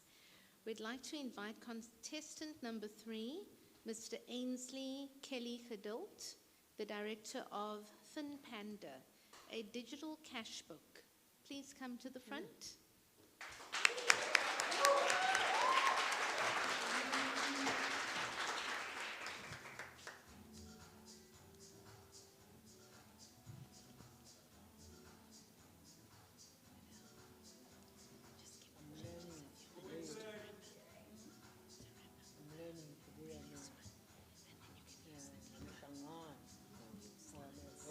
What's the surname of the young man?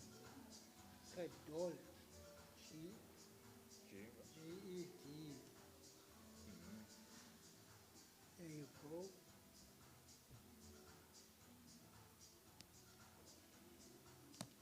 Ikifuna imali yenu kuza bakukapite.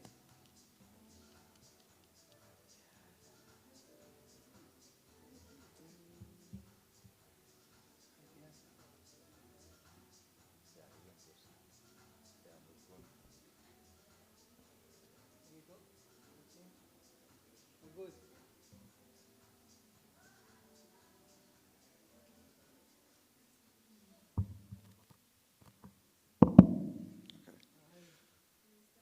Okay. Good day all, my name is Ainsley. So every day you hear in the news about weak economic growth, higher unemployment, economic inequality, right? For me, I hear that there is a missing link in the economy. And what do I know about the economy? That's something you're going to have to ask the finance minister. There is a 350 billion rand funding gap in South Africa between financial institutions and businesses that are interested in them. So about 2.6 million SMEs in South Africa, or they are, and then there are 56% which are unregistered, and therefore many of them lack adequate financial records, which leads to them being excluded from formal capital. So what do I see the solution for it being, or the problem at least? There's no physical cash flow visibility in the economy, right? And here's my solution. So my solution is a digital cash book. You enter your transactions via voice. You can export your data to CSV or PDF whenever you need it. And there's a small app size of 20 megabytes on the Android Play Store. It works offline. So here are just some user statistics. I have about 450 downloads in 25 countries organically. 71% retention rate in South Africa year to date, and 31% in Kenya. So judges, you need to ask me about that one. There's about 4-minute engagement rate per session on average, and the best statistic so far is user stickiness, with about 40% of weekly users, or monthly users, sorry, using the app weekly. Right? And most industry medians are being beaten in the user stickiness category. The projected economic impact of FinPara. So I would like to help promote financial inclusion to access that 350 billion rand funding gap to help create economic opportunity and therefore help create jobs as well. So how I plan to monetize is to first remain free and to build a sticky product up until 1,000 users, and then I will switch to a freemium model of about 30 Rand per month for premium features, then shifting to a data accumulation strategy, keeping in mind regulation, and then financial information partnerships with financial institutions that would be interested. So I am a single founder, or sole founder, Capitec bursary student, economics and finance major, and I'm seeking a technical partner. And here is my funding ask. Mostly focused on legal compliance, which is the biggest barrier, as well as user acquisition and distribution. So let's digitize the economy one download at a time. Thank you.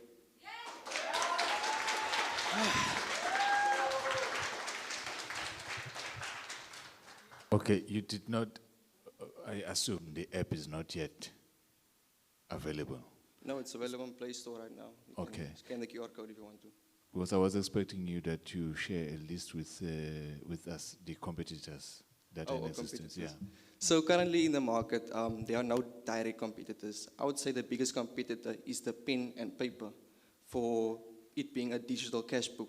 And what differentiates my app from pen and paper is that you can actually speak the transactions into the app and save the data digitally and have it digitally visible, not just to yourself, but to interested financial institutions when the time comes.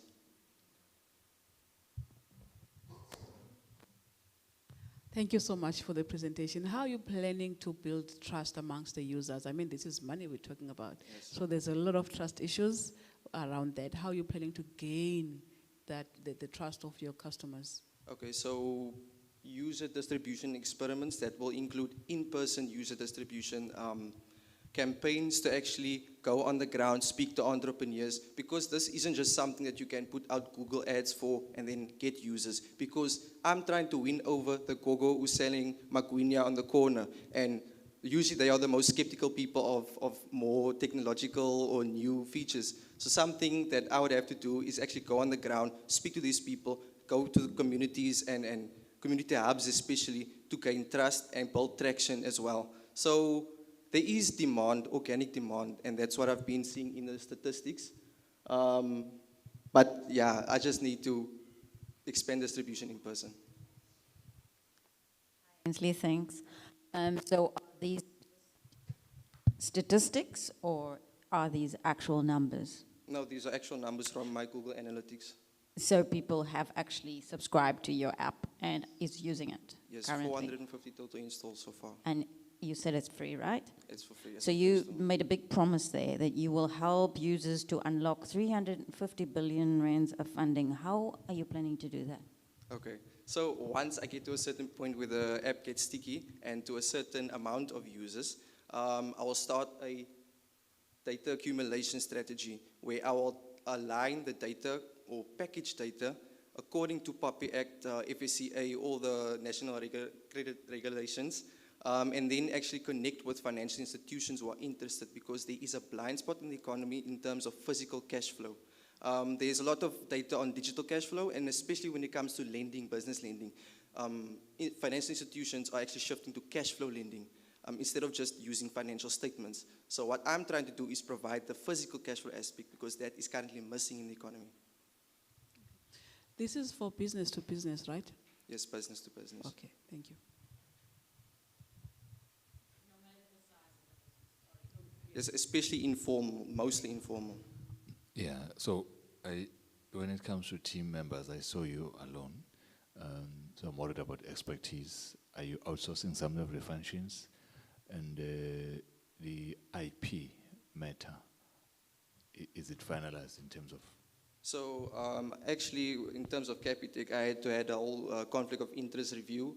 The legal team had to review for any conflict of interest, and then I was cleared. So because I'd actually assigned the IP to a private company, and that's what I'm the sole proprietor of. And I am currently the only coder, but I am seeking a technical co-founder to just upskill the app in that. I'm a finance major. I'm not a computer science major, unfortunately. Although I'd like to do the coding myself, I can't. So I see the need for that. Somebody's going to bring in their money to you, just 3 things that tells that person you ready for investment. What are those 3 things? So what I am showing you is user traction, right? The biggest issue with this product would be user stickiness. So you can see user stickiness ratios here beat the industry medians by quite a margin. So what I'm trying to show is that what I need to scale the app to get my vision is actually capital, like scaling technically, compliance, and all those things. So that's what I'm trying to get across, that there is something, there's traction happening, and I need additional funds to help boost the traction, basically. You've mentioned that your target market is informal businesses. Yes. And some of those are those that are not digitally included.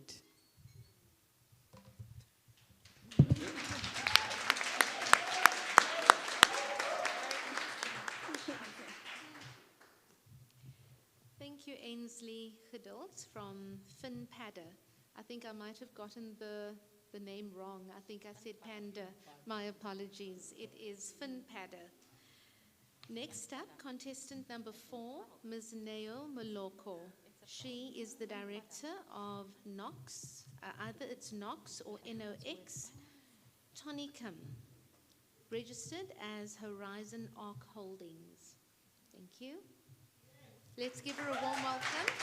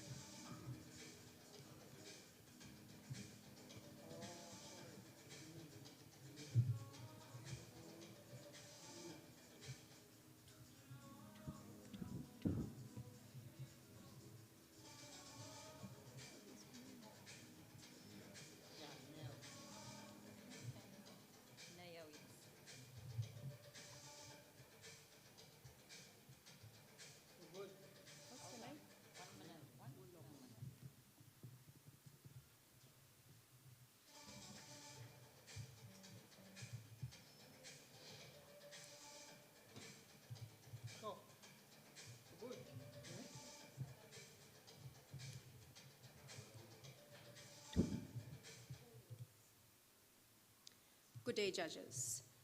The traditional energy drink market, I haven't started. Oh, we have a problem there.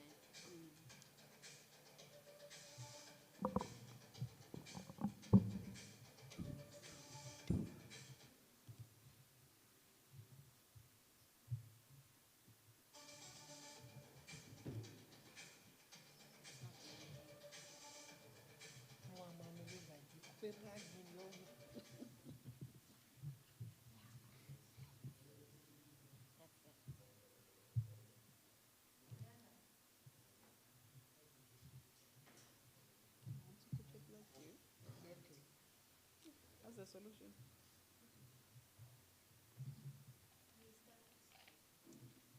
Good day, judges. The traditional energy drink market has a problem. These beloved beverages are fast, convenient, and they deliver that predictable pick-me-up feeling that everybody loves. But the thing about these beverages is that these are sports drinks, and yet the largest segment of this market is not consuming them for sports. The market is either studying, writing code, or maybe even building businesses. Whatever the case may be, two things are obvious here. A, the market is not running marathons, and B, there is a serious mismatch between what the market needs and what the current product is able to provide. And so to solve this, I created Nox Tonicum, a functional botanical social tonic engineered to deliver sustained, calm alertness with low sugar and zero crash from synthetic caffeine. This tonic delivers that crisp, sophisticated flavor profile of a botanical spritzer and yet performs like an advanced cognition tool. Nox Tonicum, made with a flow state stack that combines indigenous South African canna, KSM66 ashwagandha, L-theanine, and guayusa.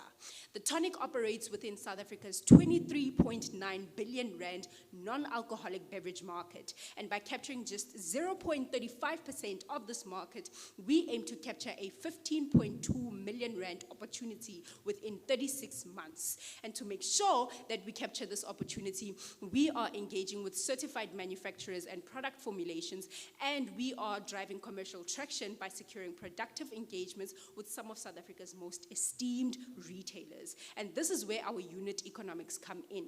So the tonic retails at 25 Rand per 250 milliliter can with a wholesale margin of 32%. Our operating costs include both production and logistics, and they have a 15% inflation buffer factored into them. All of this delivers a strong 61.8% brand margin. Our monthly overheads sit comfortably at 35,000 Rand a month, and operational break-even is reached after just 111 cans a day. And so today we are requesting 100,000 Rand from EDHE, where 40,000 Rand will fund initial formulation and where 40,000 Rand will fund initial formulation and compliance testing, 35,000 Rand will fund our initial pilot run, and 25,000 Rand will fund local activations and sampling kits. And this initial pilot run, 20,000 units, will yield a 340,000 Rand margin value, yielding a 210,000 Rand gross profit to fund future working capital and build a self-sustaining business. My name is Neo Moloko, founder of Horizon Arc Holdings, managing director of Nox Tonicum. We are giving South Africans clean energy.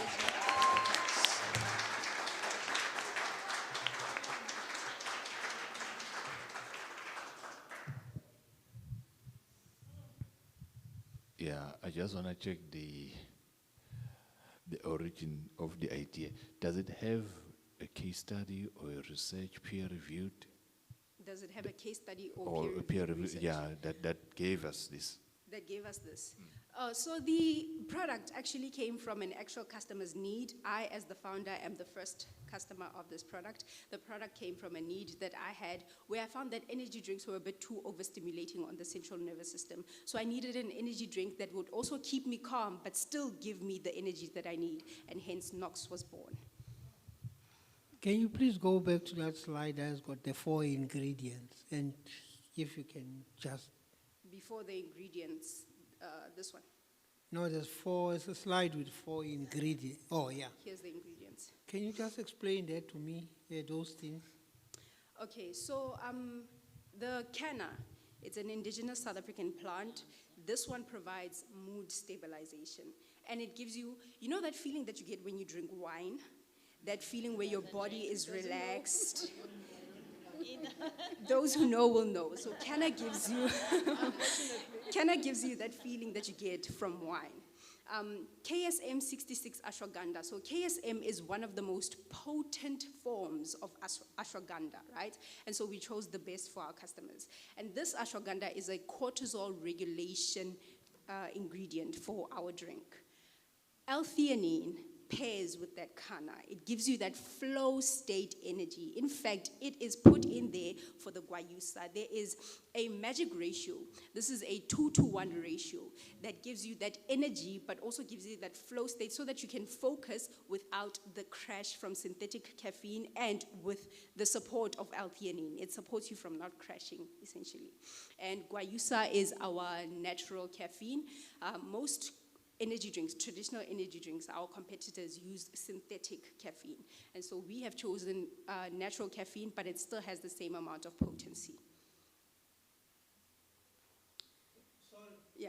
If I take that, how much caffeine do I put in my system? The guayusa. If I take a Red Bull, that means I take 20 cups of coffee and put it in my mouth.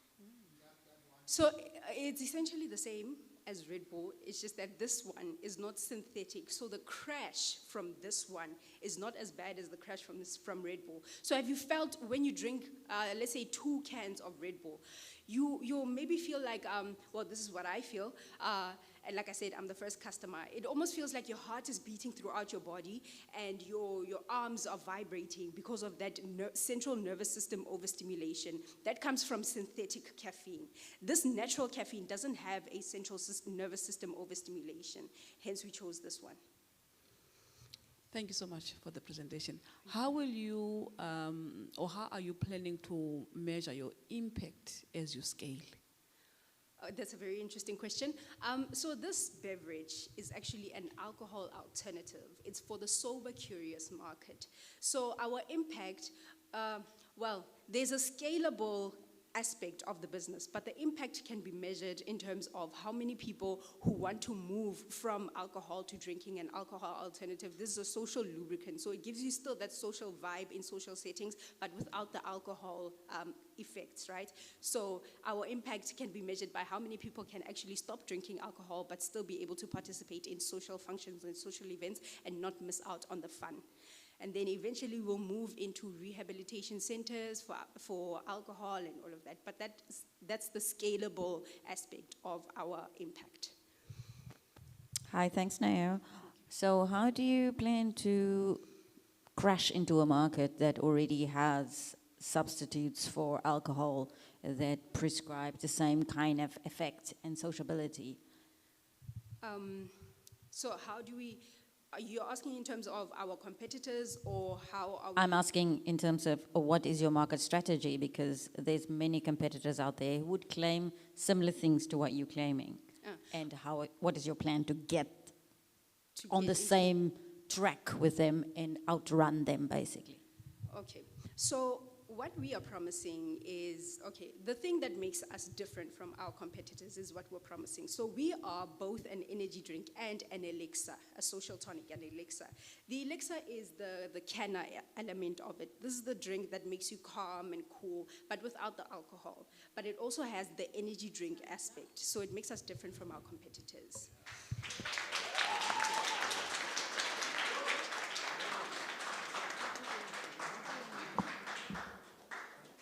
Thank you. Thank you, Neo, from Knox Tonicum. We're moving on to contestant number 5, Mr. Matabata Maleta. He's the director of Semester. Is that Semester? Semester. Welcome.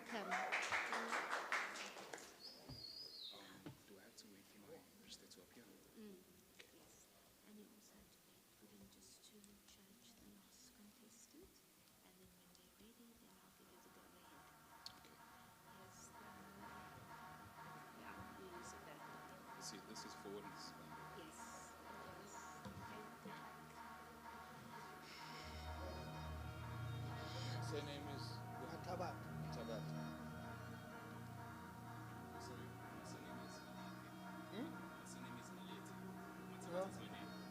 Yeah, okay, it's fine.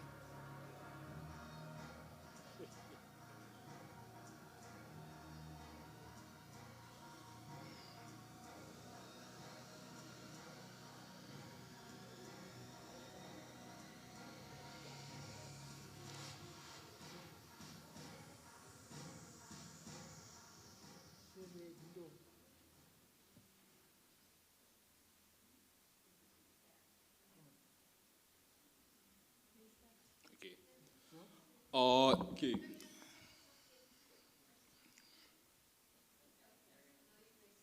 Okay. Semester. Match, guide, and support. We ensure that we match students with bursaries that can change their lives. My personal story. I didn't learn this problem. I experienced it. I was raised in rural Limpopo by a single mother. And as a first-generation student, I had no laptop, close to no data, and close to zero information about bursaries. I had to teach myself how to navigate a system that was not built for someone like me. Currently in South Africa, there's 40 billion in bursary funding, yet more than 750 students end up not having access to tertiary education. This is not an opportunity problem. This is an access problem. Introducing Semester. Semester is Africa's first AI bursary assistant, built for WhatsApp. We match students to bursary opportunities, guide them through applications, and mentor them through deadlines. No app download, no data, and close to zero cost for the learner. The inflation time is now. WhatsApp has a 95% penetration in South Africa, and generative AI infrastructure has become drastically cheap, with the youth unemployment rate sitting at 61%. The need is urgent, and the technology exists. A learner simply sends hi to Semester, and Semester builds their profile, matches them with relevant bursaries, guides their application, and keeps them on track in all 11 languages of South Africa, ensuring that we kick out the language barrier that is already so existent in our nation. We didn't just guess this. We have tested this with real numbers. More than 800 students surveyed across South Africa, and 86% of them have agreed that they would like a service like Semester. We have validated this problem with real students, real schools, and real bursary providers, such as the Allen Gray Orbis Foundation. Students don't pay to use Semester. We make money from funder SaaS, institutional licensing, and government partnerships. More students means better data means better matching, and better matching means more funders. That's our network effect. Legacy portals are not built for the target we are aiming at, and generic chatbots are not built for funding. Semester combines WhatsApp distribution, personalization, application support, and the rural reach we are trying to impact. We are asking for 129,000 to build a product, launch the pilot, and prove our model. And lastly, ensure that Semester gets into the hands of those who need the most. We are building this from lived experience, technical capability, and execution. I'm Matabata Malete, the founder and CEO, alongside Juanita, our COO, and Kumiso, our CTO. We understand the problem, and we have the expertise to solve this.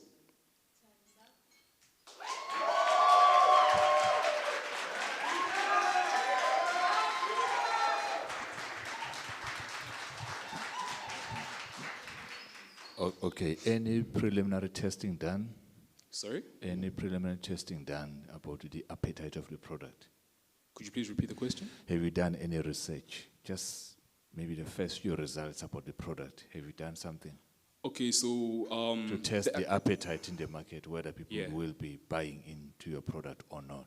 Okay, so before being the founder of Semester, I'm the founder of a nonprofit called Destiny Achieve Foundation.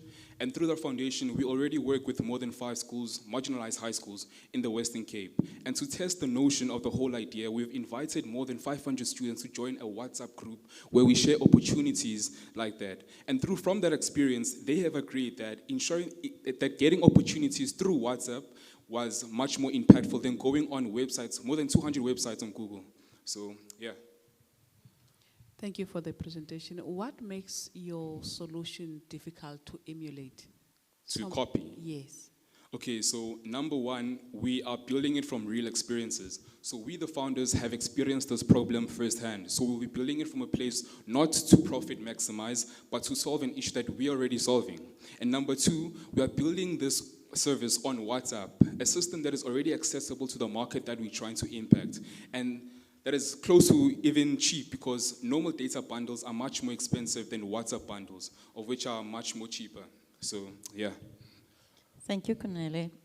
Tell me, how are you planning to reach all the students in the national boundaries of South Africa with your product?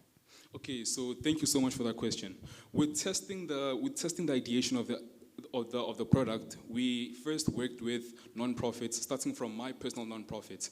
And through that nonprofit, we're able to get access to schools. So then it becomes a ripple effect from nonprofits to schools, and later on to bigger institutions, such as the basic education departments of the nation.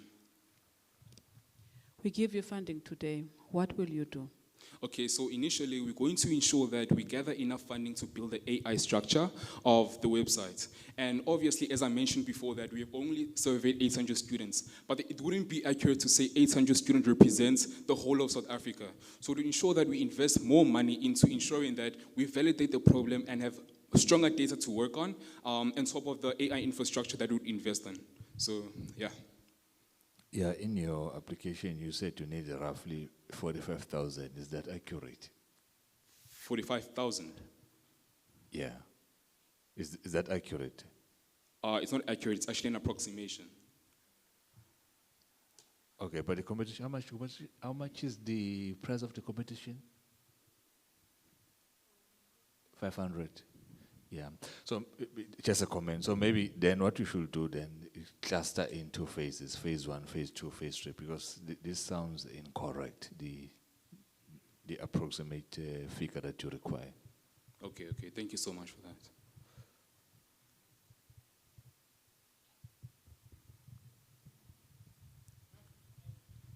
Sorry, I hope this is the last question for you.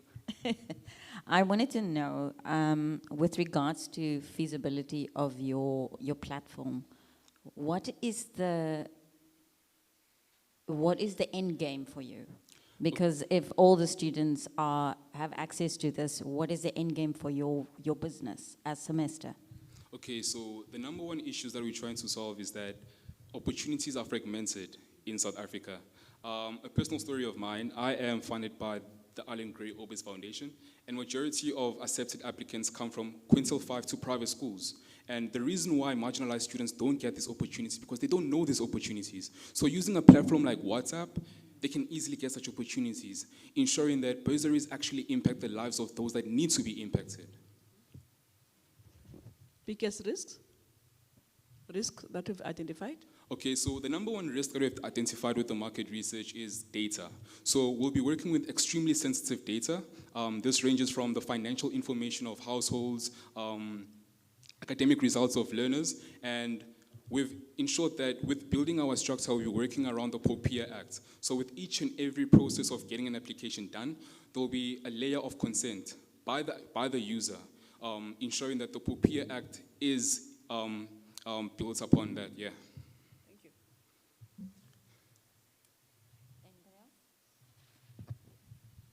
Thank you.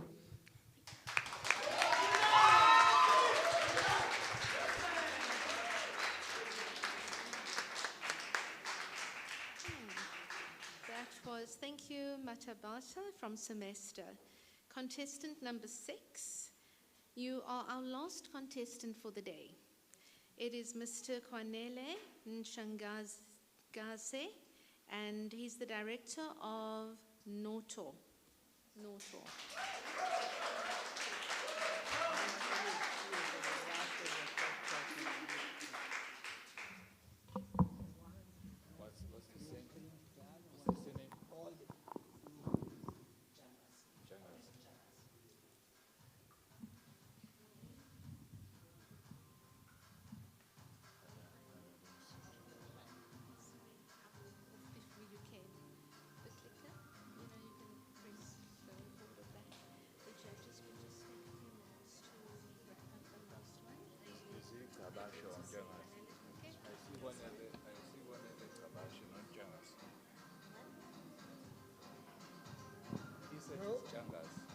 said your surname is Njanga.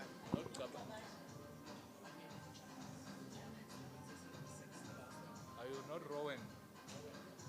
No, it's fine, it's fine, it's fine. Yeah.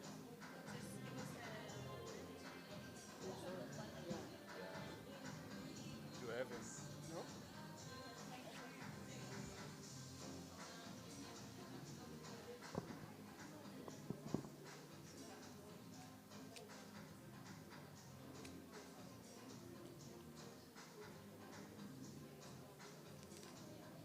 Okay.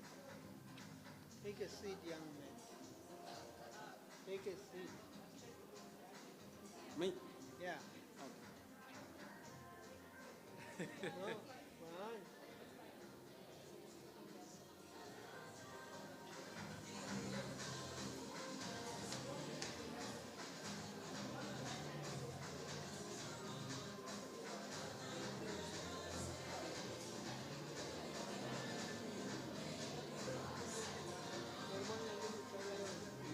No blueprint for the first person. They come there and then last person always is something that goes on. Now he's not there.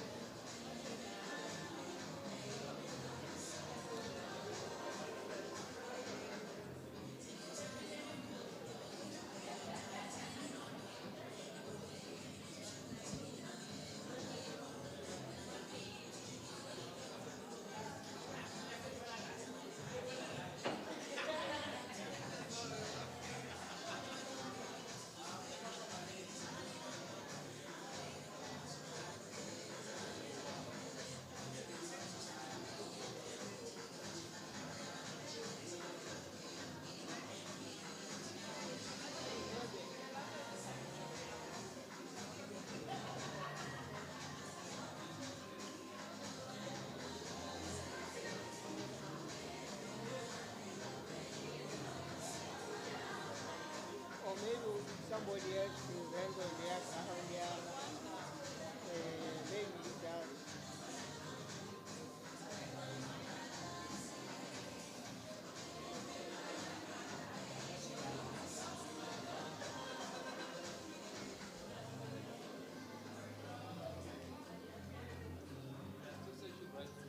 Yeah, they're still looking for him.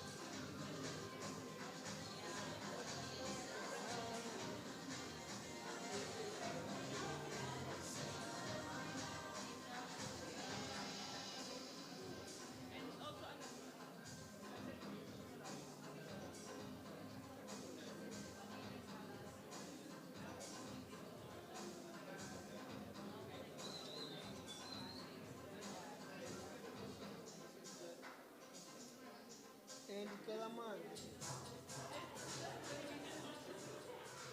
Oh.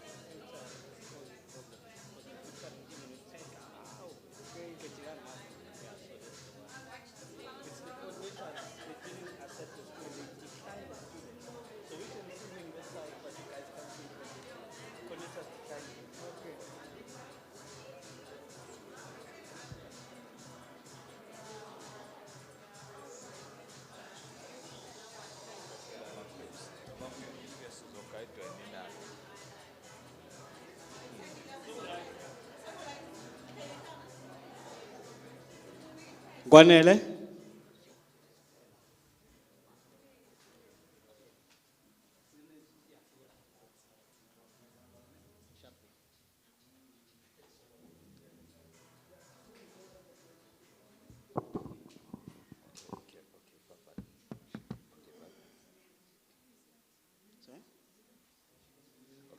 Meet James. James has a decent job but has no plan for his money. That, unfortunately, is most of South Africa. Like James, 75% of us cannot answer a basic inflation question. And then the government decides to hand us a decision that most were not ready for. They decided to make us be allowed to withdraw a portion of our retirement savings before retirement. And since September 2024, 79 billion rand has been withdrawn from retirement savings, over 5.6 million withdrawals. But here's the kicker. Most of those happened without anyone first explaining the cost. And that's the gap that NATO closes. We offer personal finance lessons through retrieval practice, mastery-based lessons, and spaced repetition, the strongest evidence mechanics there are.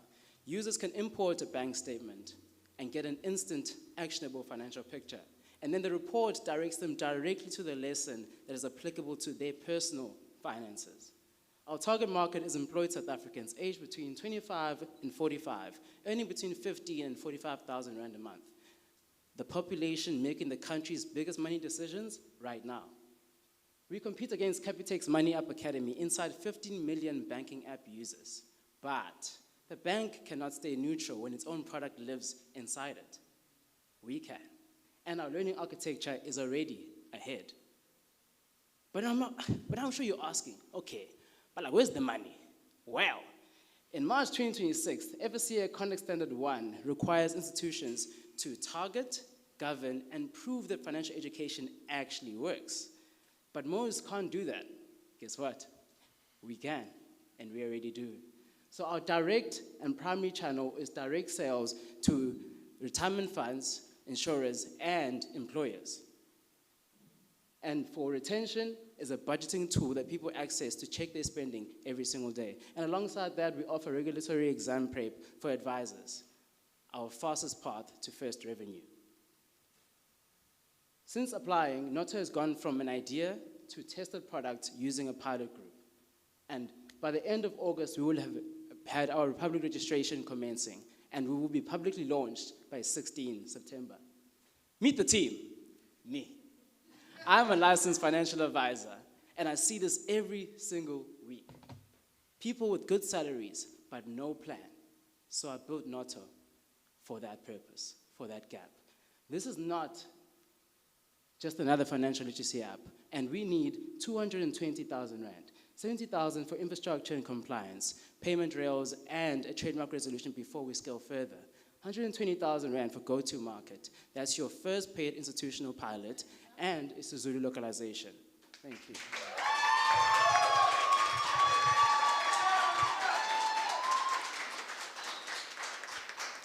Okay, just share some of the competitors that you have and how, yeah.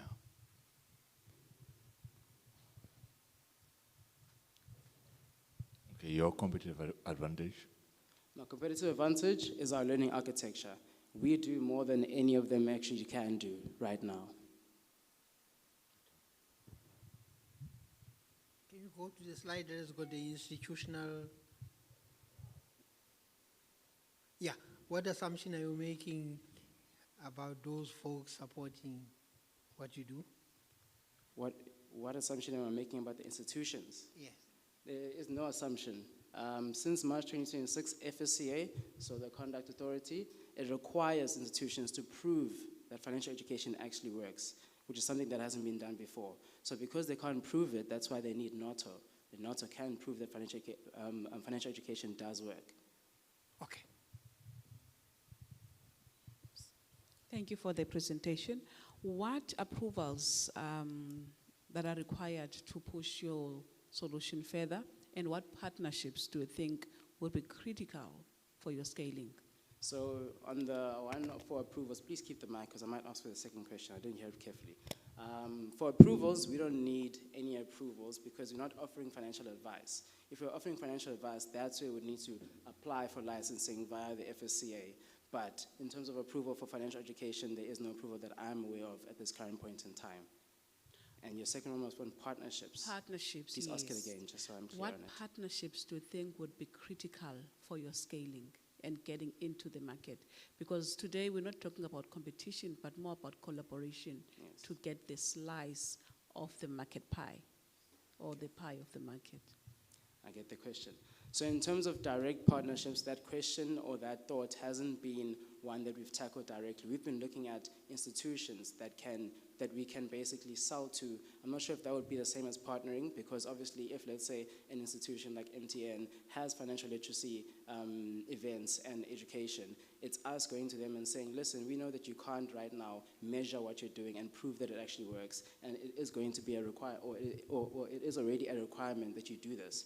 Here's a solution. We can do that for you, and you can use our platform for that. So it's not so it's not necessarily a partnership, but it's us selling directly to them.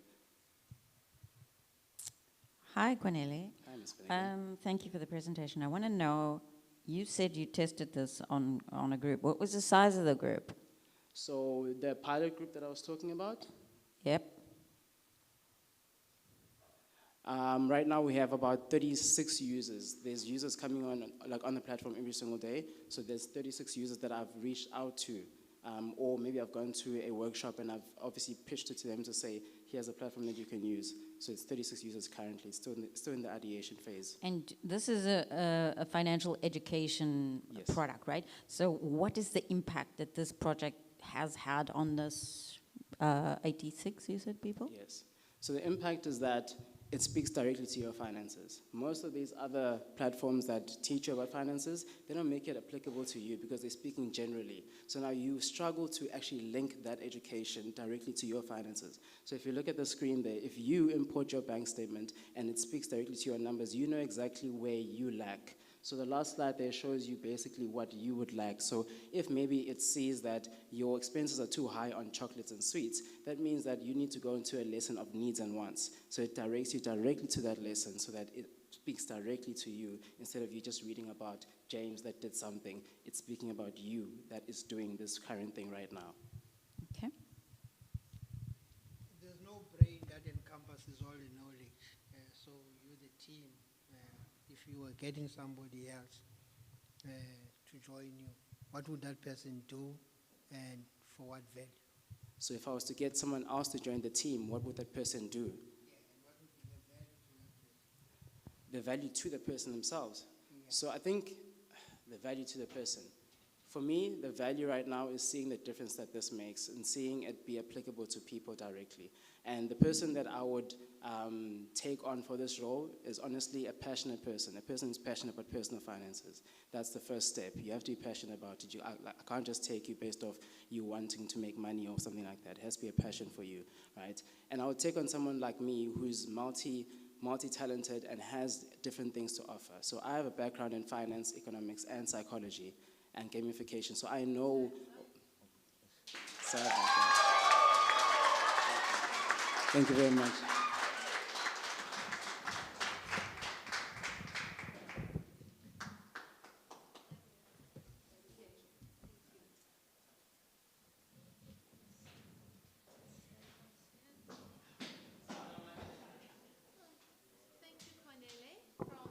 Thank you, Cornelia from Noto. We have now reached the end of the day. I just want to check with the judges. Will you be going to another room to do the final deliberations? Or do we do the closing right now? The closing remarks and let everyone stay? Yes? Okay. Then I'd like to invite Ms. Zinzi Magoda. She is a lecturer in the Entrepreneurship and Business Management department. And she's also the Student Entrepreneurship Coordinator at CPUT, okay, the EDHE rep for CPUT. Thank you.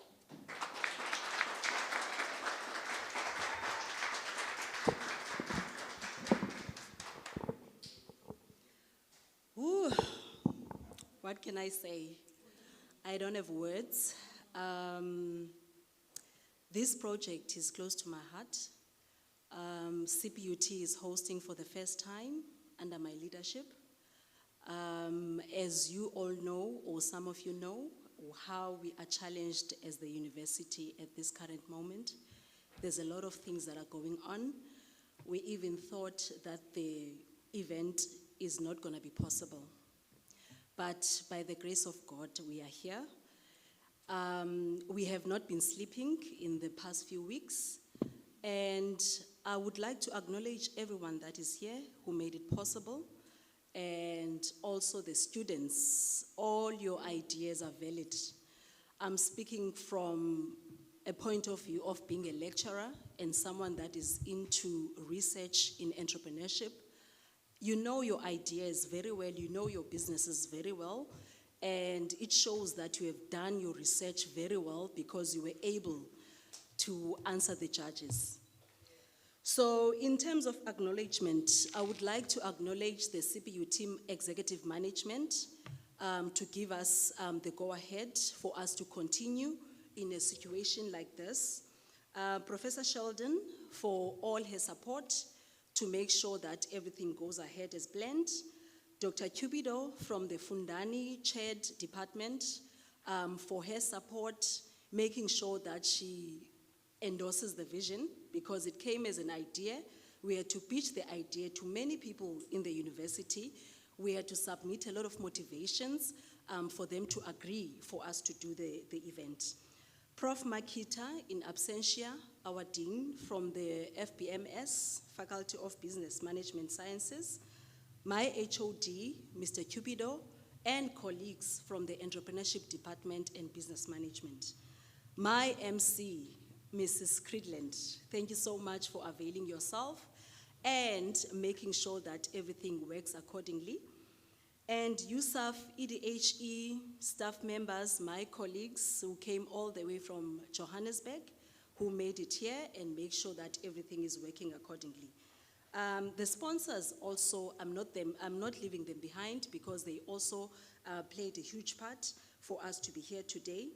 And our VIPs, can we please give them a round of applause, the students, for being confident enough, not forgetting our judges for giving up your day and making sure that you are committed to the project and you are also here to support us and also asking your questions and posing your questions to the students. And all of you, the esteemed guests, for your commitment, for your time. My heart is full. I had a speech. I knew that the speech was not going to work out. I had to speak from my heart because I am so happy and honored that all of you made it to the event. Thank you so much. Have a good evening further. Thank you. Before I forget, I've got a gift to present to the MC, Mrs. Cridland. Thank you so much. It's our MC, my son. Thanks. Thank you. I was not coming up in anticipation of a gift. Thank you kindly. Just before we leave, tomorrow, the day will start at 10. So please make sure that you are seated at 10. And otherwise, safe home. God bless, and see you tomorrow morning. Thank you.